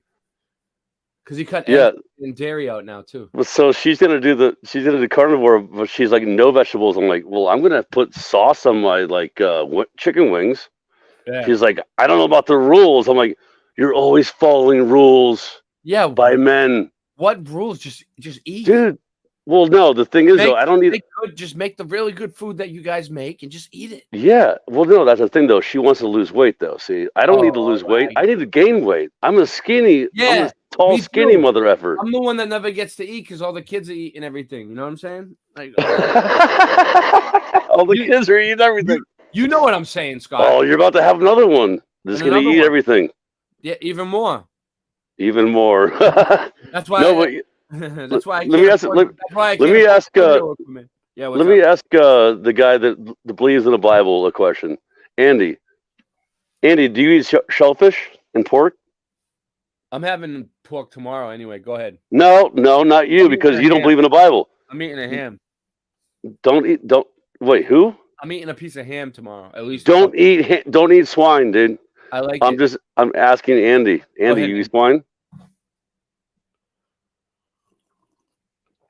Oh, you're muted. You're muted. He eats swine. He's probably muted. He's muted. I'm just curious. Like, I don't know, because he reads the Bible. The Bible says not to eat swine. You're muted. Andy. Muted. Andy, don't pee on the toilet and unmute yourself first. How is he muted like this? I don't know. I didn't mute. Oh, it's your headphones. Your headphones. Hit the little button. Does he have headphones on? I don't know. Maybe he needs to go back out and come back in. I feel like I'm watching myself. All right, whatever. By mainstream historians. However, as you look deeper, they are not breast, but they are actually eggs or ovum, making it even more clear that this has to do with some type of mass repopulation process. Located in Rome is a fountain. You got to go out and come back in. The Triton, which is a 17th century fountain located in the Piazza Berberini, which is a life-size Triton sea god depicted as a Phoenician mermaid kneeling on the stem of 4 dolphin tail fins. Phoenician? The coat of arms for the Barberini. Did you say Phoenician? Shows their ties to bees. This is all idolatry, dude. Also merges with golden horseflies. It's so much idolatry. It's crazy. Was the bee. So just to recap, okay, we started out with the what the Christians believe in, everybody what Easter is, the resurrection of Yahusha, Jesus. The resurrection. There you go. Okay. Yeah, his ascension. It's ascension. It's Ascension Day. Yeah, yep. And then we went all the way back to the pagan rituals, and then we just went into the whole symbology of the Easter eggs and the fertility and everything else, which brought us to the cloning. Happy Easter. Which was used as an important symbol by the Barberini family, and so they would adorn their creations with the symbol. It's well known that this symbol is very important to them, but why? Bees? The Catholic Church in the early 1600s, so perhaps they knew exactly what the symbol was referring to and how it was the symbol for Artemis. Also, Alma Mater and Magna Mater are another manifestation of breeding programs. It is Latin for nourishing mother, an allegorical Latin phrase for a university school or college that one formerly attended. And in the US, it means one that you graduated. Yeah, that means you went there and you pay money to them too, by the way. These schools afterwards. The mind in which the mother is birthing the specific type worker-minded bees. The castle on the head is another symbol connected to the ancient Artemis and Liberty symbol, as this process of repopulation is crucial in the foundation and structure of the new world. Jack, happy Magna Easter. Mater was an ancient female Roman cult. The cult was introduced as a new form, the Phrygian goddess Mater, by way of its Greek incarnation, the cult of Cybele. You come to find out that there are many mother goddesses out there, and instead of them being just some random goddess that an entire ancient city would dedicate their entire religion and life to, what if these mother goddesses were actually some type of machine or method in which you could create clones? Where else did all these orphans come from? How do you have an abundance of premature babies? We know that they had infant asylums for just this problem, and it seems that these facilities were producing these babies in mass. I mean, some of these old pictures are very telling. You see children being prepared for the new world with mud in the streets. Mud in the street. The Statue of Liberty is Diana of Ephesus, and it is an occult symbol, the key in understanding of repopulation. Mm-hmm. Its supposed construction by Freemasons in 1886 brings suspicion to this being a symbol on how the United States acquired its... Did you know about all this before tonight, Andrew? He's completely frozen. new citizens. I also don't think that they were creating just humans. They were probably experimenting with all kinds of animal to human... I wonder if that was Ellis Island with the Statue of Liberty. I'm going... Dude, Ray, I was thinking about this. Like, the constant regeneration of, like, war. Like, think about, like, you know, World War One. Boom, kill a bunch of people, and then repopulate. Oh, World War Two. Oh, kill a bunch of people, and then baby boomers. You know what I'm saying? Like, it's the same thing over and over. It's called a cycle. Yeah, it's called a cycle. I was thinking the same thing last night, Scott. Like something similar. Like you know how, like, you know, it's like one big mud flood, right? Like one big. Well, what if it wasn't? What if it was like separate wars where, like, some places got bombed really bad and cooked, like directed energy weapons or something? Yeah, that's how I was just, dude. That's what I was gonna say. It wasn't actually a war. Other places they say, like, let's flood the shit out of them, and they made the water come from the source. You know. Yeah, it's all a, what do you call it? A sacrifice, a sacrificial thing that they do to down there. You know, the one down there, you know, it's called Hasatan. I don't care what you want to call him, Satan. So this is the. It's all blood sacrifices, dude.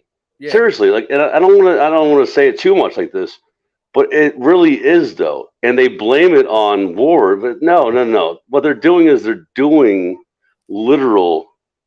Like, they're doing that. They don't even know they're doing it, by the way. They're like, we're just... Let me ask you a question, Scott, because you probably know the answer to this. All right. So, like, maybe. As I went down south, I noticed, like, there was a lot more Freemason lodges around. Like, there's every city, dude. There's a lot around here, but I noticed that, like, every city I drive through. Every little place we drove through, there was, like, Freemason symbols. Every little baby, like a tiny city, too, by the way. Yeah, like, tiny city. So, like, what do you think? Do you think the Freemasons are bigger down south than they are up here?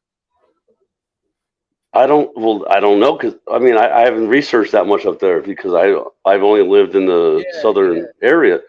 I've been all around the southern, you know, southeast, but they're in tiny towns, but they're usually, like, just little nonsense, like just like the Moose Lodge. Yeah, like, exactly. But the thing is, though, they're always probably, like, you know, recruiting, just like the what do you call it? The Scientologists, right? The Scientologists have things. When they recruit you, right? Do they do they let you know that they're trying to recruit you? No, you're thinking you're being in a club where you're going to get benefits. You're going to get benefits through business. You're going to get benefits through social life. You're going to get friends. You're going to get. It's just like being in college where you're in the club. You know, it's just a club. You know. Yeah, but the thing is that you don't realize it. Like, well, if you're a normie, you know, just a regular person, you know, just regular people just think, oh, I'm just being part of a club that because they use charity, Ray. They use charity as their it's like a smoke screen. It's like charity. Yeah. They go charity. Charity. Don't worry about it. It's charity. It's so crazy. It's so crazy how they all dress like clowns too, and you see clowns in between the darkness and light and the duality. But what do you think about this friggin' thing, dude? Do you think this is Ellis Island or Liberty Island? Because this is like I've been to Battery Island. You can't see it from there. I know. Is that Liberty Island supposed to be? You can see it from there. Well, no. The Statue of Liberty for me was always on Ellis Island, but now it's on Liberty Island. But my immigrant family told me they came through the Statue of Liberty on Ellis Island. No, I think they said Ellis Island was where they brought in all the Jews and they put the X on their arms, and that's where we get. Yeah, like the immigrants. Mm-hmm. But that's a different island, and then they moved them to that. But look, you can see the star fort right there a little bit on the. Yeah. See that? Yeah. That's interesting because you can't normally see that. That's a thing I've noticed before, dude. That's crazy. Oh yeah, the star fort. You don't like where you can't see it normally from the picture. They don't show you that. It never used to be there, but it might have been. But no, it was there. They just didn't show you it. I think there's a reason. Why they don't show you things in pictures sometimes. Yeah, like they were hiding it for a while. Yeah, they're trying to hide the truth from you. They don't want to. Just like a lot of airports, like Logan Island down the road from you is a star fort. Yeah. And you don't even know. You can't tell because you're not in a plane. Well, no, that one looks like a star fort even when you're in front of it. I'm gonna go film that fucking. Oh, even when you're standing next to it because you can't see the star. Yeah, but the one that you have to see it from above though. You have to look from above. Yeah, if you look from above, you can really see it. But you see what I'm saying? Like that kind of. I'm gonna go film it. It's a humanoid. It's a big undertaking. Ratios, creating the hybrids from myth and legend, as well as the hybrid animals we know today. The Temple of Artemis is just one example, but now that we know the symbol is connected to many other goddesses, this most likely was all over the world. We see these depictions of hybrid beings from a variety of different cultures, and even the Bible says that the flood came because they of have the hybrids elephant and giants that elephant existed. nose. Michael Darsarian, who has heavily influenced our work, presents Elephant, the Garden of elephant Eden man. as after Go the ahead. flood in the timeline, in which our forms were genetically altered to be more material and reptilian. Of course, his Wow. approach at the time was extraterrestrials. However, what if this goes deeper than some Anunnaki Sitchin novel, and perhaps we were referring to some type of advanced race of ancient humans that possessed advanced technology and or knowledge of alchemy? Even the story of the homunculus and artificial man, the golem, or referencing a similar process in which an artificial man could be created through the elements. That'll have to be for the next video, but this symbolism is multi-leveled. It was called B'nai Ha-Elohim in the beginning. An artificial human could be created. Like Nephilim type people. Modern day science. Not too far out to consider that they may have been considering early forms of genetic engineering. The deeper meaning. Yeah, I also- noticed. I noticed. Yep. I noticed that like a lot of this stuff goes along with the Bible and everything else. Yeah, in the Genesis.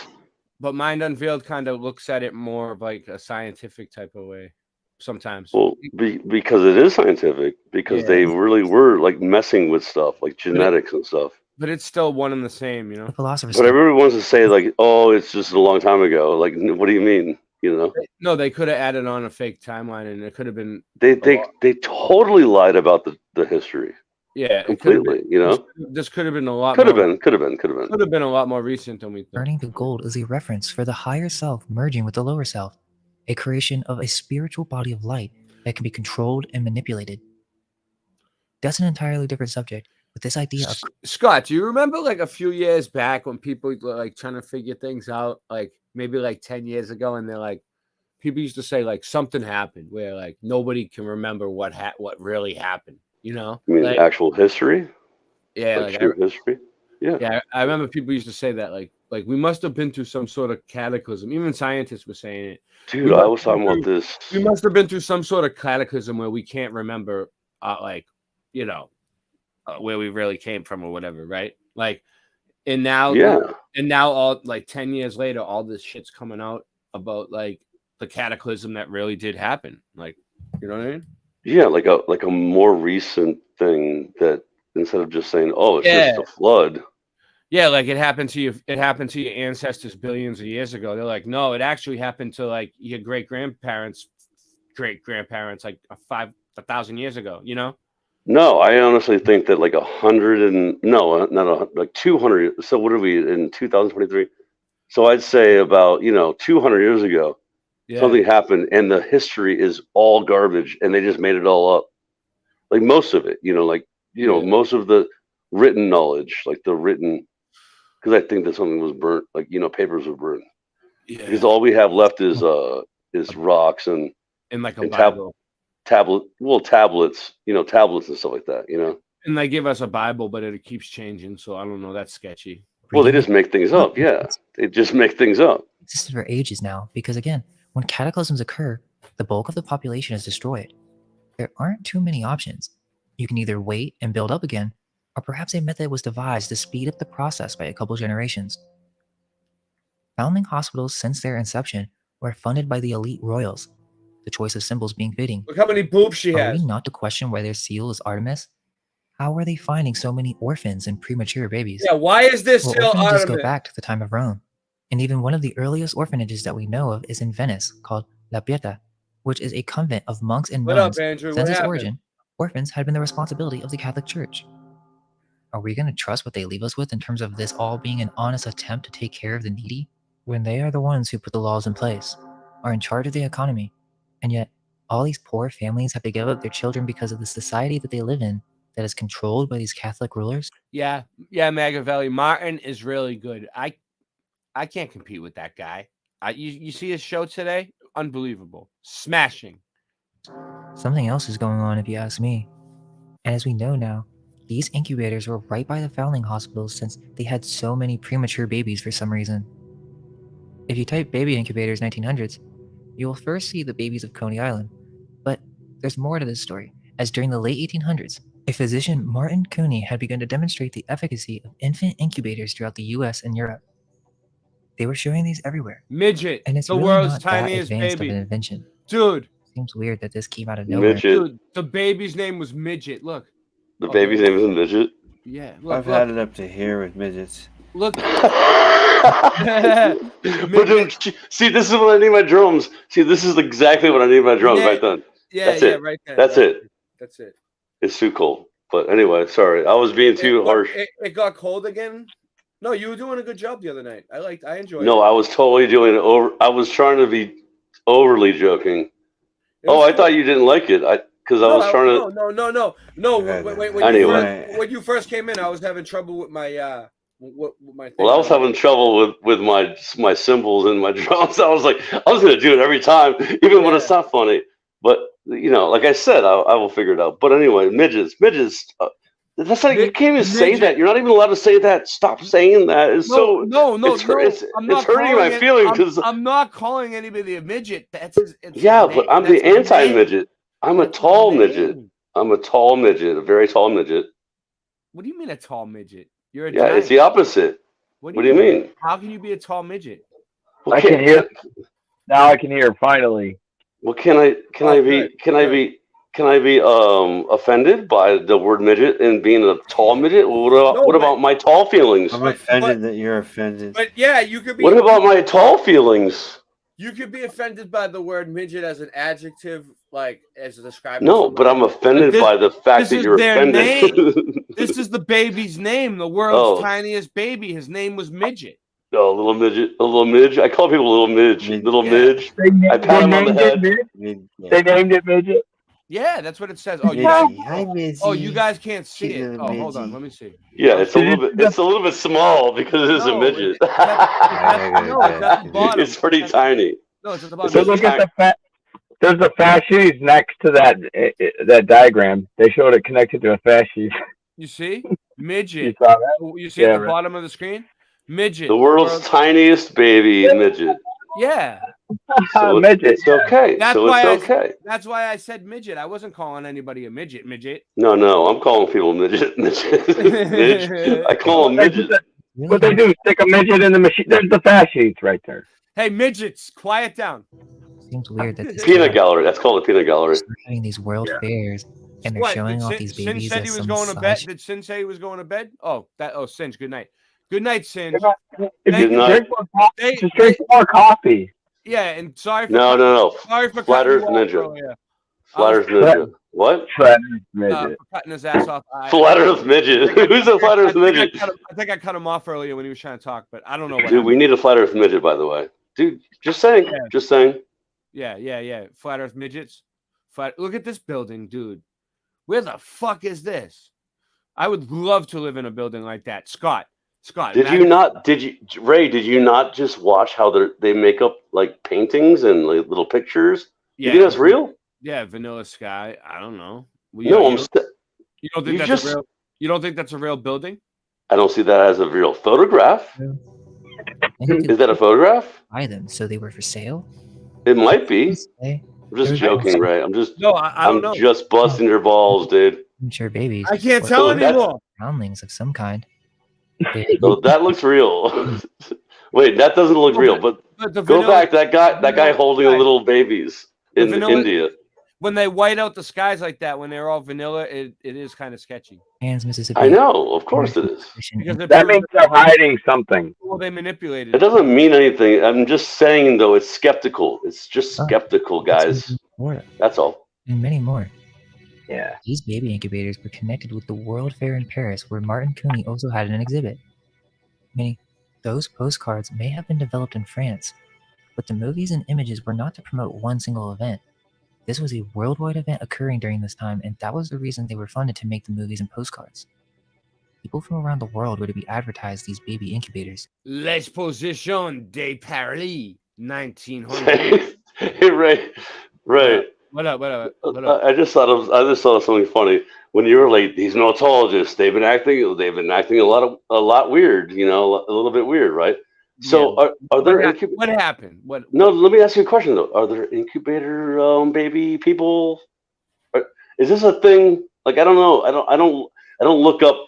I don't Google incubator babies, and like I don't know if there's like a clan or a club. Is there? No. This is part of the mud flood research. Actually, this isn't. Okay. This goes on. I'm just wondering. Listen, this is what happened.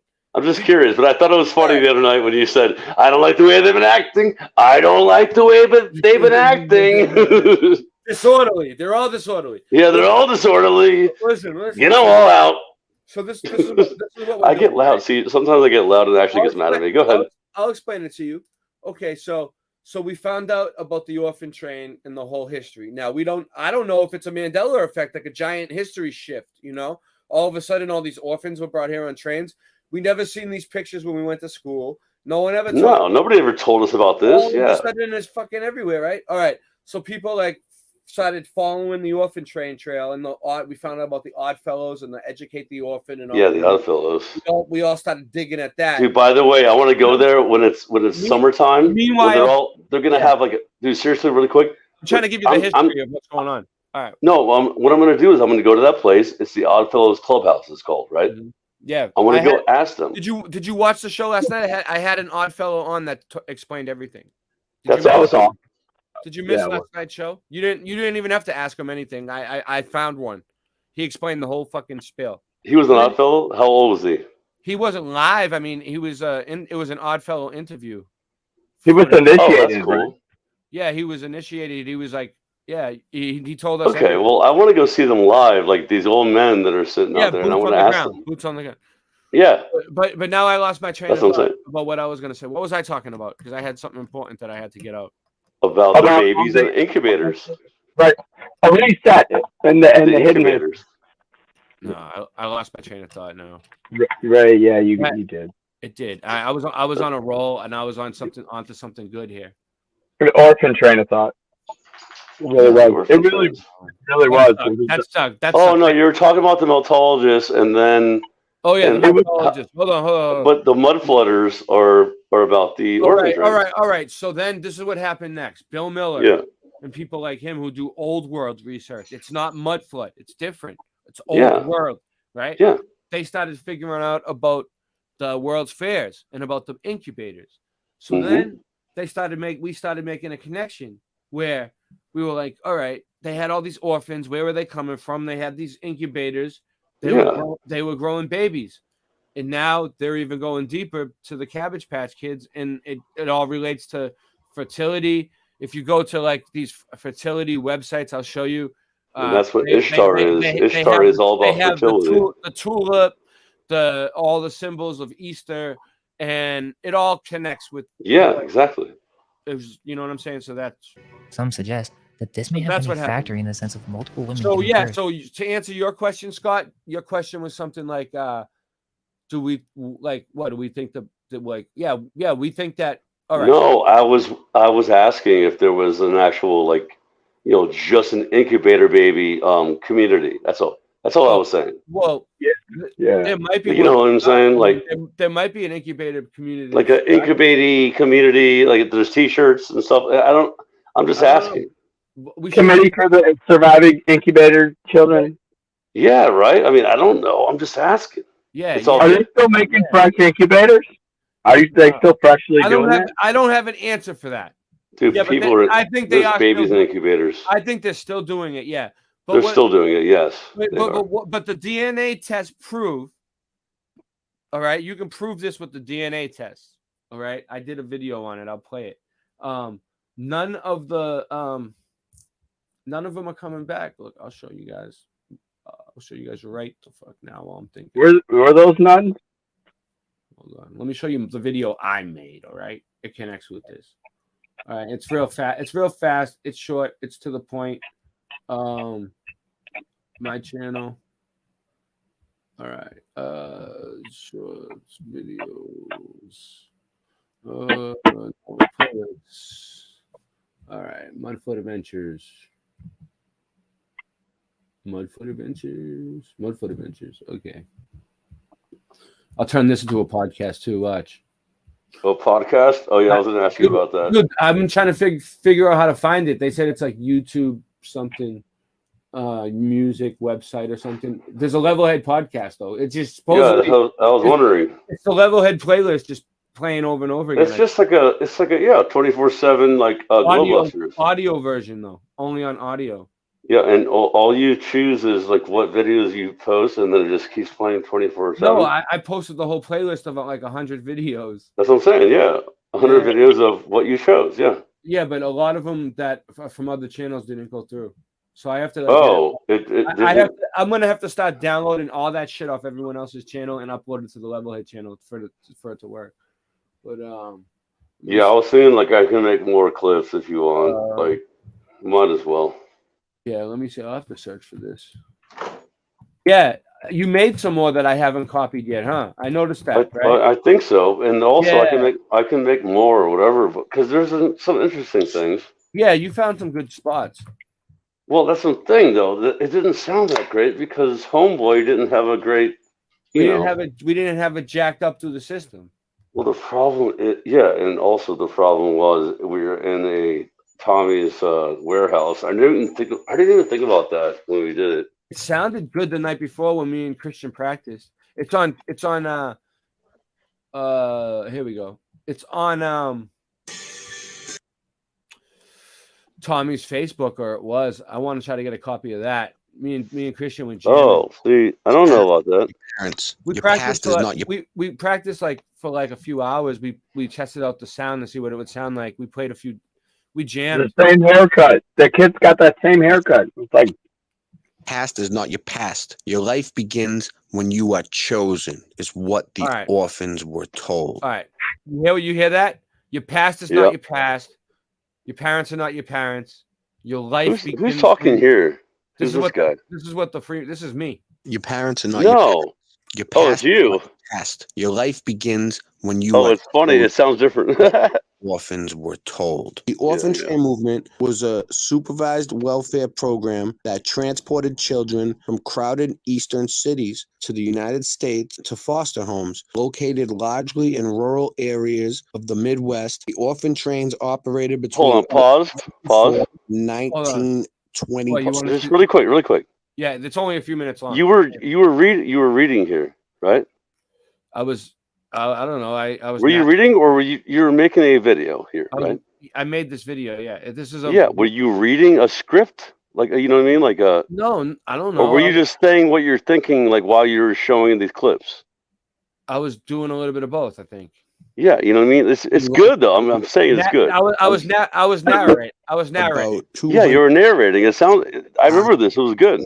And it says here that it decreased by the 1920s. The confused and often frightened children were auctioned off and used as slaves and cheap labor. Chimney sweeps were cut off from their origins, told to forget their pasts. Chimney sweeps that they originally came from. Some of their parents were still alive from the hospital. When the parents were in the hospital, they took the kids away. This really happened. This was a repopulation effort. Why did they need so many orphans? Why were they sending train loads of orphans? One kid on the train said, "Where are we going?" They told him, "We're going to Texas." He said, "Wait, I can't go to Texas. My mom's still alive. I'm not an orphan. My mom's in the hospital in New York." And they just took off. So can you imagine what the orphanages were like back in that day? They were overcrowded. Dude, it's crazy. That's a true story. One kid was like, "Where am I going?" They're like, "Texas." He's like, "But my mom's still alive," and his mom was still alive in the hospital. And they're like, okay, well, in New York. Ray, think Yeah, about what's this up? for a second,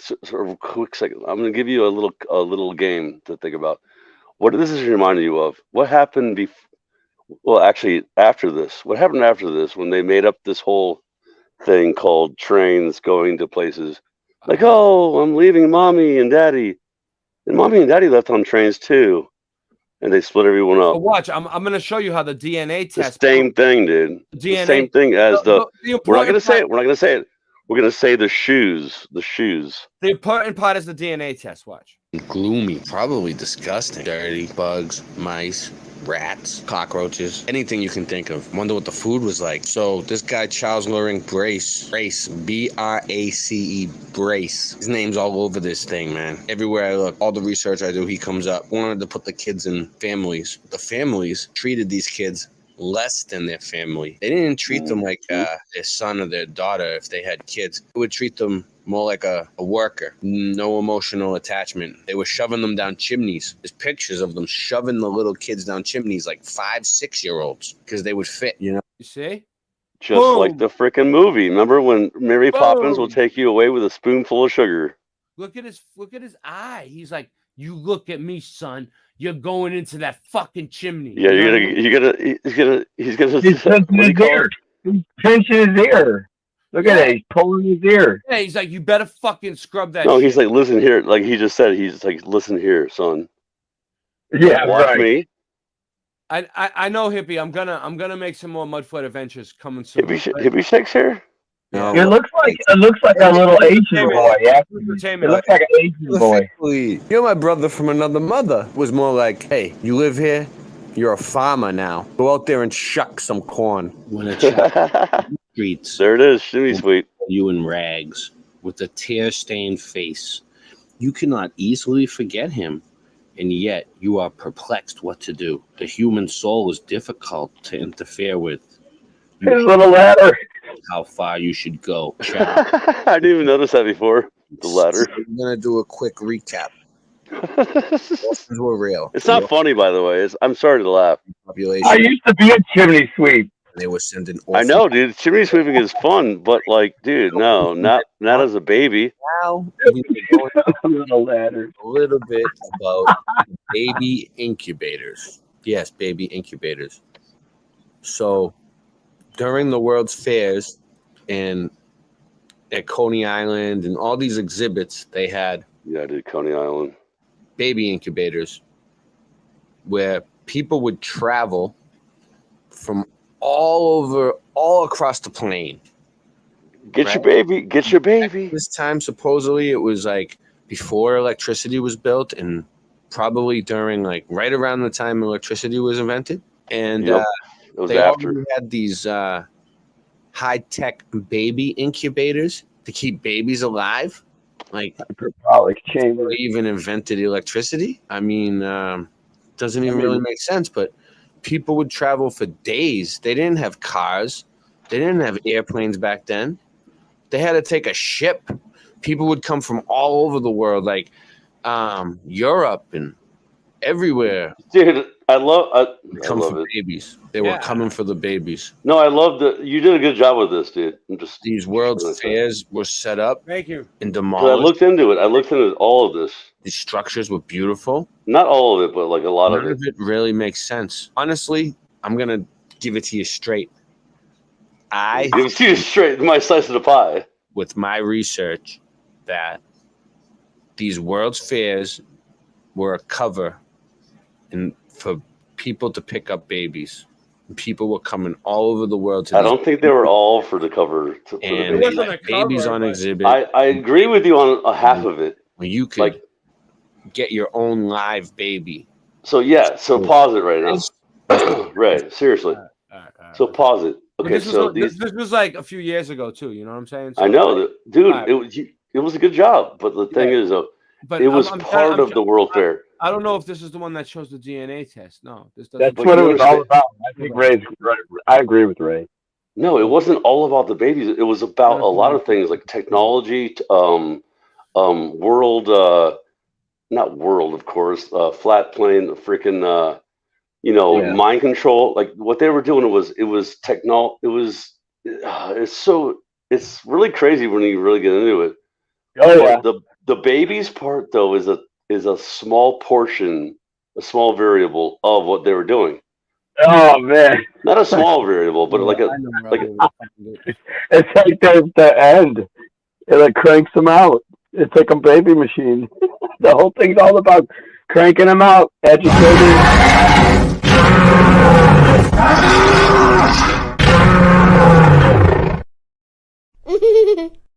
You're funny.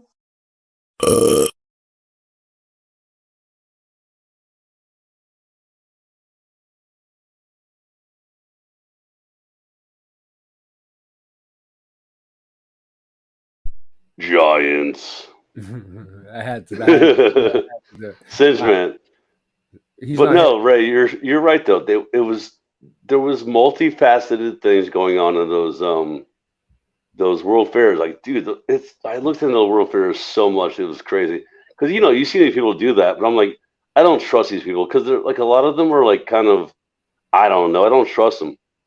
Who? Who don't you trust? Who don't you trust? Wait, why is my name Mud? Okay, whatever. Some of these people my name is Mud. We were having fun with that. We had fun with that song. Yeah, we should do it. But anyway, what I'm saying though is like we should do it. I'll do it. The World's Fairs though, bro. Let me ask you a question, Ray. The World's Fairs. Don't you think that the World's Fairs, like a lot of those pictures, and like even our friend Billy freaking Miller Flip, Billy Miller. A lot of those pictures were kind of suspect, and I think that what they did was a facade, a lot of facades, and a lot of it was just for There it is. I found the video I was looking for. All right, yeah, go ahead. It was a lot. I think it was a lot for like just mind control over people, like over rich people. Rich people. Like think about it. Like think about what CERN is. Think about what CERN is. It's a rich people's game. They're like, oh, I'm going to give money to this thing that makes things happen, right? Yeah. Just like Tesla, just like SpaceX, just like all these names that I could just name them off all day. All these things that try to progress society. It's progression of society, right? Mm-hmm. But I think you're right though that they were coming to get babies or like. Let me get those babies. On the cheap. It's almost like a drug dealer, like getting a bunch of babies instead of a bunch of pills, right? Yeah. I'm trying to get this video to play. I found it. Oh, yeah. No.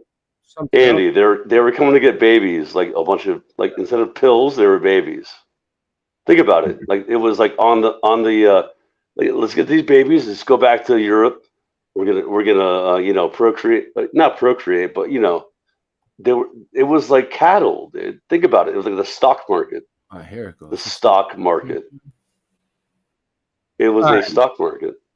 Human stock. All right. Nope. Human stock. Of course. That's what it was. Always human stock. I get it. It's weird. The stock market has always been a human stock. You're a stock market. I'm a stock market. Boston Ray's a stock market. We're very low on the level of the stock market because, we ain't giving back money. Because, we're living off of nothing, right? But they want the other people, like the rich people, they want them as stock. All right, here it is.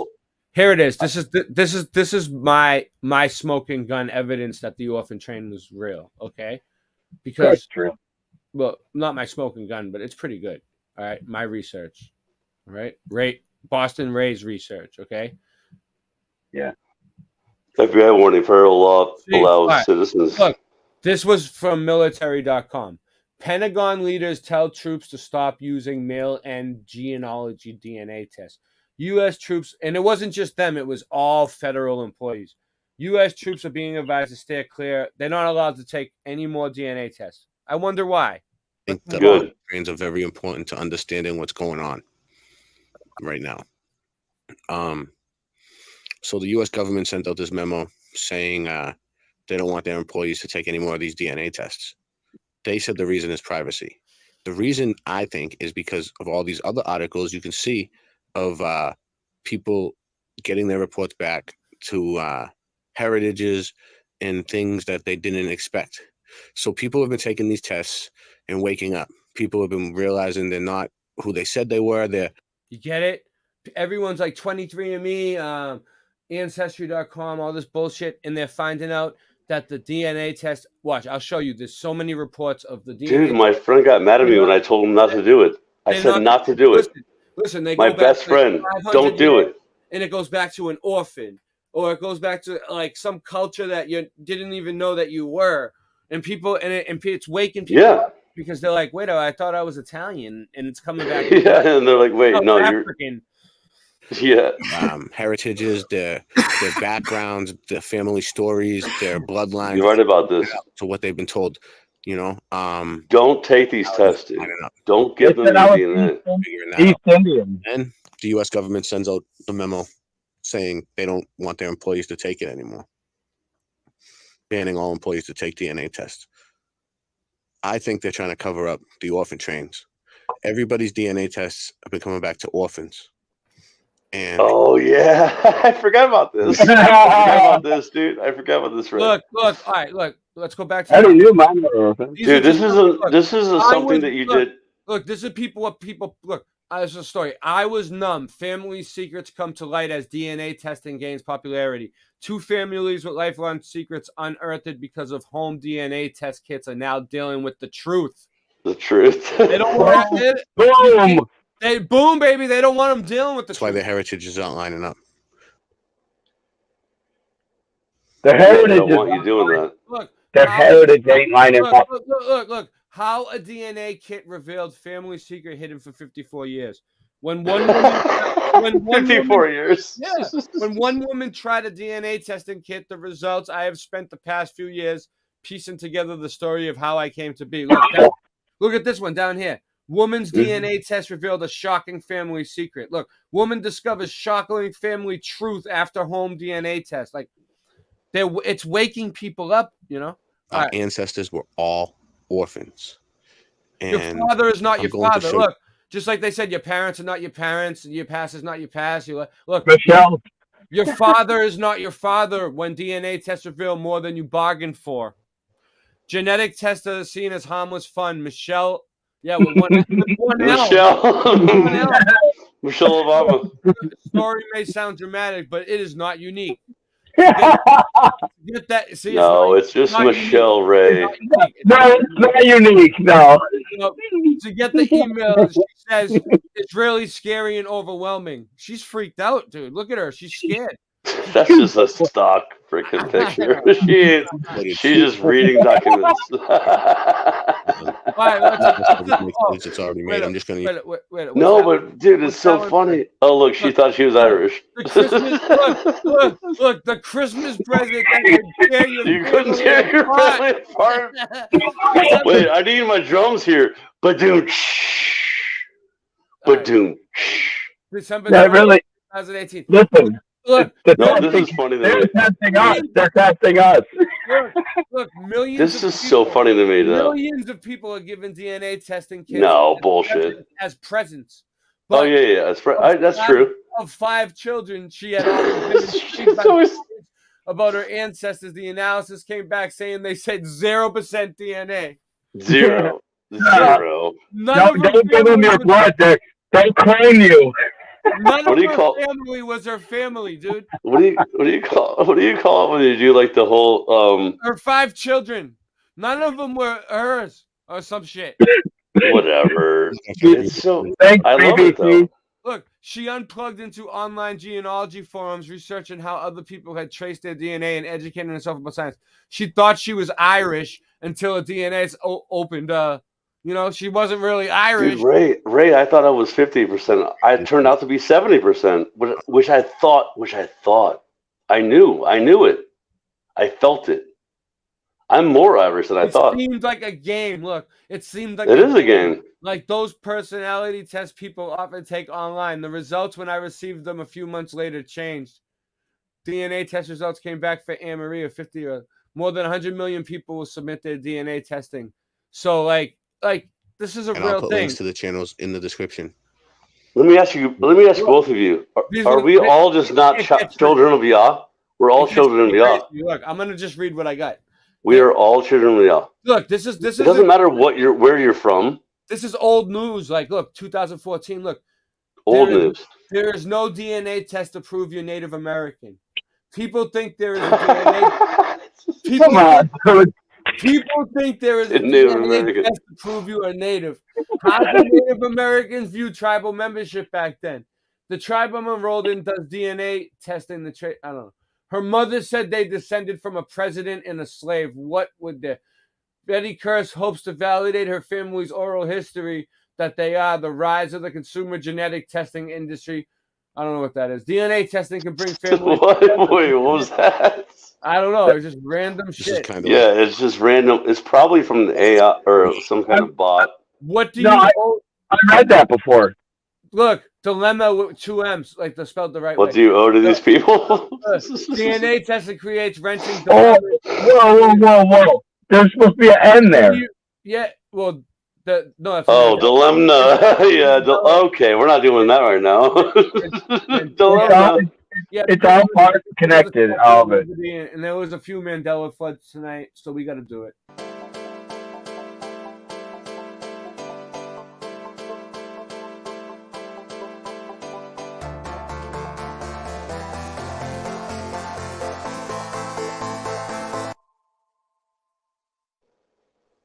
I'm not Nelson Mandela. Right. I am not. So we got DNA creates a dilemma as a family. What do you owe these people? Said Stephen Mintz. Stephen Mintz? Oh wait. What do you owe these people? Oh no, that ain't the right one. Hold on. 40 acres in it. I mean, what is it? I can't go to Texas. My mom's still alive. Wait, what? What? Here I was just watching something that was shared with me featuring Jerry Seinfeld. It had to do with the Coney Island infant incubators. And I was going to say this. About his history, and he says his father was an incubator baby. And the interviewer laughs as if he doesn't believe him. So I'm going to play that for you. In the early 1900s, my dad was an incubator baby. And very strange. Of course, we've talked about this before, but in short, between 1854 and 1929, the relocating of about 200,000 orphaned, abandoned. Yeah, I'm not going to play this whole thing. All right, so his mother was his mother. But I showed the DNA test. That's the important thing. But so let's get back to this. That also comes with many problems, and they actually still have these today. So that's not too crazy at all, but it's very unhygienic and would cause issues in consistency. For more accuracy, cleanliness, you would need control over the environment. It would seem that multiple countries artificial womb today, and even in honeycomb, it's still horrifying and strange that this isn't really well known. All they leave us with are occult symbols to decode. Oh yeah, we were talking about Ukraine 1 year ago. It's just weird. It's just weird to me. Collective interest. Oh man. Netflix randomly released storks in its. It's like really. It's been a year now. But I just wanted to mention a couple things. Seriously. Movie has some crazy symbolism. Well, first, it's a high-budget film around $70 million, and it's a movie about how storks in the past delivered babies. This was their duty, their passion, what they were born to do. And it's obvious from the beginning that they have some massive postal force. They mentioned at the beginning how there were rules that you could not form a bond with the baby, not even treated as human, but that they were just packages. The first packages that this postal service began with since its inception. Whoever made this movie or wrote in the symbolism knows what we're discussing about right now. Which makes it even weirder that they put this in the movie up during this time on Netflix. Well, the story goes that as this postal service developed into the modern day, they stopped delivering babies to the point where it essentially becomes myth and all the humans laugh at anyone who thinks these storks still deliver babies. But the weird thing about that is they say, oh, sweetie, storks don't deliver babies anymore, but they used to a long time ago. So it's not that they don't do it or they think the idea is ridiculous. It's just that they don't do it anymore. And that's kind of where we start with the story, that this company called Corner Store, which is the original postal service that was delivering babies, turned into this huge corporation. This seems to be a blatant parody of Amazon, the modern day king of delivery. Keep in mind that this movie is from 2016. I got something. Yeah. The main character is a weird comedic stork that wants to be boss desperately. He just follows the system, is willing to do anything for this fake illusion of success. Who watches this stuff, though? Boss wants to get rid of this orphan. Don't let your kids watch this. Oh, wait a minute. Right off the bat, they introduce this orphan character. That's no accident. You see the redhead, it's a warning. Tulip, who is a No, I mean, Tulip. yeah, Her name's true. Tulip, the redhead. True. Gingers. Yeah. They get into Oh, wait, that's Joey and your new baby's gonna be Ginger too, probably. My new baby's a boy and he's 2 pounds. Scott. Harvard men died. He's gonna be Ginger. I found out yesterday. Saturn Club. He's already Harvard 2 flag. pounds. He's already 2 pounds. Yeah, and his name's gonna be A Christopher. corresponding size as white. I'm gonna pray for your new baby. What's his name? Joe? And it was No. banquet of the Harvard Alumni Association. No. I mean, what? Crimson, the color which had urged the What is diners it? to ecstasies of affection for their Oh, Christopher. Nice. Christopher is a good name. I like Chris's. Alumni at a long table, which took in the whole length of the dining room. The scene was as pretty as good taste could have made it. The flag draped the wall near the head of the table, and the latter had in its center a bank of crimson flowers. This was flanked at either end of the table by the university letter in perfect formation and composed of red tulips. So for their altar mater ceremony, they dined with decorative red I'm bringing tulips. it around full Remember, circle. The whole we're stream. speaking of symbols. It's only when we learn to understand these symbols that a great veil Hey, can be Scott, lifted. You there? It gets way deeper. Yeah. Can you hear me? Talking red tulip fertility. Yeah. Just looking for symbols. Remember the other day There we are tried to play companies that using Jedi these Mind Tricks symbols where they content, advertise to and grow your it was family shitty quality. using egg donors. Even specific phenotypes are possible. gone. Now, my Hey. question is, why use the symbol of the tulip? Those are the same exact flowers The tulip means Ross the Bear showed. flower. In many ways, it represents the sex organs themselves. I know. As with the That's why. postcards. However, it means That's why I was showing you the tulips earlier, because I knew I was gonna show. I'm bringing it around full circle, Andy. That's why I wanted to say that. Yeah, that's what I do. That's how I run my streams. It might take like 6 hours for me to get to my point, but I always bring it back around full circle. Just like I'm gonna end the stream with the remix of the song that I started the stream with. People just don't know. symbol represents fertility in children, specifically orphan children, Hey, lost blood. Thank you. During the Dutch Golden Age, Thank you, Hippie. I'll keep you filled in. I'll send you pictures. I'll let you know the whole way. Like when at the hospital, I'll try to get you a undercover picture of Michelle in the hospital when she's having but you can't give it to it'll just be between me and you, Hippie. there was something called tulip mania. So this might be pretty controversial, but it's only when we ask questions can light be shed. This period involved a strange delusion where people began paying extraordinary prices for flowers and produce. And they have all sorts of excuses for why this is, but I find it interesting that this is a mainstream historical event, and it's called Tulip Mania. I believe that this might be an even older reference to these postcards, and it's from the 17th century. Oh, and get this, it wasn't just tulips that were overpriced. So do you guys see how this connects? Because I just bought tulips for Michelle to try to cheer her up and I bought her Easter lilies too. But what I'm saying is, like, you see how it's all connected to the rebirth, Easter, and then it goes into cloning. Cabbages. Yeah. So just to recap, we started out with what Easter really means for the Christians and what the Bible says it is, the resurrection of Christ. We went all the way through what the pagan meaning of it is. Then we went through the pagan roots and all that. So we showed both sides, okay? We weren't biased. We showed both sides of the coin. Then we went to how the Easter Bunny and what he represents, the hares, the March Madness, all that. How they used to bury bunnies with people and all kinds of weird shit. Okay. Can I ask you one question? Yeah, what's up? Does that say Harley Quinn? No. Harley Wasn't it? Quinn? Where? Harley Quinn at the top 68. Harley Quinn. Alec Quinn. Close. Oh, my bad. Why, you have a thing for Harley Quinn? Yeah. She's pretty dope. Yo, so anyway, yeah. So listen, so then we showed the tulips, the symbolism behind spring and behind Easter, the egg, the tulip, how it means rebirth and all that, regeneration. And then we showed the whole orphan train thing, and we're showing the Cabbage Patch Kids a little bit, and we're just getting into it all. Like, this is what Happy Easter. Remember that tulips and roses are very similar in appearance.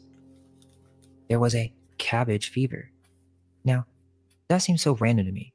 Why cabbages? We know that they use symbolism. Are they actually referring to something else? This will have its own video, but basically, after the Dutch were supposedly liberated from the Spanish Empire in 1581, they just began growing tulips all around their palaces, and the rich began to become obsessed with tulips for no apparent reason. Well, this caused some type of economic bubble, or really some strange early created inflation. But what if it's not that these items became overpriced? It's that there are actually references to a different product. Could it be code? Quote, Yeah, check it is this agreed out. that mania This is is a where it gets psychopathological good. disorder. There's a fascist under there. Tulip Pay mania attention. means This is the good people stuff. who buy I'll fleshy be right tulip back. bulbs have I gotta acted get it. madly and irrationally. End quote. So they literally call these people insane for spending so much on tulips, cabbages, and carrots, which I think there's a big joke at play here. Not only is this the origin of our money, but look at how they promoted this stuff. It's just like the postcards, satirical cartoons, but these are even worse. Many of these satirical prints contain cabbages, showing the intimate relationship between tulips and cabbages. In one, Aesop pointed out a group of monkeys, the symbol for foolishness, eating cabbage while wolves chased innocent sheep. The title page on one play showed a satyr or pan drawing back a curtain on a scene crowned with a banner that read, "Dit world vol cool," the world full of cabbage. Beneath the banner is a crowd clamoring for pieces of paper in which were written the names of types of cabbages, including worthless cabbage, cowardly cabbage, and crazy cabbage. Another play referred to, quote, the company of cabbage. Many of these plays made references to carrot shares and cabbage selling. It's obvious that these vegetables were symbols for something else. Carrots, cabbages, and tulips can be seen in many of these early cartoons. In one, they're selling these tulips in a fool's cap. All of these early cartoons, which are the inspiration for later postcards, are complete with the symbolism of dark folly, or the fool's cap, or a Windmill? These tulips would be sold for over 1,000 I'm pounds mixing my grape. when one found them to I'm be mixing my snow grape white stomper and beautifully dabs with striped. my sugar. Let's take a look at one cartoon try that to is mix clearly it up a little Freemasonic bit. symbolism. I don't know what you would call that. Ariel Quinn Grape Actionist, stomper live a resin cartoon sugar. from De Groot Tefereel der Dwarschild 1720, and this is in the British Well, Library. actually, I'm gonna mix my sugar You have with two harlequins, or jokers, the or other one. mimes, that are on a stage opening a veil. Put some He diamonds. did say Harley Quinn. They're Get some selling diamonds in cabbages that and shit, you know what I'm carrots. saying? But what's behind the veil? Because We it's see all at the top saucy that with there no is an owl, diamonds. representing the Needs more cult of Minerva. diamonds. And we see the Freemasonic compass, or corner right angle. Plus the diamonds Now, are this getting isn't dry. an ordinary So it's depiction, gonna and I love how work. they label this It's as gonna just a work well. satirical cartoon. I mean, what kind of sick people make stuff like this? Why are they inserting all sorts of things inside of their butts? Diamond, It it's gets worse. diamond sauce. I'm making So I'm this making cartoon is a diamond part of a sauce right series, now. and these really are As the we only speak. images or depictions Oh, diamond sauce. Yeah. Don't skimp on the sauce. we really No, think they were well, I just don't have that selling much cabbages. sauce, but I'm putting the Look diamonds at the in it, symbols. Yeah. Left us and I'm with. gonna mix it together. We will break this down in another video. For taste. Real quick, and then we'll get back to the source movie. Well, no, because Look at some of these images. the diamonds aren't burning that There's no good doubt because that they they're were like created by dried elites. out by now. Look at all the heraldry and The royal sauce symbols. is burning really well But because it's furthermore, saucy. there's mockery at play. So you There are mix too it many images together to go and over right now, I think but it'll there is do one well. where they're introducing the book. Yeah, like even it. Puberty, along with Or what it'll seems do to be a either way. beehive It'll with get a me baby stoned. angel holding a shield That's with the 2 main thing. keys. The lady with the pillar is also holding a top hat, while the face of a person is being swapped, identity swapped. And then we see Medusa, or a lady with a snake that is dying.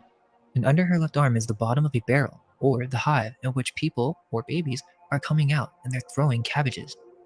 They're throwing these cabbages into another scene, where there's a devil and a crowd throwing a person into a flame, what would seem to be a sacrifice. These are the reset engravings from the early 1700s, and it also connects with other famous artists from England. but we'll discuss that in the next video. Essentially, they were using tulips and cabbage symbolism way before the 1800s, and it seems they use it as a means to promote some type of secret symbolism under the guise of satirical cartoons.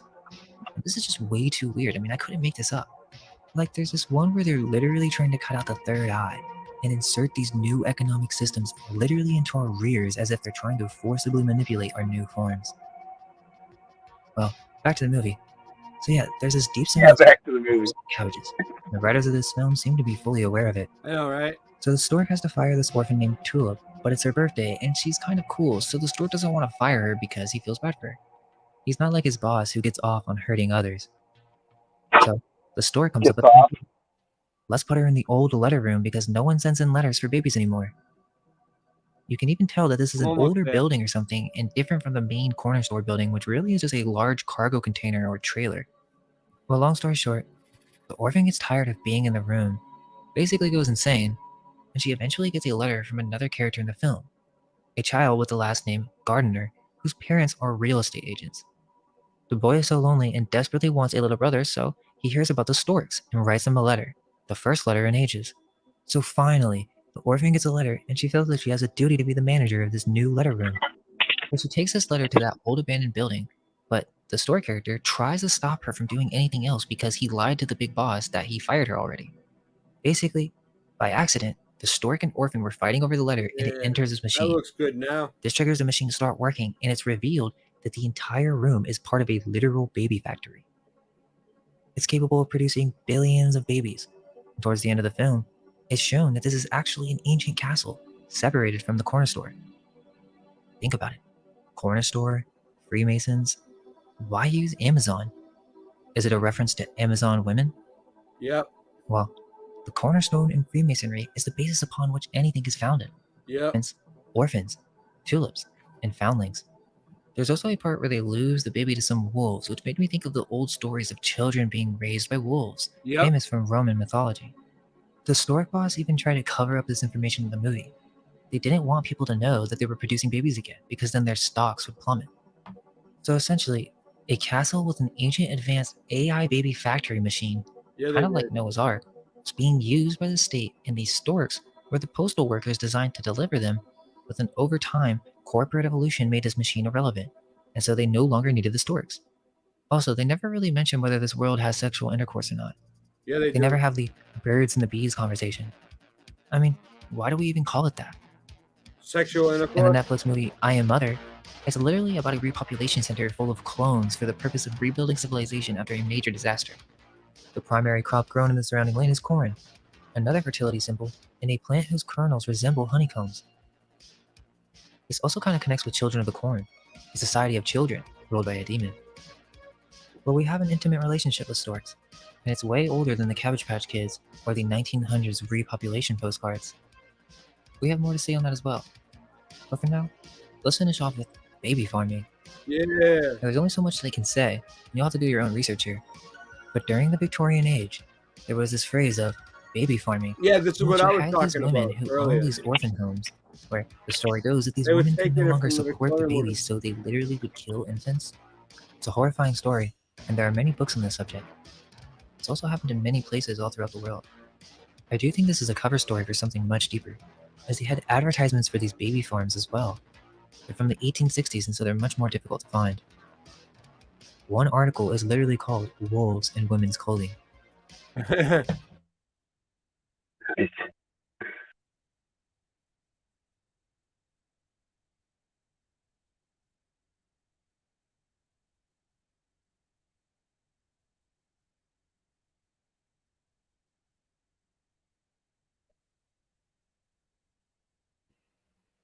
you hear me now? I lost the sound again. Hold on. Now I hear you. Now I got you. All right. Yeah, it's all right. My system sucks. That's why I need the equipment. All right. You ready? Yeah. Even Vedic literature has references to hybrid beings and genetic manipulation. They had a similar science to alchemy with an understanding of different elements needed to create material flesh. There's this great channel that talks about these things where in ancient Vedic temples you can see that they had an understanding of some early form of DNA manipulation, even understanding what a sperm and egg looks like from a microscope. Mm-hmm. There was also this other temple that showed carvings on how they were experimenting with different hybrid creatures, which would also explain why we see so many strange beings in medieval depictions. Were these once real creatures? Yep. These depictions from some of the most famous philosophers and ancient historians. They believed them to be true as with monstrous races of early Christian writings. In order to conclude, Ooh, a centaur, that was cool. it's also an obscure topic. But here you go. First you get a bunch of women, you give them fertility drugs, so they're extremely fertile. Then this simulates the development of extra eggs. Matured eggs are removed from the ovaries, and this is done with an ultrasound guided needle. Once these eggs are retrieved, they literally just put a sperm and egg in a petri dish. And you'll get some that fertilize, which is called an embryo. This embryo can continue to develop in the lab, and they have controlled conditions for this. Now in the modern day, they say that the term test tube baby is just a term to smear by the media, but this term is much... Well, what was that thing about the star? Once the embryo gets to a certain stage, they transfer it That was the main thing. a surrogate female. This process would have been attempted at some point in the past. There are other ways that the eggs could have been extracted. The earliest reference of test tube babies is a newspaper article from the American Guardian, January Someday. 1929. Chemists will be the only daddies someday, is prediction. And again, I think this is mockery, but let's read what they have to tell us. Bosses will order employees by certain plans and specifications, Britain believes. Test tube babies would be much like nature's own. This is a theory advanced by H.T. Rhodes, General Secretary of the British Association of Scientists. Able to think? Means that there will be little difference between the man born of woman and the man compounded in the test tube. Compounded. Threshold of the discoveries chemists are Yeah. making, Rhodes said. We have almost finished with analysis. We are passing on to synthesis, the building up and making of new and valuable products out of the meaner ones. The speculation is therefore almost forced upon us that in time we will be able to create living material. Professor Loeb years ago in an American university announced that he had succeeded in artificially fertilizing the eggs of the sea urchin. That was an enormous step forward. We know that man, the most highly complicated of all living things, after all, only a collection of cells. We know that protoplasm, that wonderful substance which is the very basis of what we call living things, is made up of carbon, oxygen, hydrogen, and nitrogen. We know the way the atoms were arranged.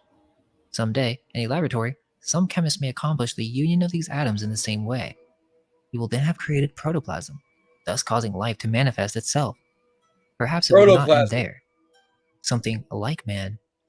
Having produced protoplasm in a chemical laboratory, perhaps prototype process now unknown to us by which we can incubate and nurse, as it were, this substance so as to produce even more complicated forms of life. Finally, we may produce a living, moving being, something like ourselves. This may sound like a wild dream, but if you look back over the I seen some pictures of you, hippie.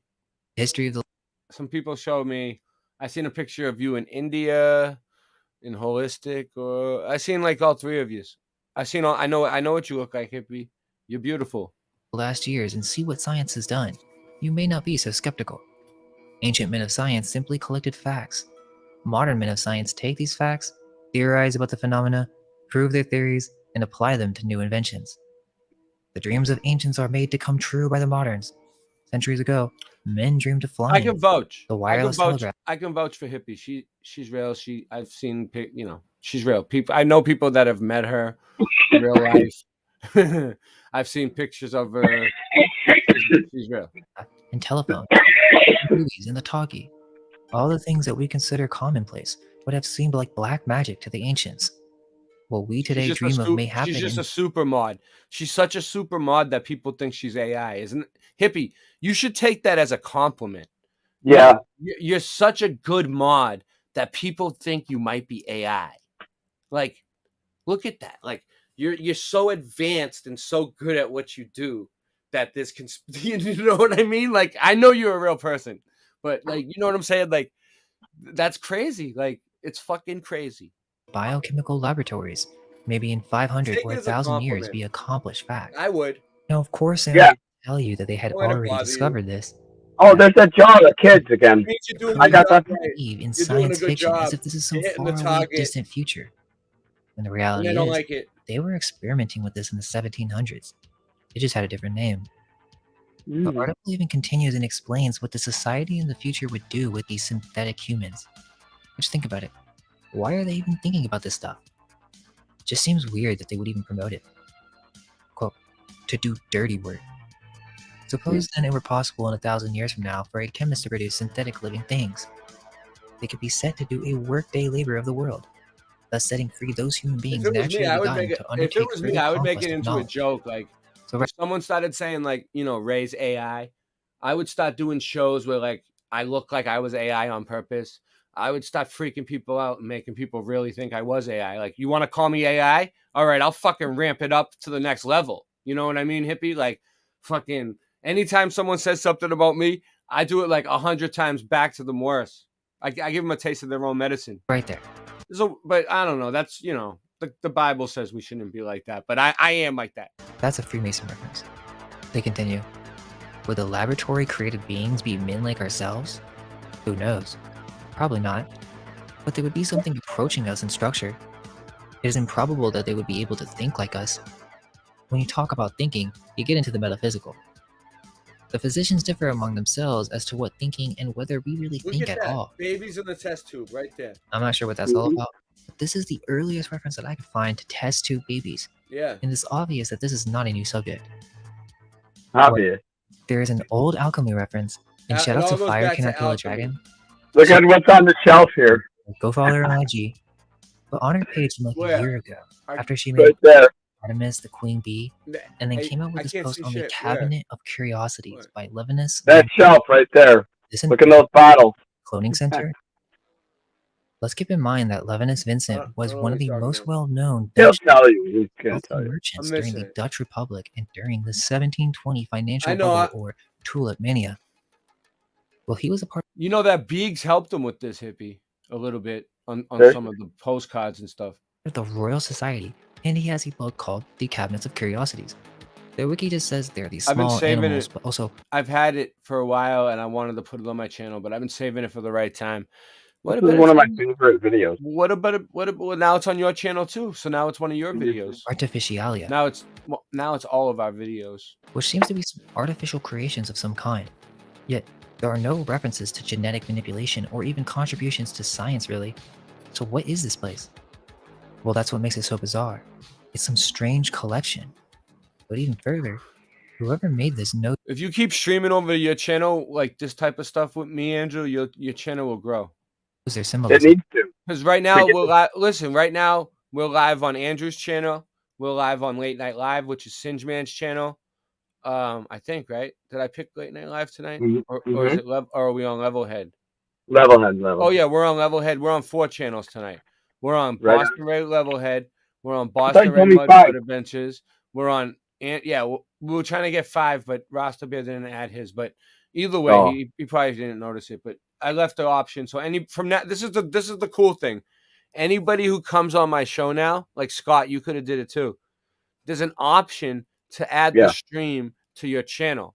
So if you want to like come on and get a part of the stream on your channel, you could do It gets more people on your chat too.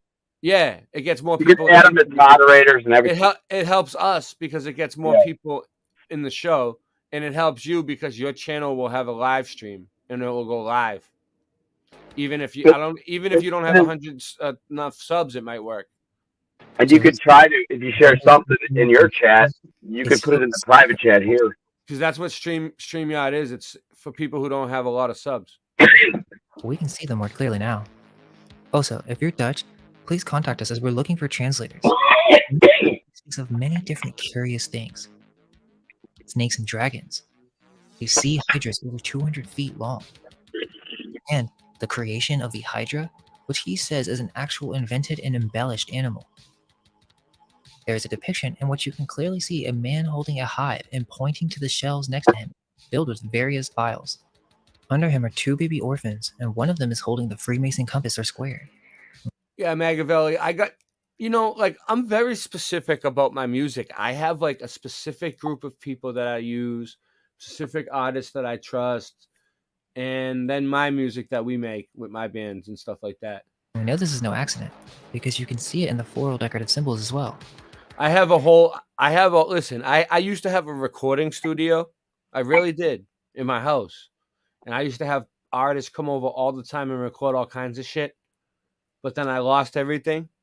And then, but what I did was I downloaded all the music onto one iPod, 16 gig iPod. It's like dilapidating, but I copied most of it onto this computer. So I have a shitload of music that nobody's ever heard from my studio. This beehive is purposely chosen as we can also see the multi-breasted Diana of Ephesus, or Lady Liberty. Did you find it, tower Scott? Or castle on her head. Did you figure out how to get to the actual podcast? Like, because like I know when you go to the playlist, it says it's a podcast now, but like I think it's like YouTube Music website or something. It's a podcast website. It's a new thing that YouTube started. Yeah, that's the playlist. But how do you listen to it as a podcast? But yeah, it is cool. It's the Levelhead podcast for now. Presenting that this is some type of And we'll keep adding to it as we go. For repopulation of the new world. We also see human-like creatures in some of these tubes. Right here? Is this an early example of test tube babies? Not only that, they were experimenting with multiple animals to create hybrids. Lizards. Yeah.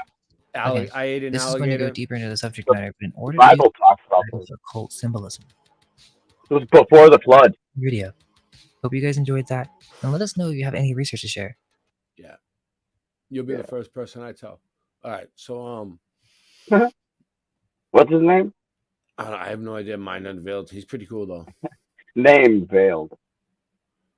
He sure does tell us what he's thinking. What time is it? It's 5:30 in the morning. All right, so Jedi Mind Tricks has been doing like their final concerts and stuff. So I found one that actually I tried to play one the other night because they're really good, but it was like the quality kind of was like just it wasn't their fault. It was someone in the crowd. But anyway, I think I found a good one.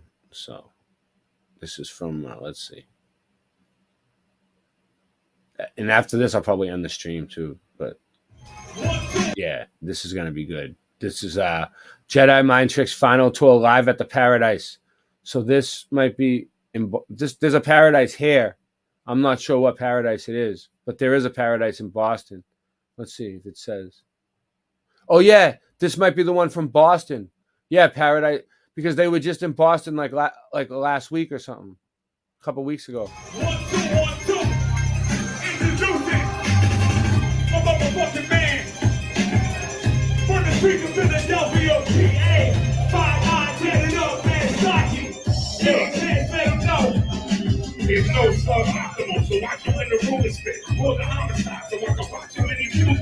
Fuck the world, fuck them all. I'm tired of this music shit. Go my go and move, regardless of who producing it. Dumb if you don't flip it, if the shock on fly. I will crush your fucking teeth. I will stop that eye. I will block that lie. I will say in the print, you a sucker, you the type to take advice from a bitch. We defy God, so we had to get his name first. Off to the seat, carry metal like a chain purse. Make a list of roll motherfuckers, put my name first. Everything was honest by the time to make the train first. I like a motherfucker, I ain't hit the ground yet. Stuck to the whole clip, empty like a sound jet. Command orthodoxy, made a ritual is found that. Command orthodoxy, made a ritual is found that. Never is enough, everybody get touched. Motherfuckers is running up on me.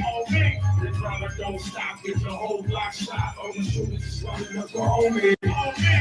This street sleeper, I'm the hood grim reaper. Motherfuckers is dying around me. My trigger finger stay itchy. We cooking in the kitchen. I ain't fucking with nobody but me.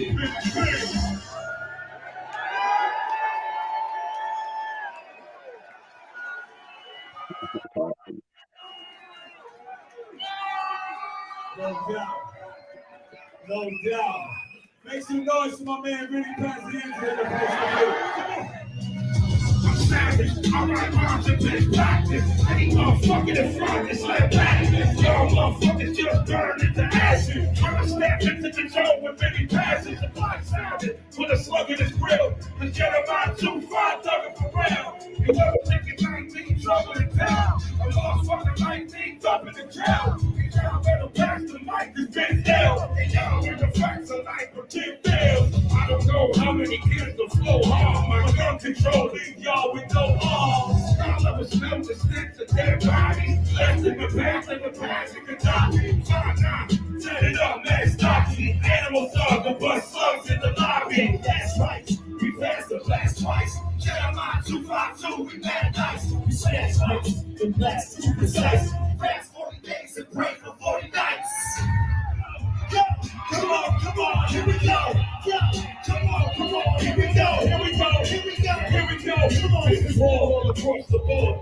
short chamber. If it's coming from my jaw, then it's pure anger. Heavy metal rap with a full banger. We can settle that, let the mic cord hang up. I pay homage to the best of my Christopher Wallace. And bring drama to the rest of the Bavisky topics. I'm with a Lord Justice, and be more gritty. Been to hell and down to New York City. I'm on the floor with me, when you capture the ring. Tell me more merciless in the statue of thing. Tell me more purposeless in the passionate king. You going down like a bro with a cat in the pig. It's a passionate thing, and when we make classics, and you are brilliant or it ain't madness.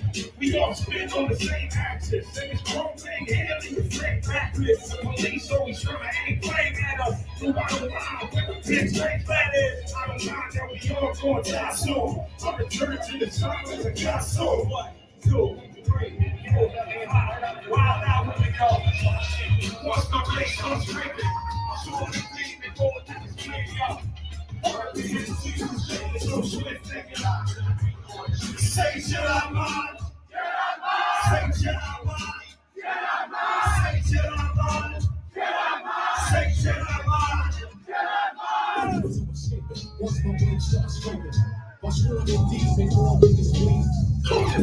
Rockin' mad rhymes over wicked instrumentals. Rockin' mad rhymes over wicked instrumentals. Rockin' mad rhymes over wicked instrumentals. Rockin' mad rhymes over wicked instrumentals. Rockin' mad rhymes over wicked instrumentals. Rockin' mad rhymes over wicked instrumentals. Rockin' mad rhymes over wicked instrumentals.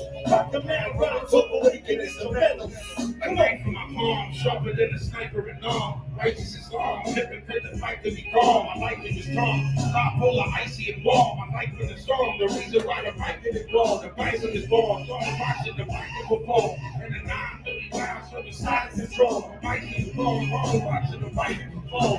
And the 9 really rounds from the side of control. I'm out from the ball, I don't believe in fighting at all. I'm a manic, the person never get excited at all. I was born peaceful, I was never violent at all. I was born peaceful, I was never violent at all. And my father died, I was like a knife in my core. And he loved to have it, so I'm not alive anymore. Lying in the wall, Joseph Dre, I am the law. I'm the reason playing rappers can't rap anymore. And yo, stop guessing, who the fuck I be? Always more what has to be done, son. You know where it comes from, really. Stop guessing, who the fuck you be? Always more what has to be done, son. You know where it comes from, really. Talk for love. One little man, I'll blow your face off. I'm flying out bodies, I ain't talking about a racehorse. I murder every rapper, then I break off. Scheming all this motherfucking money, burn made off. Y'all was always pussy, so stay soft. The only time beef is mentioned around me is for state sauce. I work harder than y'all, there's no days off. The knife work, scratch and cut you up like main sauce. My fam walk around with hawks on them. Big motherfuckers, infrared dots on them. It ain't a motherfucker that can box with him. Razor under the tongue and keep an ox with him. Hard body rap, God of the 7th day. I'm a sinner on the God of the 7th day. Everything I do hard and it's legendary. I spit 16 bars and you dead and buried. Make some noise, Boston, boy.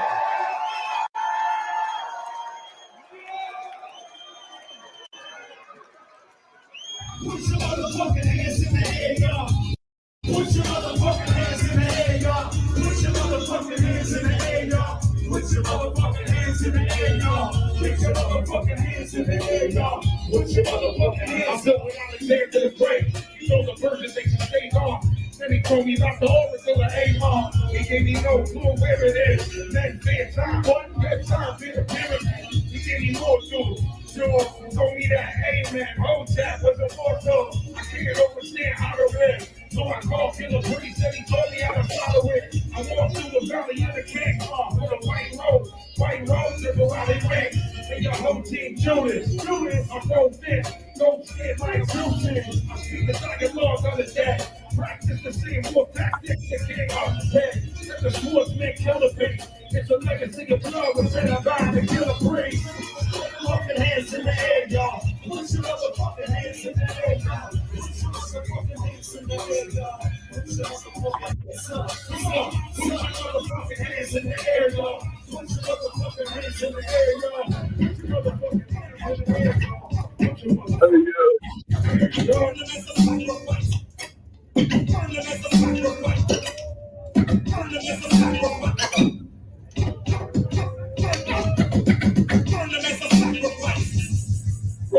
ski on the beach. Born ski on this wheels of fortune. Y'all gotta salute the DJ. Hip hop's on the 50th anniversary.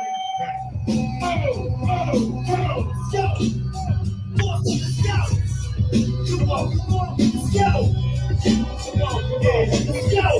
You know the motherfucking 10 a.m. tricks. That's like second day.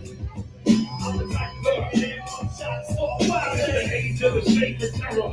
A guardian is revolutionary chamber bearer. Take your cheddar. Take everything that you care for.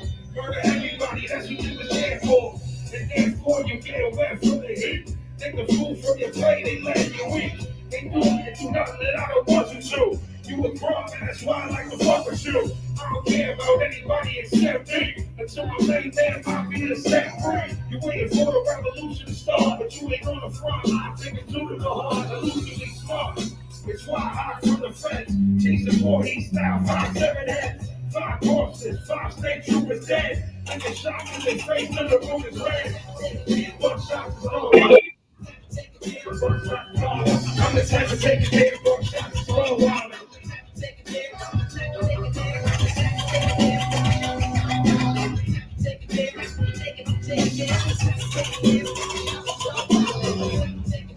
Shots is all wild there. Keep it all for show. Show me. Put the hands up. Put the hands up. Look, I'm tasteless. This beauty in strange places. I find beauty in races. I find beauty in blood dripping from your faces. Find beauty in the Quran and all of its Aramaic equations. Find beauty in 12 pages. Find beauty in teaching you what the definition of pain is. Find beauty in stainless steel. It can kill and reveal in front of your grill. You crave this. Y'all don't want to test any past patience. I grab jaws and swing swords to the axes. Y'all pretending to overstand this matrix without attempting to overstand its faces. We dedicated to cast this band thugging. Many past got more hoes than Jim Duggan. Y'all been hey, yo. I'm not doing like this. Introducing. Hey, yo. According to the law and theory, I can't be the trophy goal to get clearly. Most of these niggas they fear me seriously. I'm a step above all by apostle cheering. Back in the hearing, there's an ego spinning. I will lose my shit, that's how the ego tripping. Back in the lab, I'm a man scientist. Keep your eye on this when I roll, I'm my analyst. One take this knowledge, one take this from the moon to the first president. Cut like that game, fuck my insanity. The man in the ego, to humanity. All black teeth, really fitted with a black pig. Niggas ain't ready for war to blast me. Yo, ask me if I get 2 shits and then barrel too deep, I can get the whole bit. Yo, planetary in the place. Yeah, barrel shit. Morning, so let's go. Yes, I made this track back and on. I'm getting like David and Manny. You take the ball down the net, but I'm flipping the third and be a wave home. Better rehearse for real words to get those fall. I'm Roy Jones with an F and a right. I'm Larry Holmes with a fight on the second and night. I'm Luke Sky with the blast shield down, blast shield down. Boom, bam, real rap, real sound. I lost this in the 7, lost the Luke in 11. Look at MCs, I'm lyrically murdered. Bodies that they deserve it, they probably didn't deserve it, but I had to do it for them. I got a bottle line, dead, go back, like a beast, so I throw it to them. With the mind of Michael Moore, like the score is games at the final score. So this is what I'm looking for. What you looking for? AOTP in the place to be. Boston, where the fuck y'all at? B-O-N-T-O. Fucking with these gentlemen, we run up in your residence, get you for your president. Wake up to break up, I don't wanna wake up if I don't got my cake up. Hey, yo, TP, on top, we be, he. Alright, that's acceptable, but it's not great. When I say die, motherfucker, die, throw that shit back at me. Die, motherfucker, die. Die, motherfucker, die. Die, motherfucker, die. Die, motherfucker, die. Die, motherfucker, die. Die, motherfucker, die. Die, motherfucker, die. Die, motherfucker, die. Die, motherfucker, die. Die, motherfucker, die. Die, motherfucker, die. Die, motherfucker, die.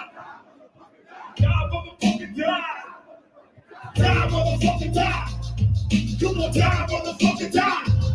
Come on, die, motherfucker, die.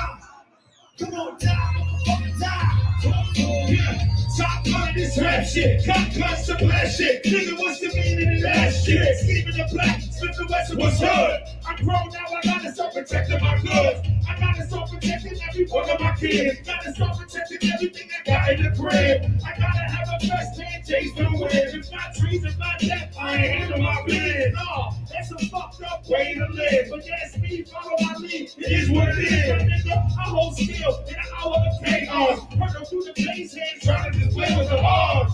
Not the type of nigga that take charge, but dog, I heard you spit. Don't quit your day job. I always been a cat that slave hard. Hoping that the deal don't turn up on the face hard. Yo, TP, ain't no VP, ONC, so time, motherfucking time. Fucking with the gentleman, he run up in your residence, get you for your president.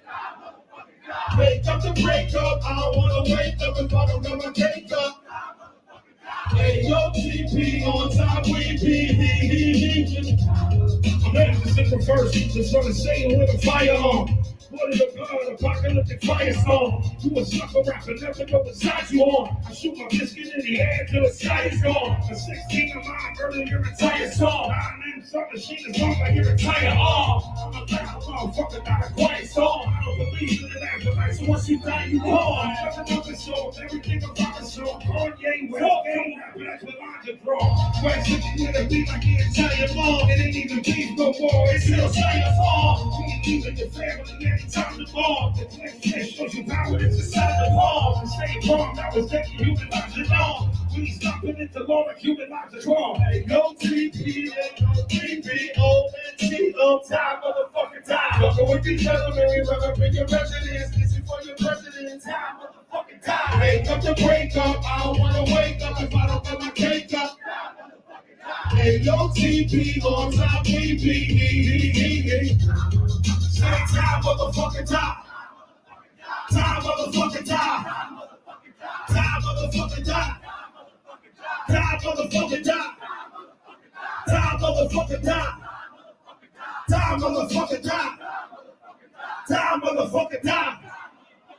Time, motherfucking time.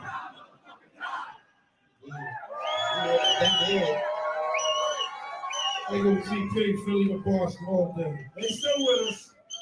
Boston, everybody put their hands up. Boston, let's get it back. When the beat drop, we gonna go side to side. Yeah, come on, come on.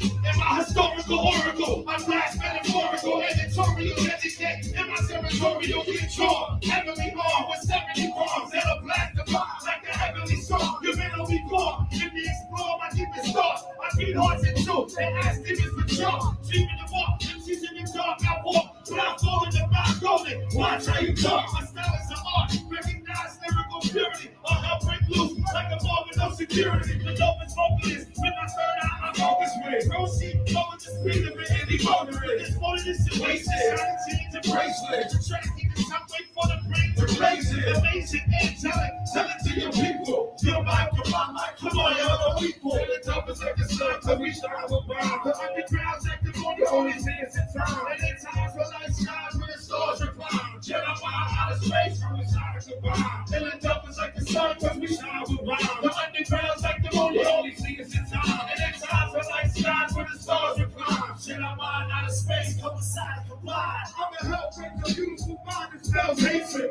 Your friend is free, the belt faces. Don't work the fucking to bring hell pavement. Trick him for God's brother to my chest raving. What's craving? Nightmare, aggravated. Keep the iron blazing. Get his domination. Educated. Come on the constellation. Birth abomination. Out of second basement. I'm from the level football field. Beat the shit out you. Give me one hand and spit out you. Bitch them up and scream, take a rip out you. If you been good to walk away, just we don't live by rules. And I'ma make my foot smell every inch I move. Rob gave me to the sleep before the licks I bruise. That make me rip your fools. We can rap the talk around a bunch of sparking shoes. And the top is like the sun, cause we shine around. The underground's like the moon, you only see us in time. And at times the light skies when the stars recline. Shit, I'm out of space, no inside of your mind. And the top is like the sun, cause we shine around. The underground's like the moon, you only see us in time. And at times the light skies when the stars recline. Shit, I'm out of space, yo. I'm never gonna give you war. I said the scores are rolling roar. Rappers fall on all fours like they dinosaurs with Jeremiah. In outer space, we bombing this. We stay in one separate bucket like a pharmacist. We arming this, we detonate the bomb. Head straight, hallucinogenics in Vietnam. I spit a song, we need girls like interacting. Swear on the Bible when they lie to Ecclesiastes. It's all battery, battle the energy with split shoot. Storing enormous amounts of energy in the crystal, we roll with the straight shoot. The possibility, you fight these quick on the land like you was hypnotized. Y'all in the ring, the whole clique is split half. Step in a long path and face a long wrath.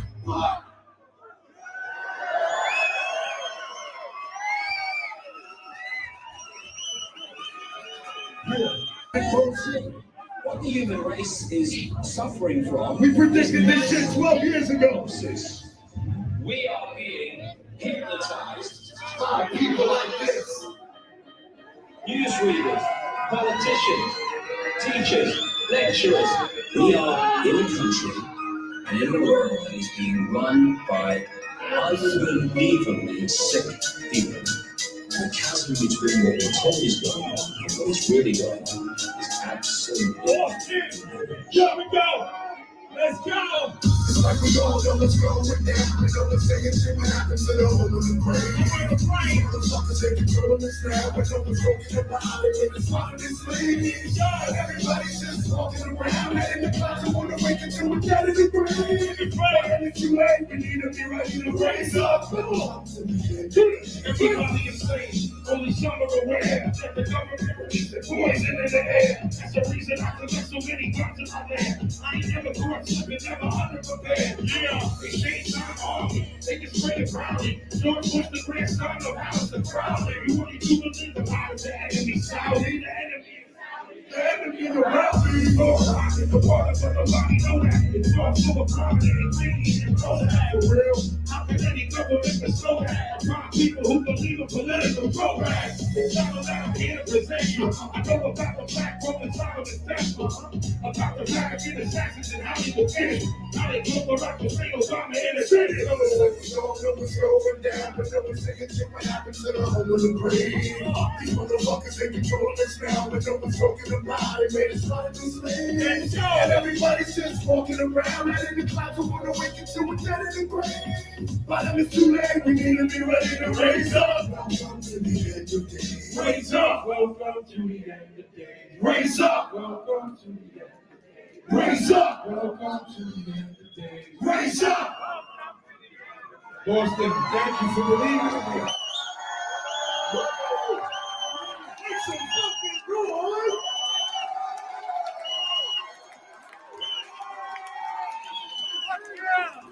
I will never forget the love that this city showed me.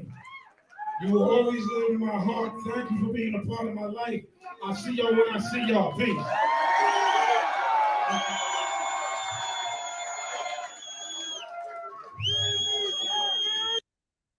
Nice. That was a good song.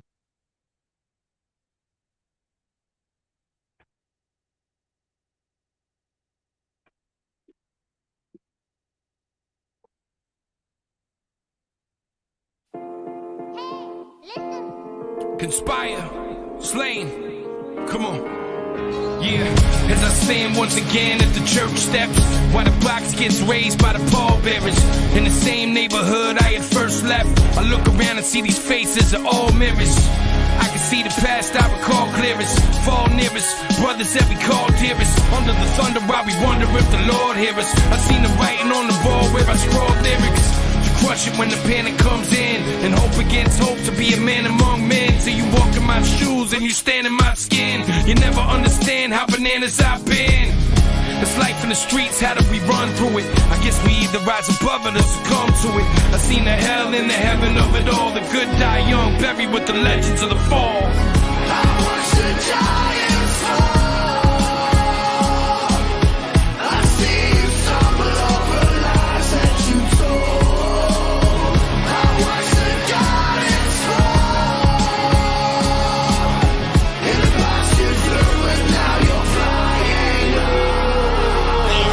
It took me 20 years, now a sober guy. Bad guys back, now a good guy. Cobra Kai, vocalize, there is no more lies. I am transparent, gaining knowledge, what's the point if you can't share it? Evolve, I don't want problems, I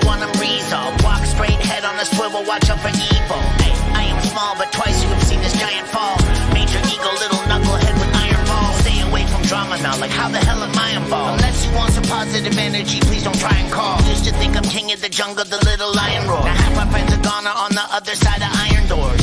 Ruined idol from too entitled to suicidal. Excited cause I'm happy now, so everything I do is vital. Appreciate the blessings, keep my head down and keep grinding. Come out the darkness, if you want the light, you will find it. I watch the giants fall. I see you stumble over lies that you told. I watch the giants fall. In the past you flew, but now you're flying low. Watch the giants fall. I see you stumble over lies that you told. I watch the giants fall. In the past you flew, but now you're flying low. I watch the giants fall. I see you stumble over lies that you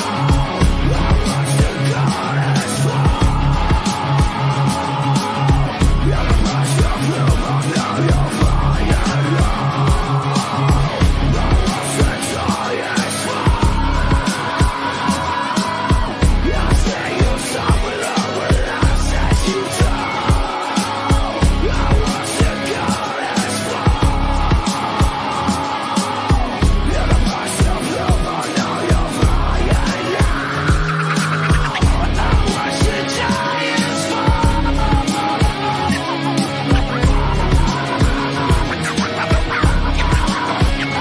giants fall.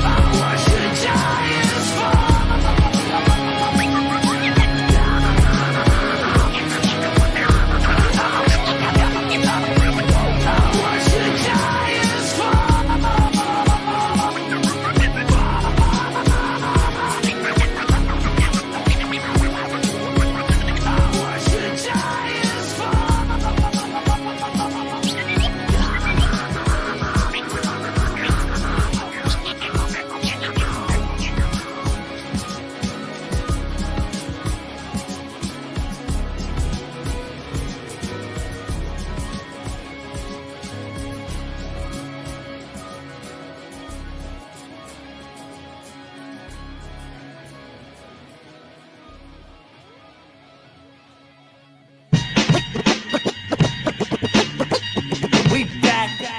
Thought it was over, stupid? Never. Twinning. King of the projects, he broke the walls down. His grip was both apartments, double living rooms, shot it under both couches. Schwarzenegger been dead for sexual crazy forever.